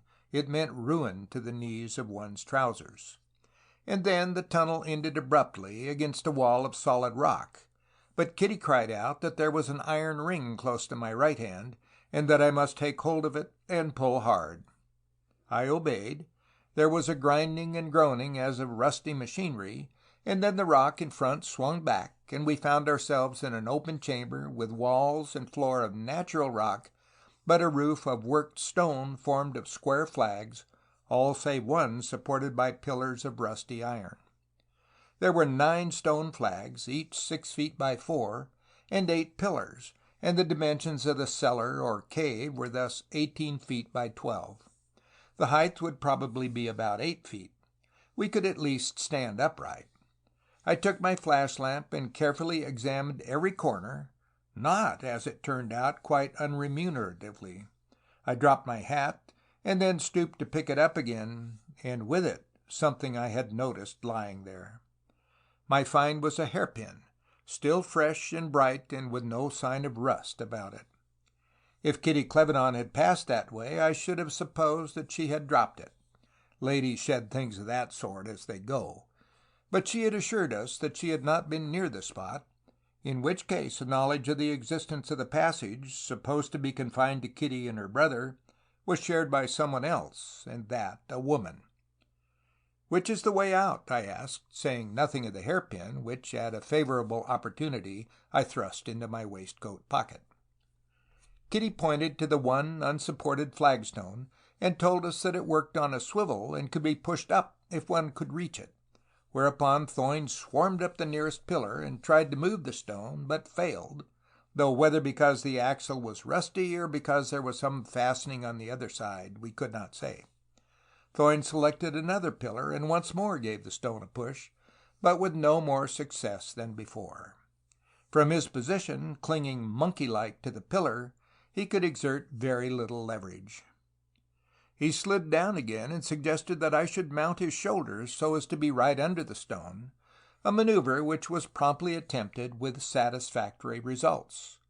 The stone moved, though slowly and stubbornly and with much creaking, and swinging myself up through the opening thus disclosed, I found myself in a cellar full of miscellaneous collection of rubbish, baskets, boxes, barrels, chairs, broken furniture of all sorts, books and papers, and so on. I fixed the stone in position, because left to itself, it would simply have swung back again into its place, and then I passed down to the others a short ladder, which I found lying against one of the walls of the cellar. When the others had joined me, Kitty explained that we were under the older portion of White Towers, the east wing, which was partly in ruins and uninhabited. I was easily able to explain the tunnel. I had seen something of the sort in other old houses. It was simply a way of escape for those inside if enemies became too pressing. Picture had played a strenuous part in the Civil War, most of the big men being on the side of the king. And White Towers, the older part which dated back beyond Elizabeth, had probably been a royalist stronghold and meeting place. If enemies in the shape of Cromwell's men came along, the Cavaliers would only have to creep through the tunnel in order to escape the Roundheads. Or it may have been constructed in even earlier days for the benefit of Roman Catholic refugees. That, however, was mere speculation, though not without interest. For many years, evidently, it had been unused and forgotten until it was rediscovered by the two children, who had kept it a delightful secret to themselves, and had, no doubt, brought it into many exciting games. The question for us, however, was, had Clevedon used it recently, and if so, for what purpose? It was certainly interesting and possibly significant that somebody evidently had been that way not so very long before. But Clevedon, at all events, did not use hairpins. "There seems to be no evidence that your brother ever came this way," I said as we stood looking around us. True, the vegetation at the entrance to the passage bore some appearance of having been trampled down, though that may have been the weather or— "I did that," Thoyne broke in quickly. "Kitty told me about this before I saw you, and I went to look for myself." I glanced at him casually. It was quite likely he spoke the truth. "Did you get as far as this?" I asked. "Oh, no, I didn't get beyond the entrance." "And you think you trampled that brushwood?" It is possible I may have done." "You did not notice its condition before?" "No, I didn't. I wasn't looking for that. I see you still distrust me," he added quickly, "but I am perfectly honest about it. I am sorry I came." "Oh, it doesn't matter," I returned carelessly. "If you hadn't been here, the signs might have proved that Clevedon hadn't either, whereas now it is an open question. But the fact that somebody may have been there is of minor importance unless there is accompanying evidence that the somebody was Clevedon himself. Of course, there is the fact that he alone knew of the entrance, he and one other. I suppose you haven't been here lately?" I turned suddenly on Kitty Clevedon and rapped out the question with the abruptness of a pistol shot. She started a little, then shook her head. "Not since I was a child," she replied. "Can we get out of this without returning by that passage?" I asked. "Yes, through the door is a flight of stone steps leading to what used to be the kitchen of the old White Abbey." "We'll go that way," I decided. When I had parted from my two companions, with a promise to see them again later in the day, or possibly on the following morning, I went into the post office, and from my waistcoat pocket produced a hairpin. "Have you any of that sort in stock?" I asked. Then, noting her look of surprise, I added, "I hope you won't give me away if I tell you that I use them to clean my pipe. They are the best things I know for that." "Well, I didn't suppose you wanted them for your hair," she said pertly. "Yes, we have plenty of that sort in stock. Indeed, I don't think we have any others." "Then I suppose every lady in the Dale uses them," I remarked jestingly. "Most of them," she agreed. "I do. See, here is one," and she extracted a specimen from her own abundant head covering.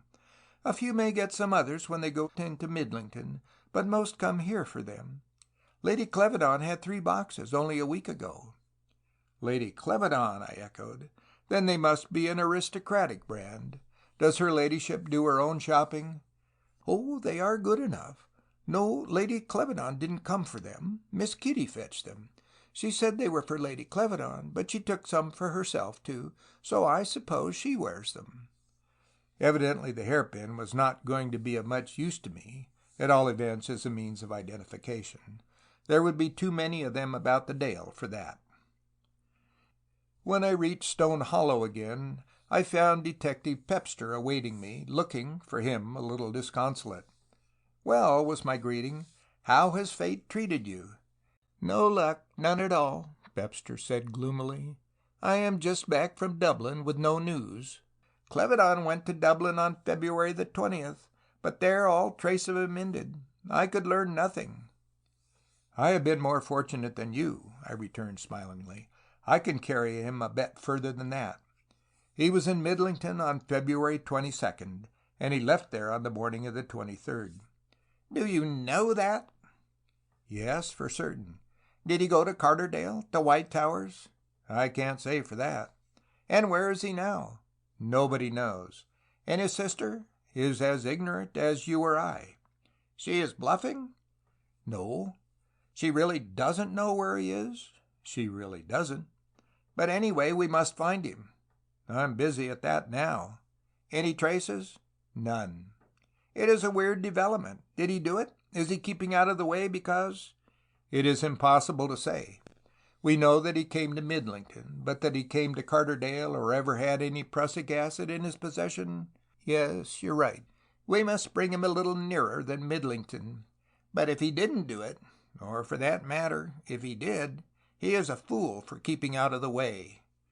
Which, at least, was a self-evident proposition.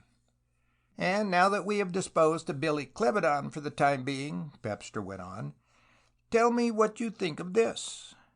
With great deliberation he took a letter case from his pocket, and from it extracted a sheet of paper, which he handed over to me.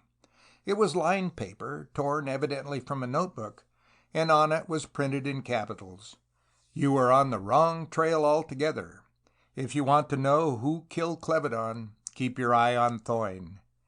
"That is number 1, Pepster said. "Here is number 2. He handed me a second document, but this time it was plain white paper on which the ink had run rather badly, though the letters were quite legible. It was, too, much shorter, simply reading, "Thoyne murdered Clevedon." "Anonymous letters by some crank who thinks he has made a discovery," I remarked.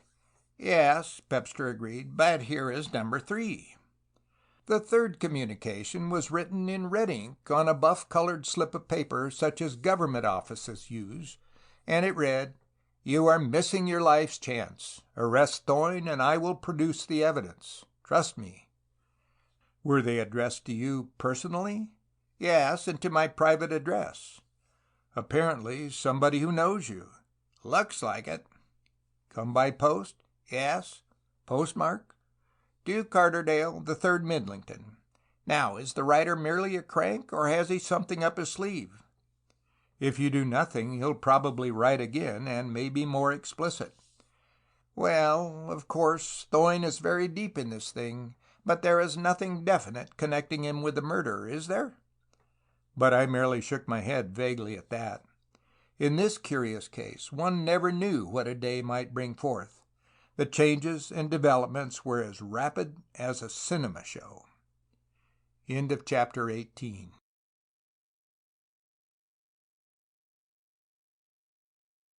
Chapter 19. The Hairpin Clue. In point of fact, the first real clue I secured in this case consisted of that hairpin I found on the floor of the lower cellar, though its bearing on the mystery was not at first apparent. But it introduced me to a new set of circumstances, and took me a step or two on the road I wished to travel. Until then I had been wandering around and round in a circle. My first thought was that the hairpin belonged to Kitty Clevedon, and that she had deliberately deceived me when she declared that she had not visited the cellar prior to conducting Thoyne and myself thither. My suspicion was that she had been there, and that she had found and removed traces of her brother, that she was, in fact, still playing a game of bluff, though I did not believe that this time Thoyne was in on it. She was hoodwinking him as well as myself. I set a watch on the cellar beneath the ruined wing, making myself a hiding place by clearing out some of the furniture in one corner and restacking it so as to leave a narrow passage in which I could conceal myself if I wished.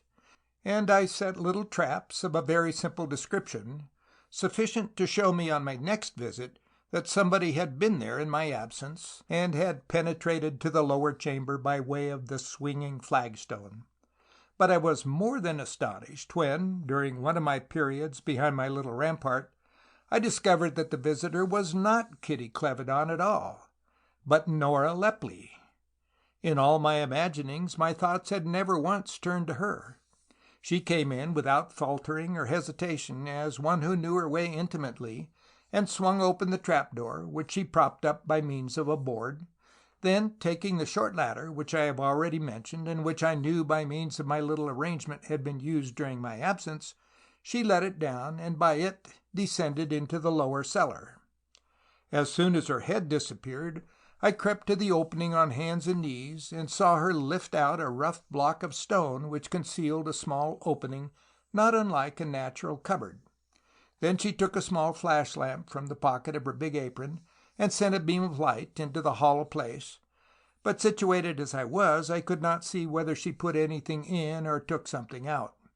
For a minute or two she stood pondering, almost as if she were trying to make up her mind on some doubtful point. Then, with a quick sigh, she replaced the lamp in her pocket and restored the stone. I flitted back swiftly and noiselessly to my own corner, whence I watched her return from the lower depths, close down the stone, and lay the ladder along the wall, all with sedate, unhurried movements, as one who had no reason to fear interruption. When she was quite safely away, and I followed her to make sure, I went in my turn into the lower cellar to investigate that little cupboard. It was evidently her own private safe, containing all sorts of oddments that a young girl might hide away when she found too many prying eyes at home: a bundle of letters, an envelope containing £20 in treasury notes, some oddments of jewelry, and so on. But what most attracted my attention, because they were in such curious contrast with the rest of the collection, were a drinking glass and a small vial wrapped in white paper. I picked the latter up and noticed a number of figures lightly penciled on the wrapper, arranged in double column thus.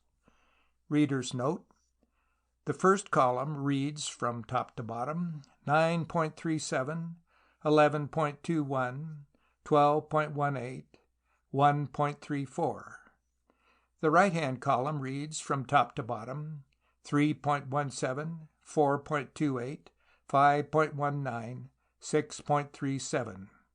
End of note. What they could mean I could not imagine, nor did I worry very long about them. I removed the wrapper to find inside a small vial labeled Pemberton's drops, which were described as a safe remedy for headache, sleeplessness, and all nerve troubles. The dose was 40 drops to be taken in water or other liquid. I turned the bottle over and saw a circular red label, not much larger than a sixpence, on which was printed in small white letters, Grainger, Midlington, obviously the chemist from whom Nora Lepley had purchased her sleeping drug. I could well understand that she did not want her friends to know that she took an hypnotic composition of this character. Almost without knowing what I was doing, I removed the cork, and then with a sudden jerk realized what it was I had stumbled upon. I smelt the unmistakable odor of bitter almonds. Whatever the vial had contained when Grainger of Midlington sold it to Nora Lepley, it was nearly full now of a strong solution of hydrocyanic acid. I took up the glass, but it was perfectly dry and odorless, despite which I had no doubt that it had been the vehicle by which Sir Philip Clevedon had taken the poison. The real art and science of the detective lies in building up one fact upon another until the edifice begins to assume intelligible shape. I am far from saying that a Sherlock Holmes is impossible. On the contrary, I have met people possessed, as he was, of a sense of intuition almost as keen and certain as seeing and hearing in ordinary men. But they are few. The average detective, though he may indulge in theories, really depends on facts, and is wise not to wander very far from them. And he will find, if he is sufficiently practiced and astute, that facts breed facts, and that a clue, even if it does not lead to the required solution, does often produce other clues that continue the chain unbroken. A clue that leads nowhere never was anything but a false clue from the beginning. And a detective is largely dependent upon what ordinary folk describe as luck or chance. His skill consists in making use of chance and in missing nothing that luck brings him. The police have, in addition to the natural astuteness of individuals, the assistance of a singularly complete and effective organization that enables them to push their inquiries far and wide, and, when they have settled on their man, to weave round him a net from which escape is all but impossible. By telegraph and telephone, the police of the whole country can be put on the alert. Descriptions can be circulated in a few minutes, information conveyed, and facts gathered until the story is complete. The English police work under some difficulty, since the methods of questioning and even bullying that are legal in France, and are frequently permitted in America, are rigidly forbidden here. English law really does try to live up to the theory that a man is innocent until he is proved guilty, and that he must not be trapped into any unwary admission. I do not mean to say that the English police invariably abide by the strict letter of the law, or always observe it in spirit. There are occasions when it is worthwhile to take risks.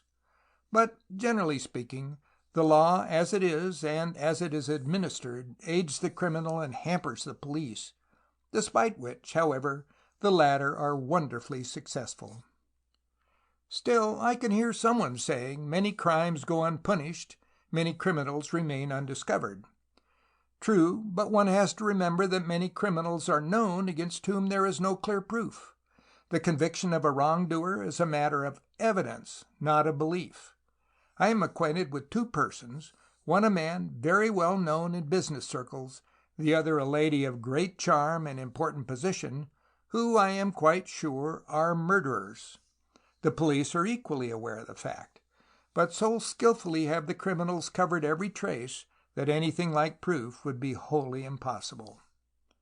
And, again, it must not be forgotten that the criminal may be a person of first-class education, alert mentally, intrepid, with money, position, and influence to aid him, and that he not only prepared the ground before the crime without hindrance or suspicion, but was able to use his skill and resource in confusing the pursuit after it.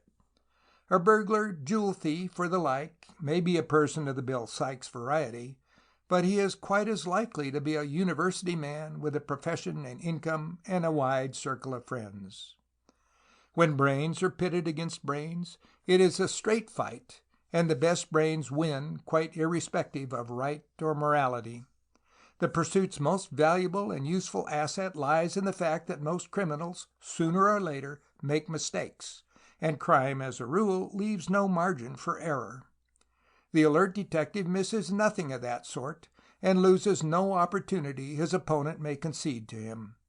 But when all is said, facts remain the detective's chief stock in trade, and it is the connected chain of established facts that eventually leads him to the solution required and the person wanted. So far, for example, in this Clevedon case, I have been groping in the dark, hanging grimly on to the few facts I had, and my blunderings and stumblings had led me to that little vial of poison in Nora Lepley's secret hiding-place. I could not yet see the full bearing of that discovery, but it was a new fact, which I had reached simply by following my nose. Of course, I made a special journey into Midlington to look up Grainger, the chemist, who I learnt had been in business in the city about 35 years, was widely known and very highly respected. I made a small purchase, and noticed that there were several bottles of Pemberton's drops in the large glass case that was full of various proprietary medicines. "Is that stuff any use for sleeplessness?" I asked, pointing to one of the bottles. "I don't know," he replied. "It seems fairly popular, but I have never tried it." "Is it dangerous to take?" "I shouldn't think so," he replied, "though personally I would say that all hypnotic drugs are better left alone. The preparation is a secret. I do notice that the people who take them come back for them, which seems to suggest that they are effective."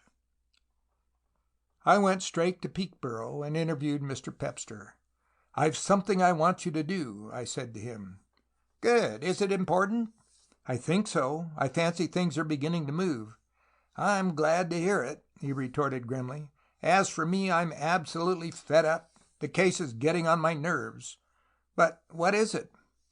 "I want to know all there is to be known about Nora Lepley." "Yes, and about Grainger, a Midlington chemist. But what connection is there?" "I don't know yet. I want to know. Probably there is none, but I have traced prussic acid to Nora Lepley." "Gad!" "And in a bottle that came from Grainger's shop." "Good Lord!" "Yes, it's a queer development, isn't it?" "But—" "I know absolutely nothing more than I have told you." Pepster nodded thoughtfully, then touched a bell. "When is the next train from Midlington?" he asked of the police clerk, who answered his summons. End of chapter 19.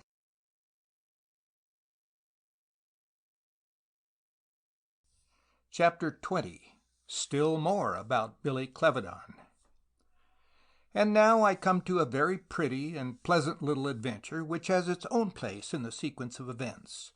Only part of it came under my own immediate observation. The rest I had to piece together by adroit questioning and the aid of a little imagination. It began with Kitty Clevedon, who, as she was crossing the park that partly surrounds Hapforth House, was a little startled to see an aeroplane coming rapidly to earth. It alighted only about 60 yards away, and a young man jumped out and came towards her. "Hello, Kitty Clevedon, by all that's lucky!" he cried. "I thought it was, which is why I gave the order to come down." "Jimmy, but you are a stranger," Kitty returned smilingly as they shook hands. "Are you still in the air service? I thought you had been to—" "Oh, yes, this is my own. I do it for fun now. Care to step aboard the old bus and see what she is like?" He helped her in, and then gave some signal she did not comprehend, and up they went. "What are you doing?" Kitty demanded. "You have no right to take—" "None at all," he admitted cheerfully. "But it would be a dull world if we only did what we have a right to do, wouldn't it?" "You must let me get out, Jimmy," she said, stamping her foot. "I'm not stopping you," he retorted with a laugh. "But it's a longish step down to Mother Earth, about 600 feet, I should judge. Would you like to have a look out? You're not frightened, are you? Have you ever been up before?" "Yes, twice," she replied. "No, I'm not frightened of the aeroplane." "Well, you're not frightened of me, anyway," he said. "I'm fierce, but not frightful." He pulled back a leathern flap, disclosing an opening, through which he thrust his head. "You ought to go in for flying, Kitty," he went on. "It's the real sport. There's nothing like it. Motoring is tame, and I tell you what, I've a good mind to carry you off to see old Billy and butt in on his honeymoon." Billy, she cried, turning on him suddenly. Do you mean my brother? Here, steady on, he said. You'll have the old bus over if you jolt us like that. You must put me down at once, she went on. I must see Mr. Holt and Mr. Thoyne. Do you hear? At once. Jimmy Trevor saw that she was serious, and immediately gave an order to descend. I'm awfully sorry, Kitty, he said. It was only a bit of a joke. I would like to apologize. If you... Don't be an idiot, Kitty replied sharply. Only be quick, and don't talk until we are out. But you will forgive? Oh, yes, and now don't talk. Let me think. They made a safe landing, and Jimmy helped Kitty to alight. Now tell me, she demanded, turning on him suddenly, do you know where my brother is? Why, yes, he replied, evidently a little mystified at her manner. And did you say honeymoon? Is he married? Good Lord, didn't you know? He shouted. Have I put my beastly number 9 foot into it again? He didn't tell me it was a secret. I was his best man, you know, and saw them off to Jersey for their honeymoon. But he said nothing about keeping it secret. Didn't you know? Will you come with me to see Mr. Holt? Kitty asked. I will go anywhere you say, anywhere at once, Jimmy replied. Kitty started off immediately in the direction of the village, Jimmy Trevor keeping pace with long strides, muttering apologies to her and imprecations on himself at intervals. As they passed through the big gates into the main road, they met Thoyne, who glanced at her companion a little questioningly. Jimmy Trevor was a very personable youth, and jealousy is easily aroused. Oh, Ronald, this is Mr. Trevor, Kitty said.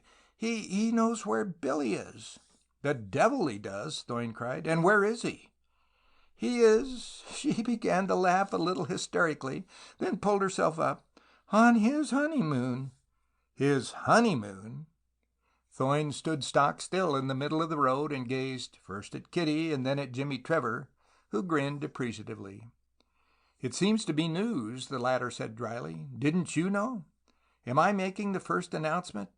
I seem to have created a sensation by posing as an amateur Morning Post. Why shouldn't Billy get married if he wants? And she was a deuce of a nice girl, too. But the murder, Thoyne stammered. Murder? What murder? We're talking about a marriage, not a murder. The murder of Sir Philip Clevedon, Thoyne replied, rather angrily. You must have heard of it. Not a word, Jimmy responded. I've been abroad and only returned to England 2 days ago. Sir Philip Clevedon. Why, then Billy is Sir William, and he doesn't know it. We must tell Mr. Holt, Kitty broke in, and Thoyne nodded his agreement. And thus it was they came to me with their story. I listened to them in silence, and then put a few questions. Had Clevedon arranged that you should be his best man? I asked Trevor. Not at all, he said. Nothing of the sort.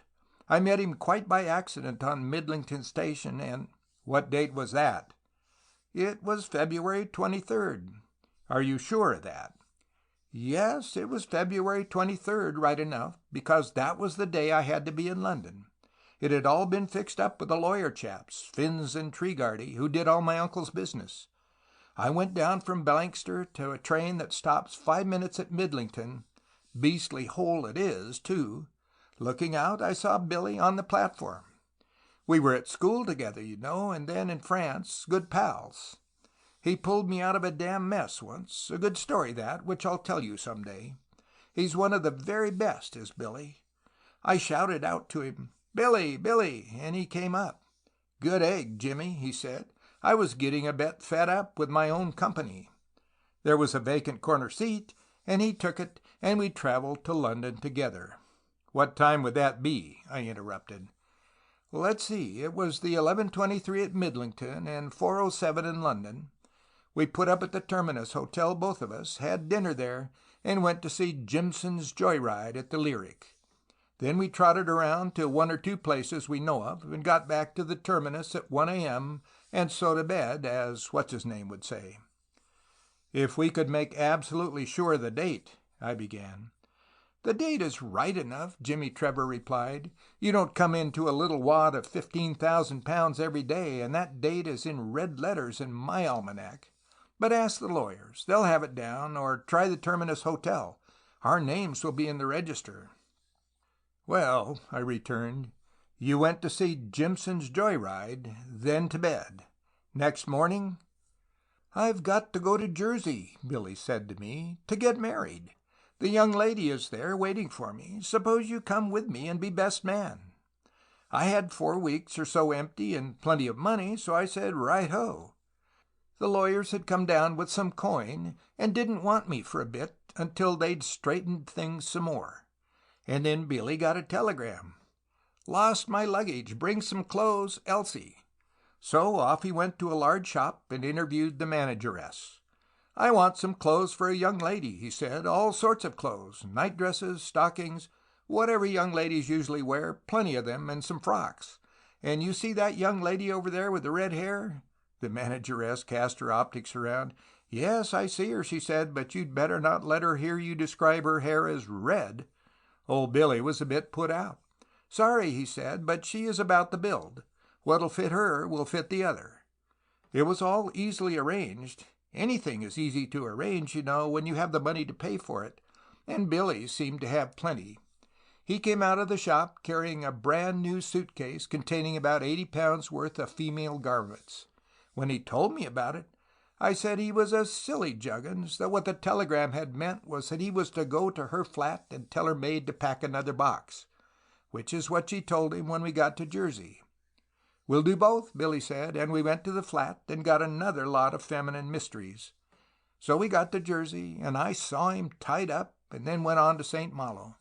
That's how I never heard anything of Sir Philip Clevedon, and I'll bet Billy's heard nothing either. "And who is the girl?" Kitty demanded, quite naturally a little angry when she recollected the suspense and misery that she had endured through her brother's unexplained absence. "She's Elsie McFarren," Jimmy replied. I knew her quite well. Miss Elsie McFarren was a youthful American actress who had come across with a boisterous Yankee comedy entitled Chick Toddle's Turnout.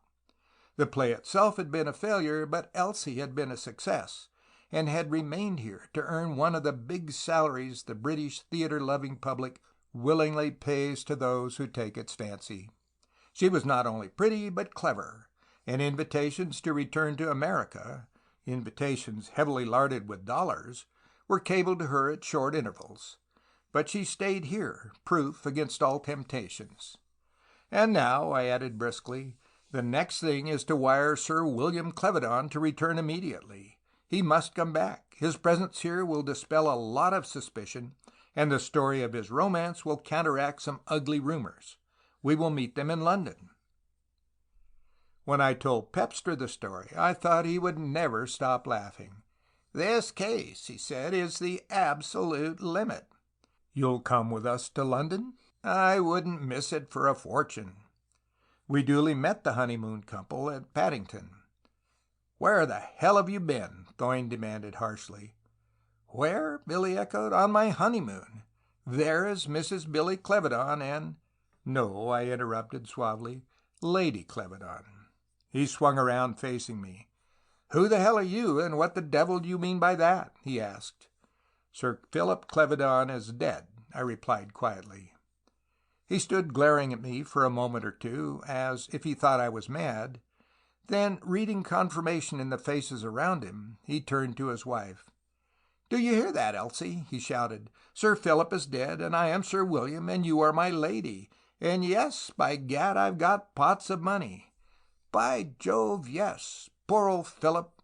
He was a bit of a—but there, he's dead. What a life it is!" "The fact is," I went on, cutting short his excitement, "that Sir Philip Clevedon was murdered, and—" I paused for a moment or two so that I might get the full effect. "There is a warrant out for your arrest." "Murdered!" he echoed. "Arrest?" "Well," Pepster interrupted slowly, "I wouldn't say arrest. The police are interested. You see, your absence seemed to require—" "And where the devil do you come into the picture?" the new Sir William demanded. I am the police," Pepster retorted. "But surely," Kitty said haltingly, "Mr. Trevor has proved Billy was in London on the night of the 23rd. An alibi." "There can be no alibi in a poison case," I returned gravely. "The crime is committed, not when the victim dies, but when the poison is placed, wherever it is placed. For example, if I were to put prussic acid now in some whiskey, which you were to drink next Sunday, I might go off to Paris and be on the high seas far enough off anyway when you drink the whiskey, but I should still be guilty of—" "Is that the story?" Billy broke in. "Did I put prussic acid in Philip's whiskey? Come, we'll get back to Carterdale. I am Sir William, and White Towers belongs to me. I'm going to take possession. And if anyone thinks I killed Sir Philip, well, let them prove it and be damned to them." He broke off with an angry laugh and stood facing us. His lovely little bride thrust her hand through his arm. "Yes," she said in that musical voice of hers that had charmed huge crowds on 2 continents, "let them prove it and be damned to them." But her laugh was one of real amusement. Lady Clevedon was looking forward to enjoying life, and had no objection to a sensation or two. Possibly she had found the honeymoon just a trifle slow. Anyway, she made a charming picture of loyalty and confidence as she stood arm in arm with her husband, facing those who were practically accusing him of murder. End of chapter 20.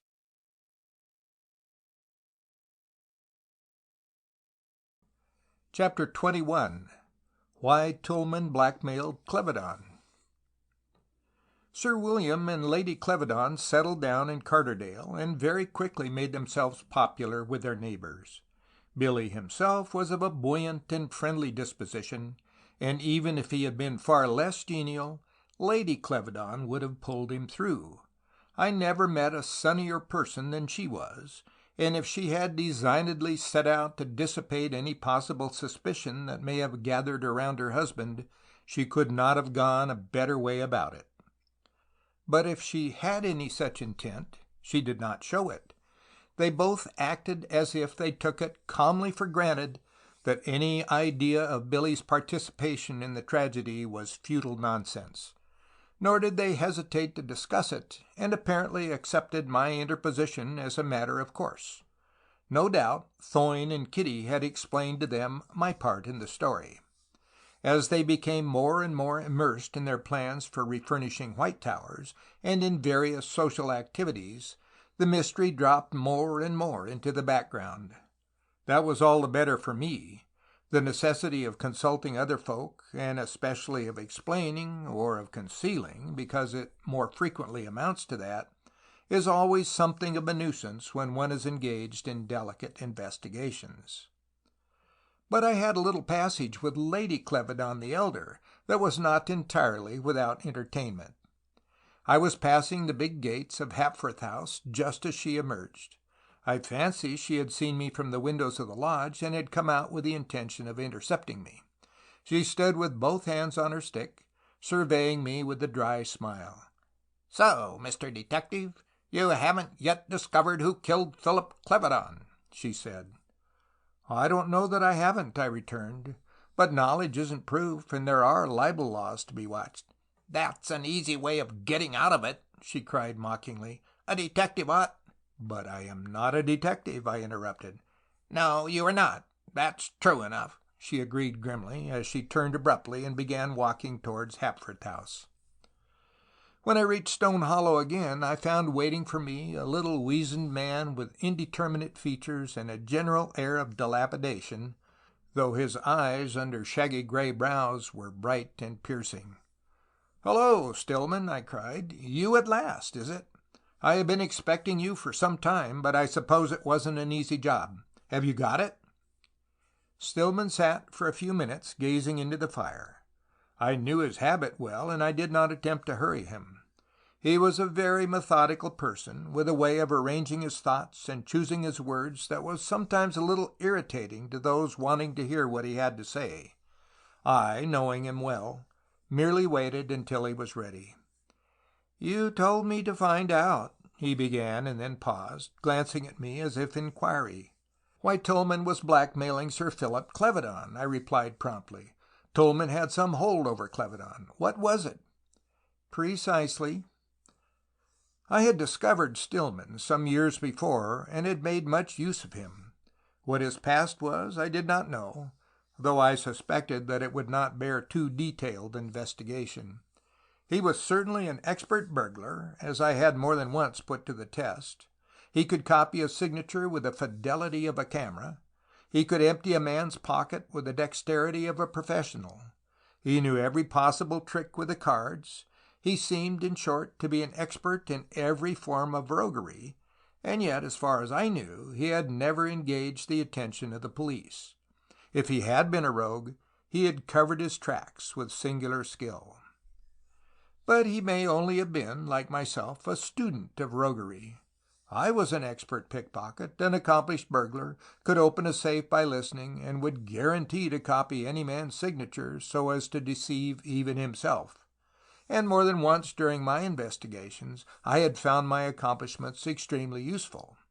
I should have made a very dangerous criminal, but I kept within the law, and I was willing to give Stillman also the full benefit of the doubt. As a sleuth I never met his equal. In the patient, persistent, unwearying, remorseless pursuit of an individual, in turning a person, man or woman, inside out, in penetrating the most sullen reserve and uncovering the secrets of the past, he was unapproachable. I had the first taste of this quality in the Strongley case. He brought me some information, and I happened to remark that I must have Robert Strongley shadowed. "Try me," he said, and as I was just then too busily occupied to do it myself, and had nobody else whom I could put on, I agreed. He followed Strongley half around the world, and wormed out secrets that even Strongley himself had forgotten. Since then I had many times employed him, and he always promptly answered my call, possibly because I paid well, but even more, I think, because my cases were nearly always interesting. How he lived or what he did in the unemployed intervals I cannot say, and never inquired. A lack of curiosity is often a form of wisdom. I had placed Tulmin in his hands. "This man," I said, "has been blackmailing the late Sir Philip Clevedon, and I want to know why." And there I left it. Stillman, I knew, would sooner or later bring me the information I required. "I went down to Ilbay," Stillman said, "but I could not get on board the yacht. But chance helped me there. Mr. Thoyne came off the ship, bringing Tulmin with him. The latter went to London, and so did I. Whether Thoyne had given Tulmin an address, or whether Tulmin went there on his own, I didn't know, but I followed him and obtained a room in the same house. Later I learnt that the house was one in which Tulmin had lodged when he first came over from America, and before he went to Carterdale." "America?" I interposed. "Did Thoyne know him in America?" "That is the story," Stillman replied with a quiet grin. "Thoyne, Clevedon, Tulmin, all from America. Tulmin had some money of his own, but Thoyne was making him a fairly generous allowance, is still, for that matter. But to begin at the beginning, when Sir Philip Clevedon died, Mr. Thoyne offered Tulmin a job as steward on his yacht." "Did Tulmin say why the offer was made?" "No, no special reason, anyway. He was out of a job, and Thoyne wanted a steward. But it is a little curious that Mr. Thoyne offered him about twice the usual pay if he would go then and there at once." I smiled appreciatively. It was, indeed, a little curious. "Though if he hadn't done that," Stillman went on, "Tulmin probably wouldn't have gone, because he wasn't short of money. At all events he went, but hardly had he got to know his way about the yacht when a telegram came. 'I want you to go to London and wait for me there,' Mr. Thoyne said to him, and that seems to be the whole story." "Did Tulmin see the telegram?" "No, Mr. Thoyne burnt that when he had read it." That, of course, was Kitty Clevedon's telegram warning Thoyne of my threatened visit. "It was lucky Tulmin went to London. What should you have done if he hadn't?" I asked, with some little curiosity. "Oh, I should have found a way," Stillman replied. "Perhaps an opportunity of boarding the yacht would have presented itself, or I might have learnt its destination and met it there. I should have found Tulmin some way. But that telegram eased matters considerably. I am much obliged to whoever sent it." In all his confidences, Thoyne had never told me why he took Tulmin away, nor had he given me any indication that he knew where he was. As to Tulmin, Stillman went on, I had rather a lot of trouble with him. He wasn't exactly an easy subject, but I got there in time. He is too fond of his whiskey to keep many secrets, and I have spent a lot of money in whiskey. At today's prices, you know, whiskey does cost money. But I had to drag it out of him, almost a word at a time, and piece it together as best I could. But I think I have it straight now. The story was very simple. As Stillman had said, the three men had all hailed from America, where Clevedon, known then as Calcott, had been an object of much attention from the police. Tulmin himself was a crook, though of rather smaller dimensions than the other, and they had occasionally worked together. Then Calcott disappeared, and it was given out that he was dead. It was some time after Calcott's ending that Tulmin, finding the police in America inconveniently eager to make his acquaintance, crossed over to England, which offered at once a refuge and a fresh field for his operations. It was in London that he met Sir Philip Clevedon as the latter was going from a taxi toward the dignified entrance to his club. They faced each other at the foot of the stone steps. "Calcott!" Tulmin cried, with a welcoming grin. "I beg your pardon," Sir Philip replied, with the icy composure that characterized him. "I said Calcott," Tulmin reported, in no way perturbed. "Yes, I heard you, but I don't know what it means," Sir Philip made answer. "It's a clever bluff," Tulmin responded, "and I've heard of doubles, of course. But do you know that Felter is in London?" Felter was the head of Chicago Detective Bureau, and a man whom the late Calcott had good reason to fear. "On some stunt or other, and looking as foxy as ever. It gave me a turn of the shivers when I ran up against him suddenly in Oxford Street. I was wondering if you could persuade him to believe in doubles, or whether he might not want to see that scar on your left knee. He put it there, you know, didn't he, and could identify it. Anyway, I am looking for a job as a confidential man. Valet, secretary, something soft and clean and well paid. I am tired of being a crook." What Tulmin actually would have done, or even could have done, had Clevedon bluffed it out, I don't know. But apparently the latter funked the risk, and the end of it was that Tulmin was installed at White Towers as Sir Philip Clevedon's confidential valet. That, in brief, was the story Stillman told me, nor was it difficult to supply the missing lines. Clevedon had never expected to succeed to the title, since there were several lives in front of him, but they disappeared one by one, and accordingly he shed his Calcott existence like a discarded hat. He was accepted on this side without question or demur, and indeed there seems to have been no doubt regarding his identity. The whole story was extremely interesting, but I did not see that so far it helped much in the solution of my own particular mystery. I was a good deal more concerned with Thoyne's part in the play. "The hold Tulmin had over Clevedon seems clear enough," I observed reflectively, "but I don't quite see how he managed to hook Thoyne on, unless Thoyne was also—" "No, there was nothing against Mr. Thoyne," Stillman responded promptly and decisively. "He is paying Tulmin to keep out of the way, but I think that is simply so that there may be no scandal, no public identification of Clevedon with Calcott." "Then he knew that Clevedon was Calcott?" "Yes, Tulmin says so." "I wonder how he knew." "I'm not sure about that, but Tulmin was positive that he did know, and that he was keeping Tulmin out of the way, so as to keep the name of Clevedon out of the mess. Isn't Thoyne marrying into the Clevedon family? Anyway," Stillman added, with a queer chuckle, "Tulmin doesn't expect him to go on paying forever. As long as it lasts, in his own phrase. The hold isn't a very strong one, and I don't think, myself, Tulmin will turn nasty when the money stops.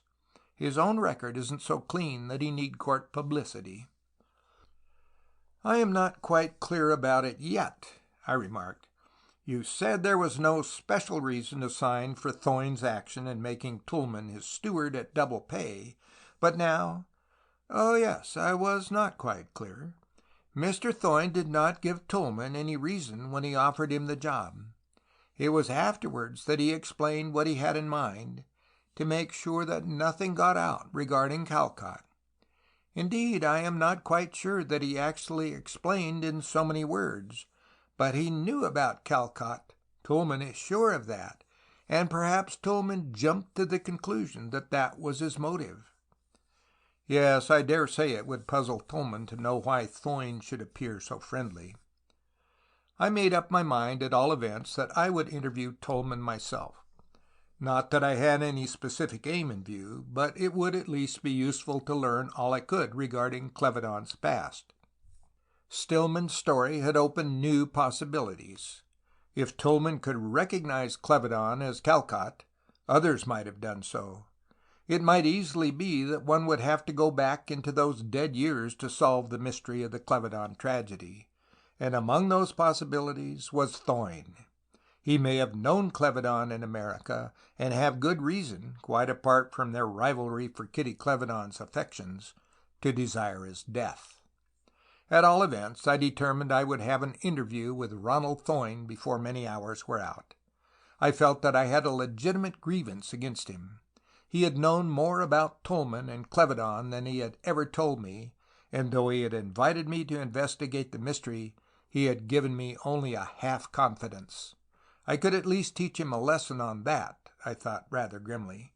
Besides which, somewhere at the back of my mind was a queer suspicion that Thoyne had deliberately thrown me off the scent, telling me with every appearance of frankness much that did not matter, but remaining stubbornly reticent on several things that did. End of chapter 21.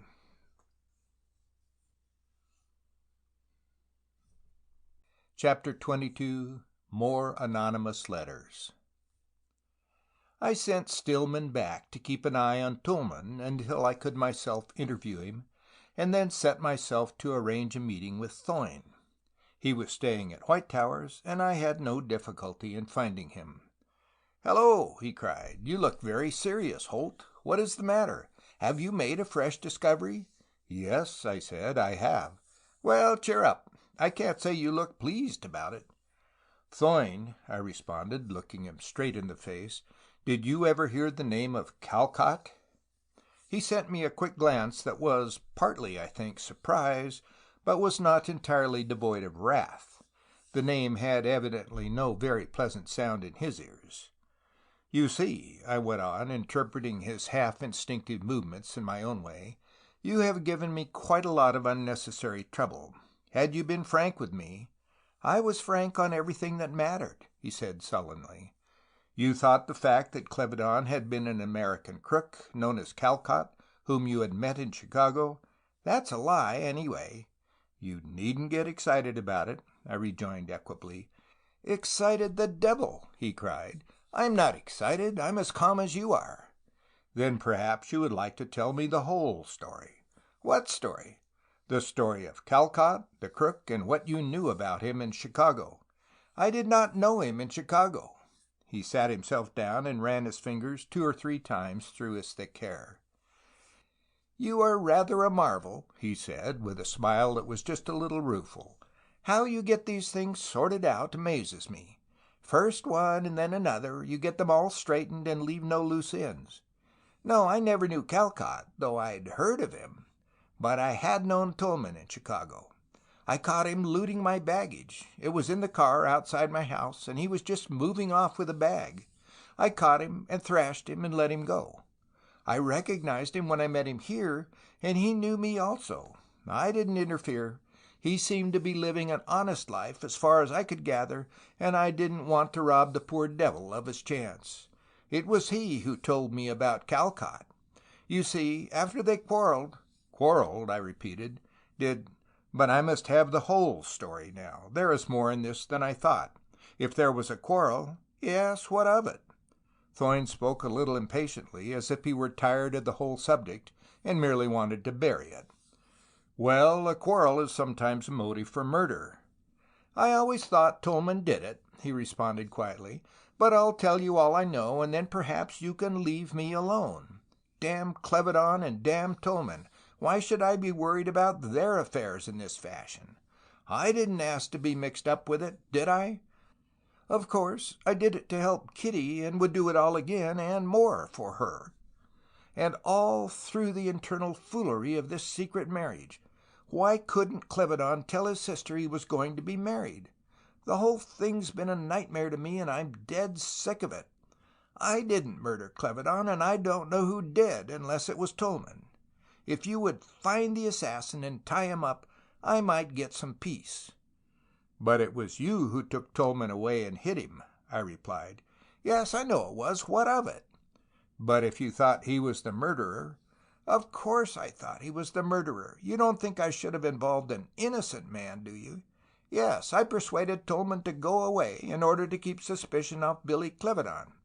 Kitty was terrified, and I was a bit anxious myself." "And as to this quarrel?" I interposed. "I don't know the rights of that, except that Tulmin wanted more money than Clevedon was willing to pay.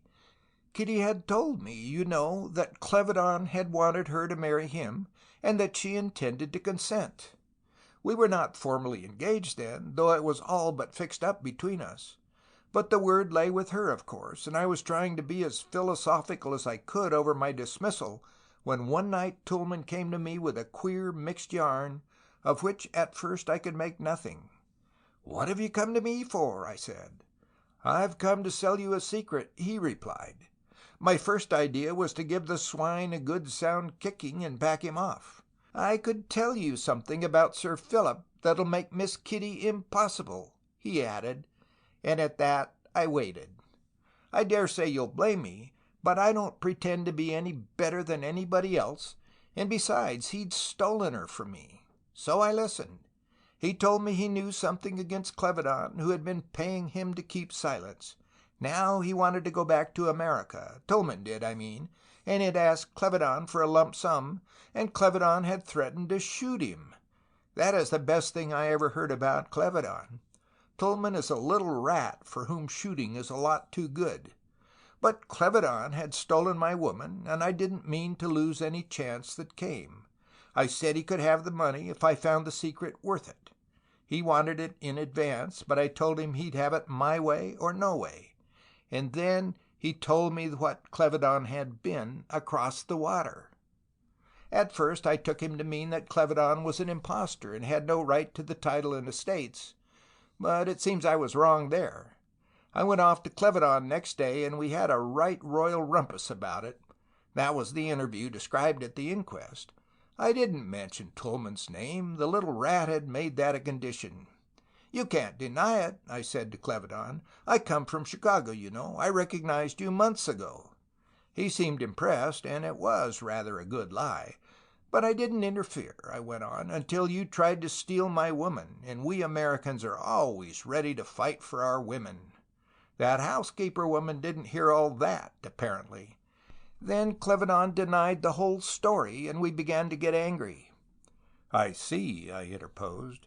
"And when you said you'd find a way of making him give up Miss Clevedon, you meant—" "I meant I would get the Chicago police on his trail."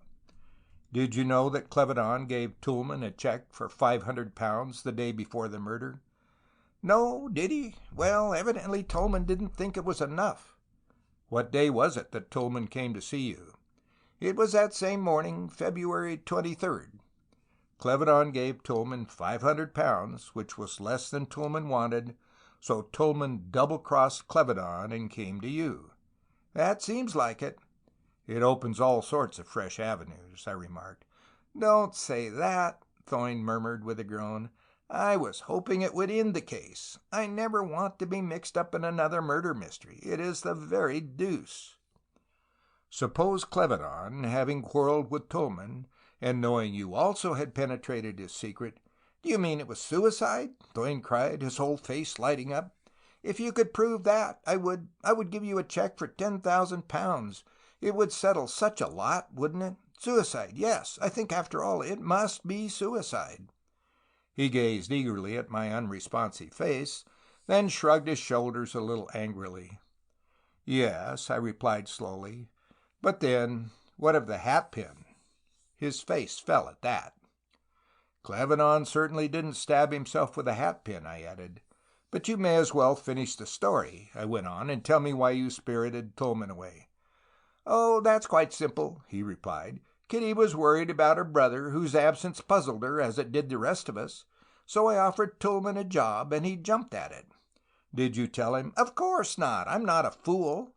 And was it why you offered to buy my house? He laughed at the recollection of that particular interview. I dare say you thought me an awful idiot, he said. And now you've told me everything? Yes, he responded, everything. The truth or otherwise of which will appear in due course.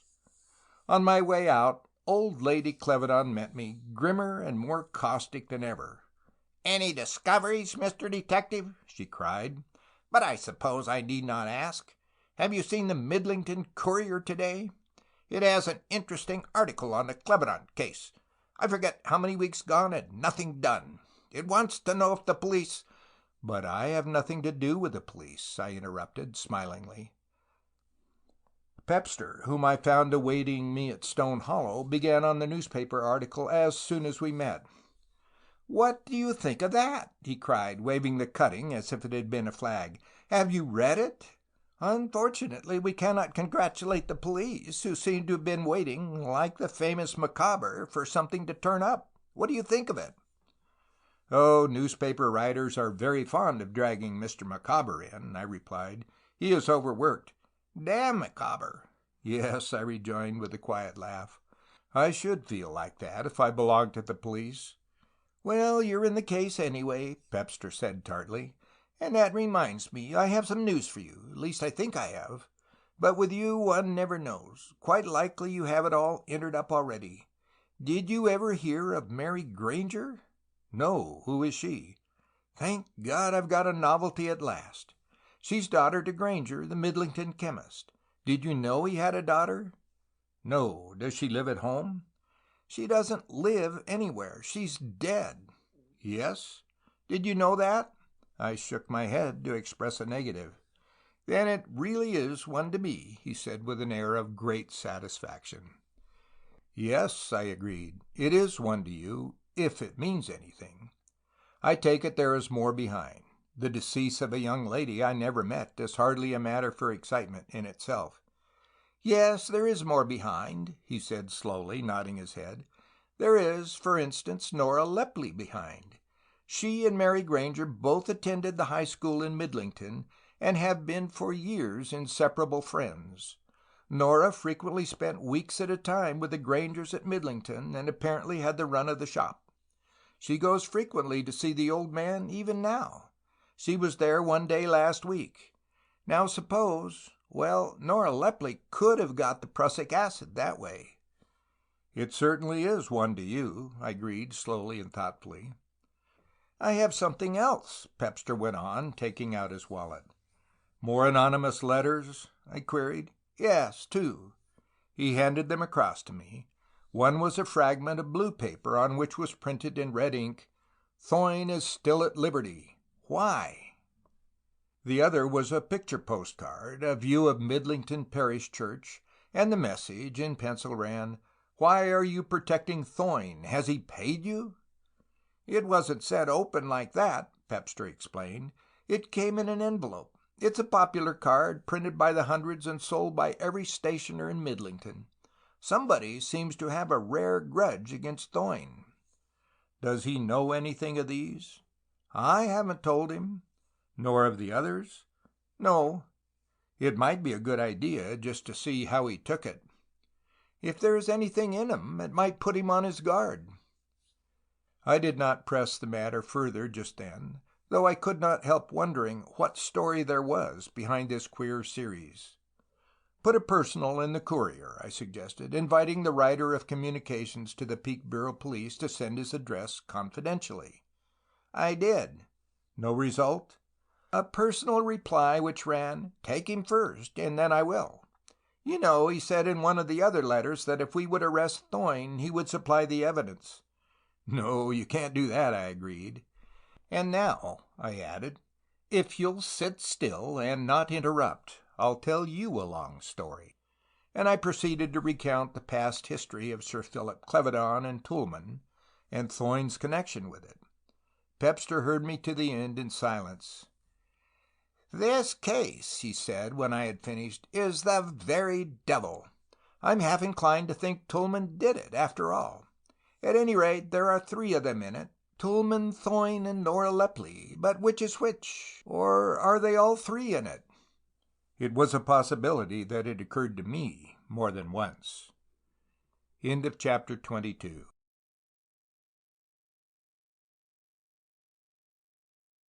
Chapter 23. Tulmin's Queer Story. During my journey to London, I devoted careful and prolonged thought to the difficult problem of Mr. Ronald Thoyne, whose exact place in the story I had by no means satisfactorily determined. He had played a very curious game all through, and though there was an explanation in his anxiety to help Kitty Clevedon and relieve her anxiety regarding her brother, the facts as I knew them would equally have fitted a desire to throw pursuers off his own scent.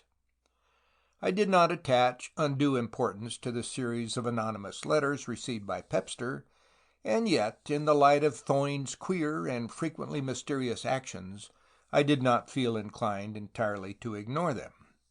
I was fully aware that so far I had not found the key to the mystery. Did Thoyne hold that, or was it Nora Lepley? Thoyne was an American, and as far as I had been able to gather, came of a wealthy and highly respectable family in Chicago. There was absolutely nothing of any sort against him, and yet it seemed queer that he had settled down in England and had apparently no intention of returning to America.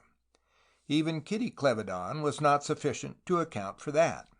She would certainly have gone with him had he asked her. Even if he had not actually encompassed Clevedon's death, was he privy to it? Then I remembered, suddenly, the first time it had occurred to me, what the vicar's wife had told me. Thoyne, when he first went to Carterdale, had lodged at Lepley's farm, and gossip had coupled his name with Nora's. What was there in that? Little, probably, perhaps nothing. And so I maundered on, my thoughts flitting from one thing to another and back again, but with no tangible or coherent result. I could not fit Thoyne into the picture anyhow. If he had set out to fool me, he had succeeded, for all I had tripped him up so many times. That again was curious. Practically everything he had told me had been dragged out of him. Very little had come from him voluntarily. He became confidential enough when he knew that I knew, but he offered nothing. I walked to the address in Bloomsbury Stillman had given me. He met me on the doorstep, and, taking me into his room, made a few minor alterations in my appearance, not sufficient to merit the word disguise, but enough to prevent Tulmin from recognizing me. I had never spoken to him, but I had been on the jury when he was a witness, and he might know me again. And then I gave Stillman another mission. Grainger, Mary Grainger, Nora Lepley. "Anything particular?" Stillman asked. "No," I said, "everything. I don't know what it will lead to. It is absolutely new ground." I told him all I knew and left him to it. When Tulmin came in, Stillman introduced me as a friend of his named Spencer, and for a long time we talked on all sorts of topics, until Stillman mentioned quite casually that Tulmin had come from Carterdale. "Did you know Sir Philip Clevedon?" I asked. "The man who was poisoned? A cousin of mine was housekeeper there, name of Halfleet." "Mrs. Halfleet, yes, she is the housekeeper," Tulmin said. "She thinks he committed suicide," I observed. "Nay, she's wrong there," Tulmin replied. "He wasn't the suicide sort." "Tulmin," I said suddenly. "Why, I remember that name.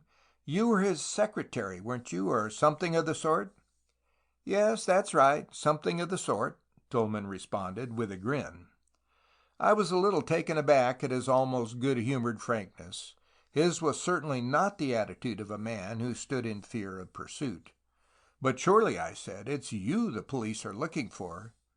"Me? Why would they want me?" he growled, sitting suddenly upright. "I don't know," I replied. "I'm not very well up in the case. It was my cousin that told me. I believe myself it was suicide, she said, but the police think differently, and they're looking for Tulmin, who ran away." He rose from his seat and thumped the table angrily, though his face grew a little white. Stillman, who had been watching him carefully, poured out a glass of whiskey and handed it to him. Tulmin gulped it down at a draught and seemed to recover his nerve. "But didn't you run away?" I asked.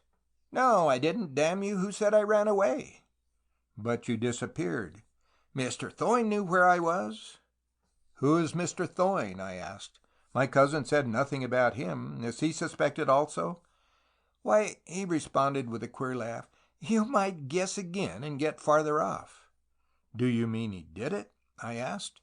"I don't mean anything," he replied cautiously, and then he added, "It was Mr. Thoyne who sent me here."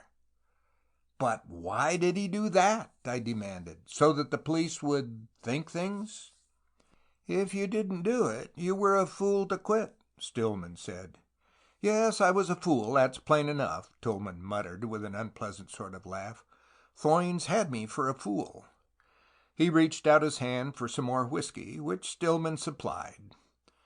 "I see now," Tulmin went on, almost as if talking to himself.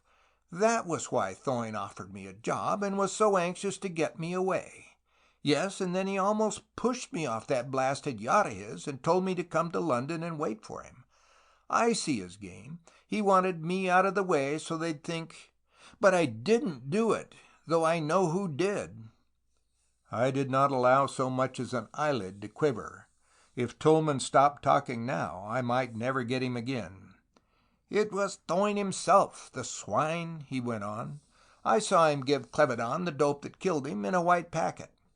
'You'll sleep all right after that,' he said, and laughed. He wasn't far out. He put Clevedon to sleep sound enough." "Did you tell Thoyne what you saw?" I asked. "When did you give it to him?" "Why, Clevedon called on him that night. They'd quarreled over a girl, and Clevedon went to... I don't know what he went for." "Went where?" "To see Thoyne, at Thoyne's house. I followed him. I couldn't hear all they said, but I could see everything." "And you didn't tell Thoyne what you saw?" "No, I didn't." "But why?" "Oh, well, I was keeping that," he said with a maudlin grin. "I thought it might come in useful later on. But Thoyne did it, right enough." "Do you know what was in the packet?" "No." "Then you can't possibly say—" "They both wanted the same girl, I know that, and Thoyne took his chance. He came to the door with Clevedon. I was hid in the bushes. 'Take a dose of that stuff and it'll put you to sleep,' Thoyne said. And by God it did. Suicide? No, he didn't commit suicide. Thoyne killed him." And then he flung his arms over the table and fell into a stupid, drunken sleep. I glanced at Stillman, who shook his head. "No jury would take his evidence," he remarked. I wondered for a moment or two if Tulmin had written the anonymous letters, but then I remembered that they had borne a Midlington postmark. "Has he been away from London at all?" I asked. "No." "Not even for a day?" "No." Of course, he might have got somebody in Midlington to post them for him, but I doubted it. I did not think he had written them. His accusation merely came in a queer corroboration of their statements. But anonymous letters and a drunken gutter thief from Chicago, I should get a better case against Thoyne than that. I stayed 3 or 4 days in London, having a good deal of business with publishers to transact, and for that period I left Carterdale and its concerns entirely alone. It was a visit from Stillman that plunged me once again into the thick of the mystery. "It's only a preliminary report," he said, "but as far as it goes, it is simple enough. Miss Grainger died at Long Burminster, a small village in the Midlands, about 60 miles from London. That was some months ago, and she left behind her a little baby girl, who has been adopted by the people, themselves childless, with whom Miss Grainger herself had been lodging. She wrote to her father, it seems, but he refused to visit her or to have anything to do with her child. Said they could send it to the workhouse, which, however, they refused to do." I remarked that this seemed a very good and generous action on their part, to which Stillman replied with his characteristic unbelieving grin that they were being well paid for it. "By whom? Grainger?" I asked. "No," Stillman replied. "Not by Grainger, but by Mr. Ronald Thoyne." "Thoyne!" I exclaimed. "Thoyne again! It seems to be always Thoyne. But what had he to do with Mary Grainger?" Stillman went on with his story. He reminded me, in the first place, that Mary Grainger and Nora Lepley had been close friends, and that Thoyne had lodged at Lepley's farm when he first went to Carterdale. He might have met her there, though he believed, he had not yet actually verified this, that Thoyne had been a patient in the hospital at Bristol, where Mary Grainger and Nora Lepley had both served, the former as a nurse, the latter as V.A.D. "And is the suggestion, then, that Thoyne is the father of this baby?" I demanded. But Stillman knew nothing as to that. It might be so, or it might not, but it was quite certain that Thoyne was paying for the child now. And there was another interesting point he had forgotten to mention. When Mary Grainger went to Long Burminster, she called herself Mrs. Blueshaw, and wore a wedding ring, which, in fact, was buried with her. It was when she was ill, and knew she could not recover, that Mary had written to her father, who had replied with a violent refusal either to see her or forgive her. Happily, Mary herself had never seen that letter. She died peacefully and painlessly before it came.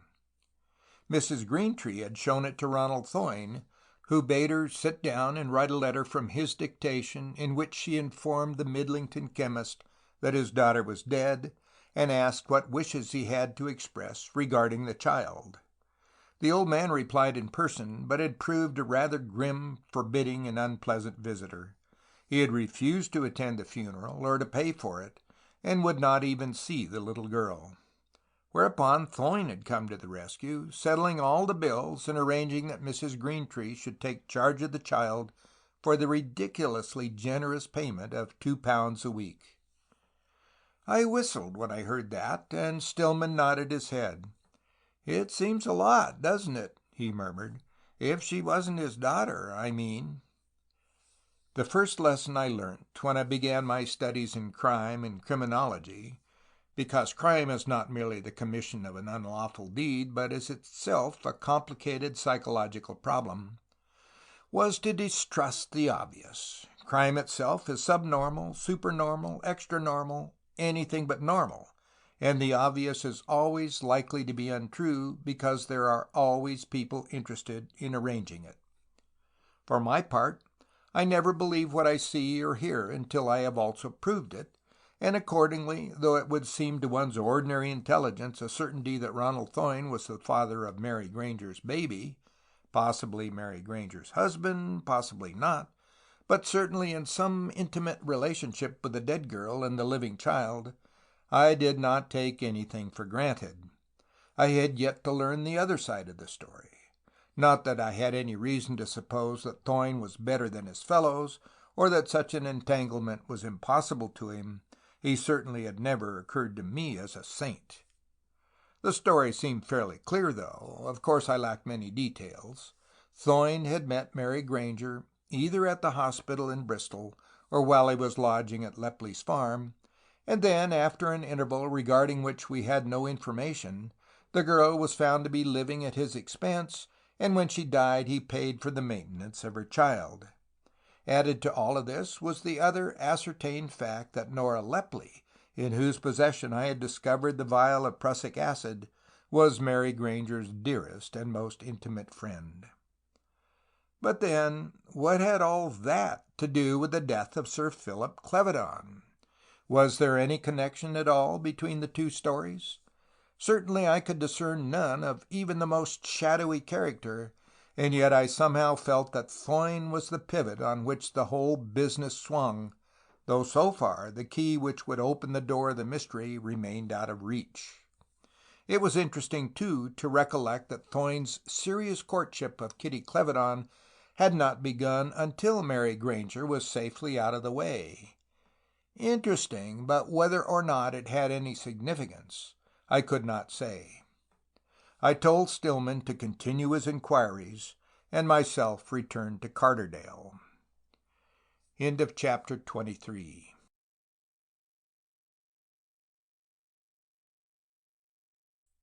Chapter 24. The Wrath of Ronald Thoyne.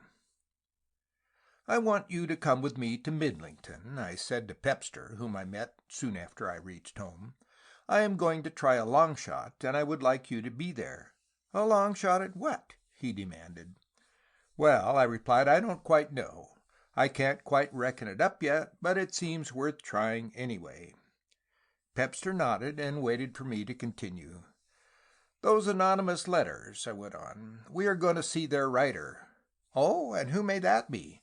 "Grainger, the chemist. But well, anyway, I'm ready. Shall we go now?" We found Mr. Grainger behind the counter of his shop, but I was just in time to see a skirt flashing through the door that opened into the little room behind. That it was Nora Lepley I felt sure, though I did not see the face. "Mr. Grainger," I began, "we have come to see you about those letters you wrote to the police." He shrank back against the shelves behind him, and his face went suddenly gray. He pulled himself together immediately.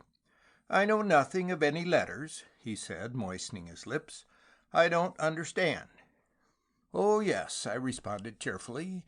"You promised to provide the evidence if—" "Has Ronald Thoyne been arrested?" he broke in, with hardly concealed eagerness. "Ronald Thoyne?" I echoed. "Did I mention Thoyne?"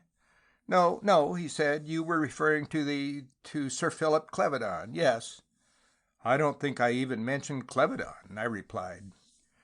Grainger passed his hand wearily across his forehead, then faced me once more. "No," he said, almost as if he had made up his mind on a point which he had been in some doubt. "I know nothing of any letters." "And you are not ready with the evidence you promised?" "I don't understand," he returned. "Of course, I know you promised that if Thoyne were arrested you would provide, but then, in point of fact, there is nothing against Thoyne, and we must have evidence in advance. If you know anything, it is your duty to help us, surely. You say you have evidence against Thoyne." "I have not said so." "Oh, yes, you said so in that letter you wrote to the police at Peekborough." "I wrote no letter." "You see, if we did arrest Thoyne, as you suggested, and then your evidence failed, we might be in a very awkward position. Now, if you could give us some idea of its—" "I know nothing of it." The door from the little room behind the shop slowly opened, and Nora Lepley came out. "What is it you want?" she demanded. "Why are you badgering Mr. Grainger in this fashion?" I turned smilingly towards her. "Not at all," I responded equably. "Mr. Grainger wrote to the police and told them that if they would arrest Mr. Thoyne, he would produce evidence that he, Mr. Thoyne, I mean, murdered Sir Philip Clevedon." She blazed up in a very queer fashion and wheeled suddenly upon the old man. "Did you say that?" she demanded. "I wrote no letters," he responded, half sullenly. "I don't know what they are talking about. It isn't true." He had gone very white, and his hands were trembling violently. "I think you'd better go," Nora said quietly. "He will be ill if you worry him any more. I will talk to him and see you again. But you'd better go now." I nodded to Pepster, who followed me out of the shop. "He wrote those letters," Pepster said as we walked along. "Yes, that seems fairly evident." "But what does it all amount to?" "I don't know." "Why should he accuse Thoyne?" "I don't know." "Did Thoyne murder Clevedon?" "I don't know." "But there must be some reason for those letters." "Oh, yes. The reason is plain enough. He had a bitter grudge against Thoyne. His daughter seems to have come a cropper, and he suspected Thoyne. Yes, that is why he wrote the letters." I told him in a few words what Stillman had discovered regarding Thoyne and Mary Grainger. "It's a rum story," Pepster said thoughtfully. "Of course the child is Thoyne's, and that would account for the grudge, as you say. But it doesn't explain why he should accuse Thoyne of murder. He must have had something at the back of his mind. It can't be wholly an invention." "I saw Tulmin a day or two back." "Gad, and where is he?" "In London. I asked him who murdered Philip Clevedon, and he replied that Thoyne did it." "He replied what?" "That Thoyne did it." I recounted as much as I thought proper of my interview with Tulmin, but Pepster shook his head. "The thing's beyond me," he said. "It wants a lot of sorting out. But Tulmin's evidence would go for nothing, and Grainger, if he knows anything, won't speak. We must wait a bit yet." On my way up to Carderdale from the station, I overtook Thoyne going in the same direction. "I am bound for Whitetowers," he said. "I am staying there with Sir Billy and his wife." "Do you happen to know," I said, when our preliminary conversation languished a little, "of anyone who has a grudge against you?" Thoyne regarded me frowningly for a moment or two. "No," he said, shaking his head. "There is nobody. I can say that, Holt, freely enough. Clevedon, but he is dead anyway, and there's no one else." "Did you ever hear," I asked, "of a girl named Grainger?" He gave me a quick sideways glance. "Yes," he said, "I knew Miss Grainger very well." We relapsed into silence, which lasted for several minutes. "Shall I tell you the story?" I asked softly. "Or will you tell me?" "What story?" he demanded roughly. "The story of Mary Grainger," I returned. "There is no story," he said. "The poor girl is dead. Let her rest." "Yes, but—" "I tell you I won't talk about it, about her. She is dead, and death ends all stories. Leave it there." "But if I have a story—" "I don't want to hear it." "The Clevedons might be interested." "It is no business of theirs." "They might not agree with that."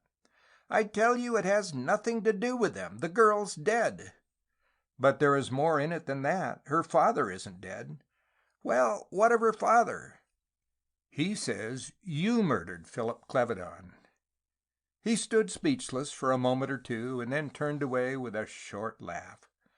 "What the devil do you mean?" he shouted. "What blasted foolery have you in mind now? You are a damned fool, the damnedest of damned fools. I have never seen Miss Grainger's father, and he has never seen me. I am getting sick of the very sight of you about. You persistently follow me up as if you thought I killed Clevedon. Well, if you think so, why not arrest me and have done with it? I would sooner face a jury and take my trial than put up with this perpetual persecution." "It is your own fault," I returned equably. "You will tell me nothing, and your whole attitude is a challenge. You kept secret your knowledge of Clevedon's past, but I found that out. You did not tell me where Tulmin was, but I tracked him down. You have said nothing about Mary Grainger. Then there was Clevedon's visit to you on the night of his death, and the medicine you handed him which—" "I have never committed murder," he cried, turning on me with a savage intensity which betokened the inward strain. "But I am nearer to it at this moment than I ever thought I should be. If I stay here I shan't be able to trust myself. He left me abruptly, and, vaulting over a low rubble wall, made off at a quick pace across some fields which gave him a short cut to Whitetowers. But in something under 2 hours he had joined me at Stone Hollow. "I apologize," he said as he strode into my study. "I apologize for everything I said. You were right, and I was a fool. You told me that Grainger had accused me of murdering Clevedon. Well, now he's written to Billy—" "About the murder?" I asked. "No, damn the murder. Something a lot worse than that," he responded. "He accuses me of bigamy, says I have a wife living. It's got to be sorted out now because of Kitty, and I've come to you." He took a fragment of paper from his pocket. "Here's a copy of the infernal thing," he said. "Read it." The letter was terse and to the point. "Sir, Mr. Ronald Thoyne, who, I understand, is engaged to marry Miss Kitty Clevedon, has been guilty of bigamy. He may have a wife now living, but I cannot say that for certain. All I know is that he married my daughter under false pretenses, and then, when he had tired of her, told her he had a wife living in America. He is keeping her child, his child. I advise you to institute careful inquiries into these statements, which you will find can easily be substantiated. The child is being cared for by some people named Greentree, who live at Long Burminster, and Mr. Thoyne is contributing £2 a week for her maintenance. Yours truly, Robert Grainger." "Well," Thoyne demanded, "what do you think of it?" "Is it true about the child and the £2 a week?" Yes. And the other? No. Does anyone know the real story? Yes, Nora Lepley knows all about it. She is at White Towers now. I want you to come back with me and straighten it out. Then we will see Grainger together. It has got to be cleared up now. Yes, I replied. I'll come. And Thoyne, did you ever suffer from sleeplessness? What the devil has that to do? Perhaps nothing, but did you? Yes, at intervals. It's a legacy from the war, a result of being gassed. Perhaps a fortnight I may not be able to sleep, and then it passes and I am all right for months. Do you take anything? Not if I can manage without. I have a horror of drugs, but occasionally a dose of Pemberton's drops. Have you any by you now? No, I gave the last bottle to Clevedon. He looked rotten, and, I think, felt worse even than he looked. I hated the fellow, but I couldn't help pitying him. He called on you earlier on the night of the... Yes, he did. And that was when you gave him the bottle of Pemberton's drops? Yes, what of it? Nothing. Let us get on to White Towers and have a word with Nora Lepley. But on our way I called at the post office and had a long conversation on the telephone with Detective Pepster. End of chapter 24.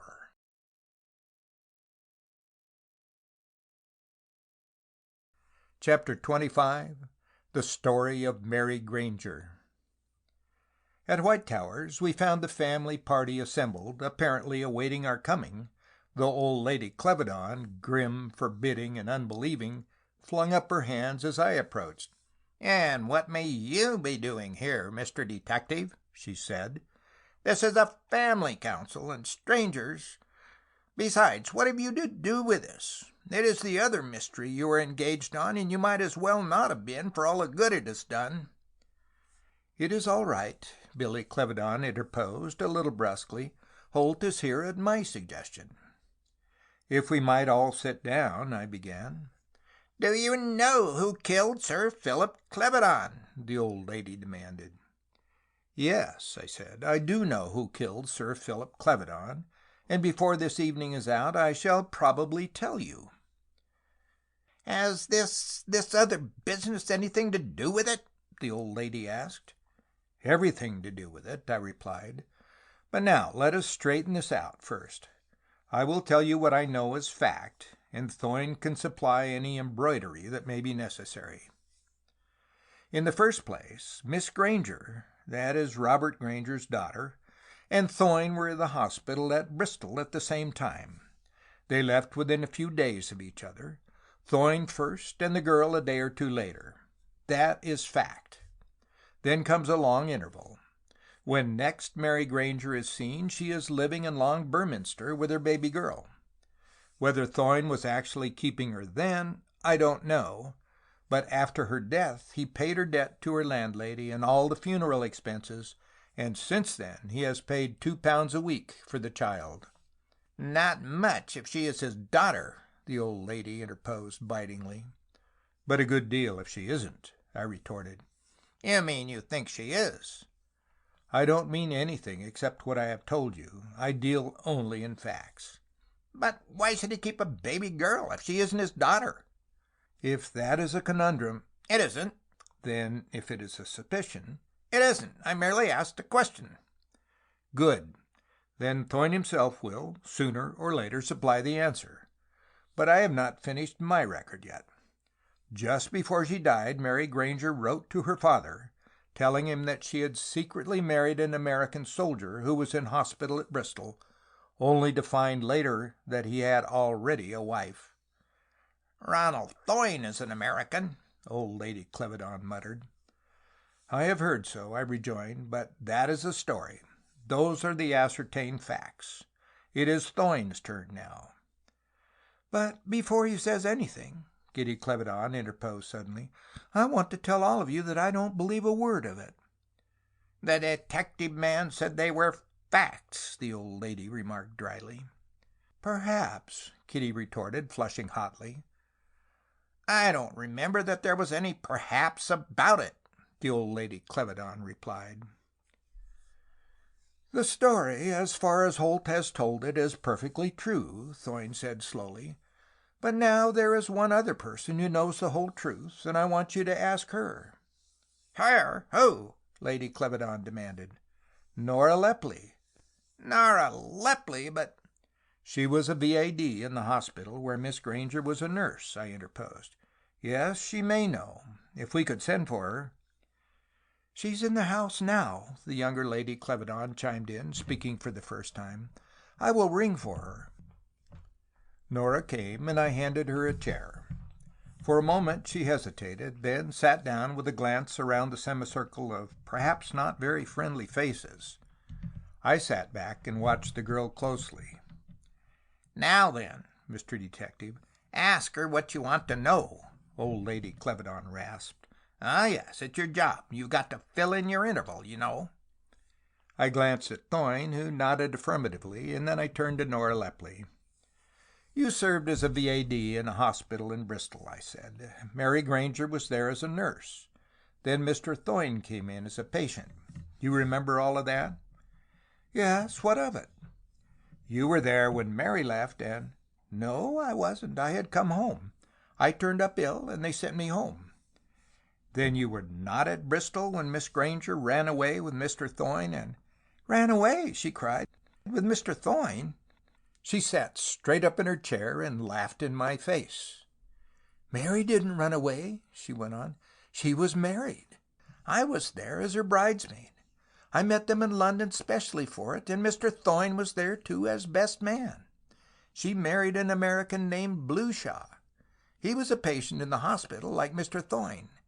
The marriage had to be kept secret because Mr. Blueshaw's father would object. I didn't like it.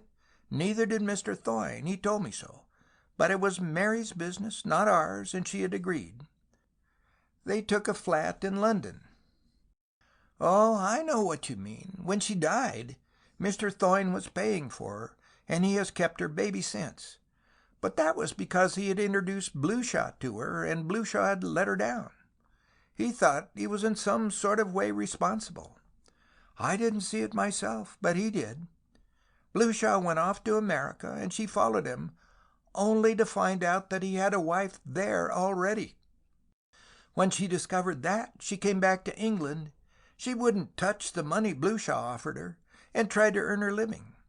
But she didn't tell anyone. Not me, not her father.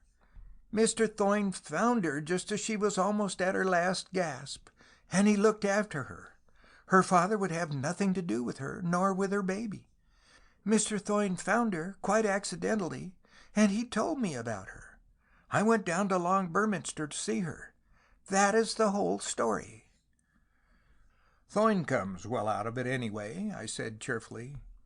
"Kitty went to him and kissed him, and I think with very little provocation would have kissed me too. She had loyally asserted her belief in him, and possibly had actually persuaded herself that it was genuine. But it was easy to see that she was enormously relieved when she heard Nora Lepley's corroboration. After all, Mary Grainger had been a very pretty girl, and Thoyne was only a man. When Nora had gone, Thoyne told us Mary Grainger's story in more detail, though I can summarize it here in a few lines. It was just as she had recounted it to him, with annotations where necessary from Mr. and Mrs. Job Greentree. Mary found work at first in Liverpool, where she landed on her return to England, and then, when that failed her, she left her baby with the people with whom she had been lodging, and set out to walk to London, a mad project, as it seemed, though she did better than one might expect. Many helped her on the way, and eventually she reached a little Midlands village, still over 60 miles from her destination. It had grown dark and was raining heavily, and as she stood in the shadow, gazing rather longingly at a warmly lighted inn, the door of which stood invitingly open, revealing an interior that seemed to be all bright reds and warm browns, and which, at all events, promised shelter, a heavy motor van, on the sides and back of which was painted in big white letters, "Job Greentree, Carrier," drew up, and from it descended a big man muffled in enormous coats and sporting a huge beard. He lifted 3 or 4 parcels from the interior of the van and strode into the inn, leaving the door of the vehicle a few inches open. Mary crept forward. Here, at all events, was shelter and a means of covering a few more miles. That it might be going in an opposite direction did not occur to her. She clambered easily into the car, and, creeping into the shadows at the far end, lay down on something soft, warm, and comfortable, though whether sacks or rugs she did not know. What happened thereafter was a total blank to her. She lapsed straightway into a stupor that was more unconsciousness than sleep, and lay thus, oblivious to everything. When she came to herself, she was seated, swathed in blankets, before a wood fire that roared and crackled halfway up the chimney of an old-fashioned grate, while, bending over her with a mug of steaming brandy in one hand and a spoon in the other, was the motherly, anxious face of a woman. The carrier — he combined the office with those of village wheelwright, blacksmith, and undertaker, and was known far and wide as Job — had drawn up with a rattle at the door of the cottage that stood alongside the smithy, had dismounted and lumbered around to the back of the van. "By gum," he said slowly, "that's a rum 'un. It is, and all." The door of the cottage was open, sending a shaft of warm light across the roadway. "Hello! Hello! Mother, come here and look at this!" the big man shouted. The woman, standing in the porch, caught a wrap from one of her hooks behind the door and flung it over her head, and then went out to the car, where her husband stood with the light of an electric lantern blazing upon Mary, who lay wet through and motionless from utter weariness and exhaustion. "A girl? Who is she, Job?" the woman asked. "I don't know," the bearded man replied. "I never saw her before. I wonder where she got in." "Well, pick her up and bring her through," the woman said. "She can't lie there. She's terrible wet, poor dear." The bearded man stooped down, and, lifting Mary as if she had been a doll, strode with her into the house and placed her in an easy chair before a roaring fire in the warm, well-lighted kitchen, and there she lay, with the water dripping from her skirts and forming tiny rills on the hitherto spotless floor. "Poor dear, she's worn out," the woman said. "Now you go and look after your van, and I'll see to her. It's a bed she wants, and something hot to drink. You keep out of the way for a bit, and I'll get those clothes off her and some warm blankets around her." She ran bustling upstairs, returning in a minute or two with an armful of blankets and some big towels. In 3 or 4 minutes she had Mary stripped, and then, after a vigorous rubbing, wrapped her in half a dozen blankets, until there was nothing visible save for a small white face peering out from what looked like a bale of woolen goods in a furniture store. But the exposure and suffering had had their effect, and Mary fell into an illness from which she emerged — it was a surprise to those who nursed and tended her that she came out at all — but a wreck of her former self, with her mind a confused tangle and her memory gone. Physically she made a little, very slow progress, but mentally she seemed to be at a standstill. And thus it was that Ronald Thoyne found her. She was seated on the long wooden bench that flanked the porch of the cottage, when a motor car drew up suddenly, and Thoyne, leaping therefrom, came towards her with long strides. "Mary!" he cried. "Is it really yourself, Mary?" For a moment or two the girl's brows were knit in a puzzled frown, and then she shook her head. A woman came running from the cottage and laid a hand on his arm. "Do you know her?" she asked. In a few rather incoherent sentences she told him the story of Mary's arrival and of her subsequent illness. But she had hardly finished her story, had not, in fact, completed it, when Mary almost sprang at her, shaking her roughly by the arm. "My baby!" she cried. "Where is my baby?" They soothed her gradually, and when they had heard her story, Thoyne took her to Liverpool himself, where they found the child safe and well cared for, a matter on which those responsible had good cause to congratulate themselves when they received Thoyne's very handsome present. Thoyne took Mary back to the home of the carrier and his wife, and there the girl remained until she died. And that, Thoyne concluded, is the whole story, which I never intended to tell, never should have told but for the suspicions that seemed to have arisen out of it. "You were a fool," Lady Clevedon the elder said tartly. "You had better have told me or Kitty all about it and left it to us. We would have looked after the baby." End of chapter 25.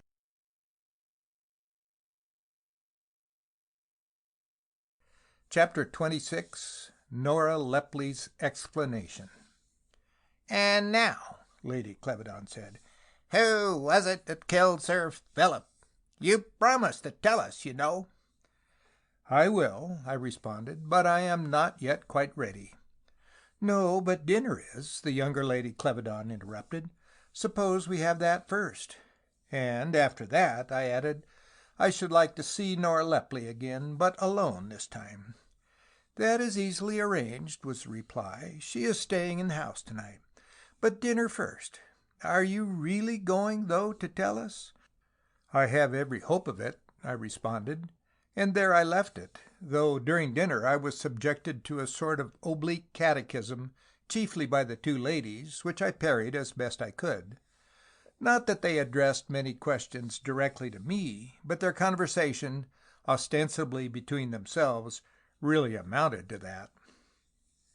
My interview with Nora Lepley took place in the study, the room wherein Sir Philip Clevedon had been found dead, though I don't think Lady Billy had any particular thought in mind when she sent us there. It merely happened to be convenient. I was not sorry the room had been chosen, though it had not occurred to me to suggest it. "Now sit down, Miss Lepley," I said, "and let us talk. But first of all I want you to understand that I mean you no harm if you are frank with me." "I don't know what you mean," she responded a little sullenly, giving me a flashing glance from her black eyes that was at least 3 parts anger. "What harm could you do me? I am not afraid of you. This is the second time you have wanted me. Didn't you believe me? Is it about Mary again?" "No," I replied. "It is about yourself this time. Did you know that some time ago the police took out a warrant for your arrest?" "Arrest?" She sat back in her chair and regarded me smilingly. "Why should they want to arrest me?" If Nora Lepley was in any way afraid of me, or even unusually disturbed, she did not show it. Her dark eyes, full of slumberous fires and undefined passions, regarded me frankly, and a queer, rather mocking smile hovered about her finely modeled lips. She was beautiful in an unexpected, unusual fashion, but her loveliness lacked softness and charm. At least that was my reading of it. She might fascinate or infatuate many men, but few of them would love her. There was not the faintest sign or touch of weakness about her, and one could hardly imagine her reduced to tears. Whatever the trouble she was facing, she would fight it to the end. One could only try to entrap her with the odds rather in favor of failure, unless one were very well equipped indeed. I had to try it anyway. "They want to arrest you," I said, speaking carelessly, though I was watching her closely, "for the murder of Sir Philip Clevedon." "Sir Philip Clevedon? Murder?" she cried. "Oh, but I had nothing to do with that." "You stabbed him with a hatpin."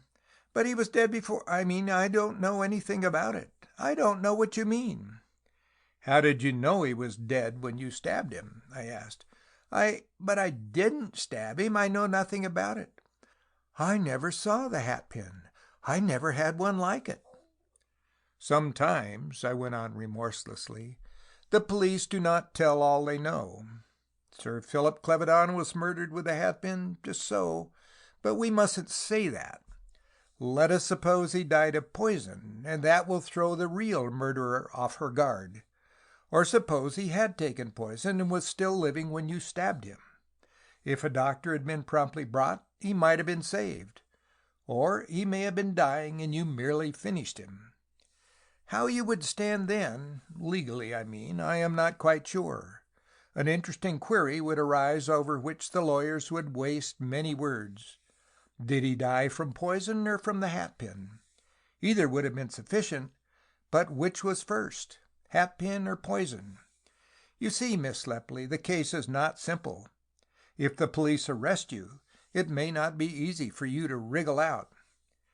"But I tell you I know nothing of it," she cried, her voice rising a little. Well, I went on, let me tell you one or two things I have learned, one or two facts, just to refresh your memory.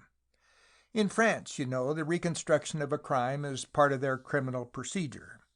It is not often adopted in this country. No, sit down, please. But it may be useful now. I think you must hear me out, for your own sake and for your parents. Leave my parents out of it, she cried, her face reddening violently. Unfortunately, we can't do that, I rejoined equably. What affects you touches them also. You cannot separate yourself from them. But we won't quarrel over that. Let us go back to the morning of February 24th, when you discovered Sir Philip's body. He was dead when I saw him, she said, and I know nothing of... You went through your aunt's sitting room, I continued, as if I had not heard her, and you noticed the hatpin which Miss Clevedon had left there the previous night. You recognized it and picked it up. I don't know what you were talking about, she muttered sullenly. It was in your hand when you entered the study and saw Sir Philip asleep on the... He was dead! I tell you he was dead! She cried shrilly. Well, perhaps you say so anyway. You went up to the couch and plunged the hatpin into his body in such a way that, had he been asleep, it would have killed him.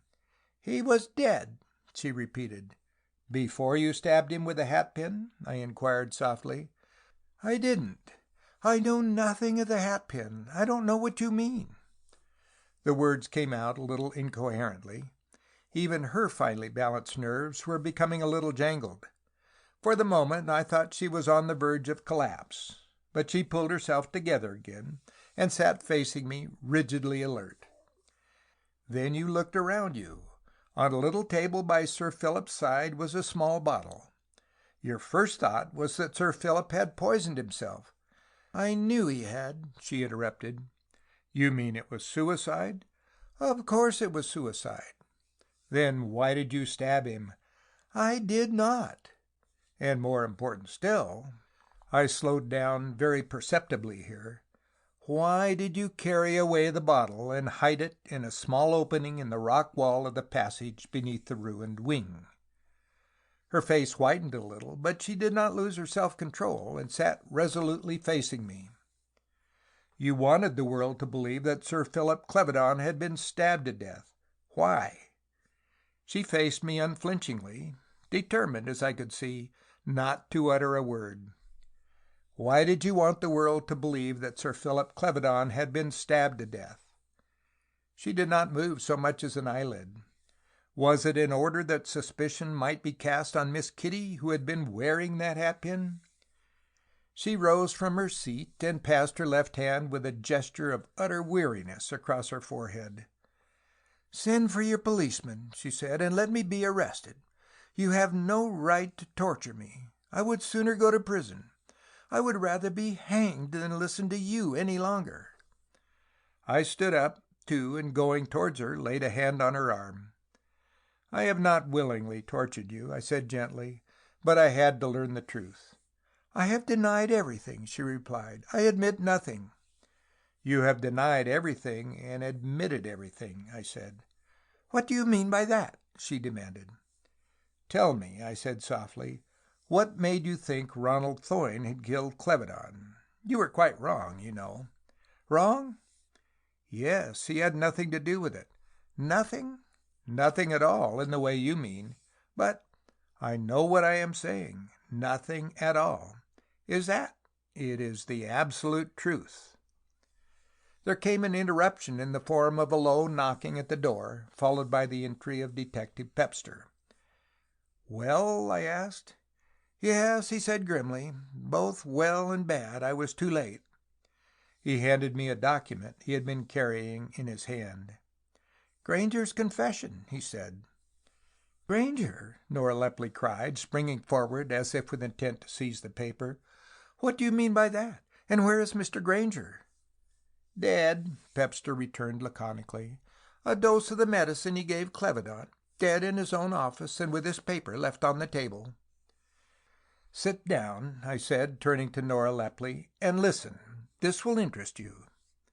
I read aloud what Grainger had written, and after that we had no difficulty in persuading the girl to talk. End of chapter 26.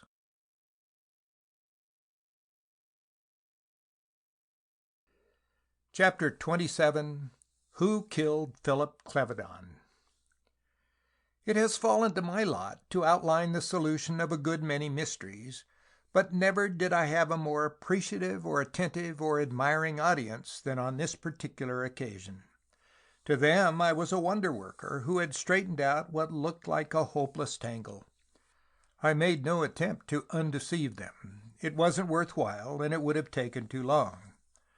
But the reader who has followed my detailed recital will know how I really blundered through, how often I pursued false clues, the many side issues that misled me, and the patient, methodical, and on the whole not very exciting linking together of ascertained facts, which eventually conducted me to the goal I sought. That is how all detective work that is worth anything is done. The result may seem brilliant, taken by itself, but in detail it is a curious mixture of luck and chance, with some amount of common sense and a little of what is generally labeled intuition. "And have you really discovered who killed Clevedon?" Thoyne asked. "Yes," I returned equably. "You did." "I expected that," Thoyne rejoined, with a wry smile. "I think you have suspected me all along. I seem to have been the villain of the piece all through." "No," I replied, "you do me an injustice. You were only one among half a dozen. Let me tell you the story. It is very simple, and a few words will encompass it. Grainger hated you because of his daughter, and when you ordered that sleeping mixture from him, he filled the vial with prussic acid. His intention was to kill you. That Clevedon was his victim was only an accident. Clevedon called on you earlier on the night on which he died, didn't he?" "Yes, but I don't know how you discovered it. I let Clevedon in myself, and not a soul saw us." "But it is a fact." "Oh, yes, quite. He came to see me, to tell me he had resigned any pretensions to marry—" He paused and glanced a little waveringly at Kitty Clevedon, "to the young lady we both wanted. We were friendly enough in a way." "You did not disclose this visit at the inquest?" "No, the question was never asked, and I kept quiet, for fear I might say too much. I don't regret it," he added fiercely. "It has worked out all right," I replied, "though it gave me a lot of extra trouble and delayed my solution. However, you conducted your visitor to the door and stood for a few minutes in the porch, chatting with him. You were to be relatives by marriage, and had no particular desire to quarrel. You were willing to forget that he had been Calcott—" "Calcott!" cried old Lady Clevedon. "Who's he?" "A long story," I returned smilingly. "Thoyne will tell you all about it some day. It has no bearing on this case. But in the course of conversation," I had turned to Thoyne again, "he told you that he suffered from sleeplessness, to which you replied that you had occasionally done so since you had been wounded and shell-shocked in the war, but that you had found a very useful medicine which you advised him to try. You had got a new bottle untouched, and you offered to make him a present of it." "Quite right." "Then there you have the story. That is how Sir Philip Clevedon died. He took the poison Grainger had intended for you." "What an escape!" Thoyne muttered a little hoarsely. "And the hatpin?" old Lady Clevedon queried sharply. "Was that an accident also?" "Hardly," I replied, "but that is another story, and a very curious one, too." I had reached the most difficult part of my explanation. I had to render it intelligible without betraying Nora Lepley's secret, which I had surprised. To put it as briefly as possible, she had thrust the hatpin through the heart of the dead man in the hope of diverting suspicion from Ronald Thoyne, whom she believed to be responsible for Sir Philip Clevedon's death. "As I had passed through my aunt's sitting room," she had told me, "I saw the hatpin lying there on the mantelpiece, and I picked it up, intending to return it to Miss Kitty. It was in my hand when I entered Sir Philip's study and found him dead. I knew he had been poisoned because there was prussic acid in the bottle on the table." She explained to me, when I questioned her, that she had spent much time with her friend Mary Grainger in the shop, and was familiar with all sorts of drugs. On the floor, she went on, was a white paper, and when I picked it up, I found on it some pencil marks I had made myself. I had been into Midlington and had called on Mr. Grainger, who asked me if I would deliver a packet at Mr. Thoyne's house, as he had no other means of sending it. Of course, I said I would. At the station, I looked up some trains on the timetable, and having no other paper with me, I noted them in pencil on the back of the little packet Mr. Grainger had given me. So was explained the mysterious figures on the paper I had found in Nora Lepley's curious hiding place. I regarded her thoughtfully for a moment or two. "You had delivered that packet at Mr. Thoyne's house?" "Oh, yes." "You thought Mr. Thoyne had passed it on to Sir Philip?" "That's what I thought, yes." "That he had procured some prussic acid from Mr. Grainger, so that he might murder Sir Philip?" "Yes, and then it occurred to me that if Sir Philip, that perhaps they might think he had been stabbed if the hatpin was found." "You did it to protect Thoyne?" That she had been in love with Thoyne seemed evident. That she would never confess as much was equally obvious, and I had no desire to force her confidence. The fact was sufficient for me. The motive I was content to leave in doubt, or at least unexpressed. That was the difficulty I had in telling my story to my little audience. I was determined they should not draw the inference I had found inevitable. The story of the hatpin, I said, is very curious, but quite simple. Nora Lepley, when she found Sir Philip dead, recognized the bottle as one she had found in Grainger's shop. She had known Mr. Grainger for many years, and had been his daughter's bosom friend. She jumped to the conclusion that Grainger had poisoned Sir Philip, and it was in the hope of diverting suspicion from him that she took away and hid the bottle and used the hatpin. There is the whole story. "But suppose somebody had been involved, Kitty, for example, or Ronald. Would she have spoken?" the younger Lady Clevedon demanded. "Undoubtedly," I replied, but I spoke without knowledge, because that was a question I had carefully refrained from putting to Nora herself. My own impression was that she would cheerfully have seen the whole Clevedon family hanging in company if that would have secured Ronald Thoyne's immunity. But I did not tell them that. End of chapter 27. Read for you by Stephen Seitel. Thank you for listening. Into the Clevedon Case by Nancy Oakley and John Oakley.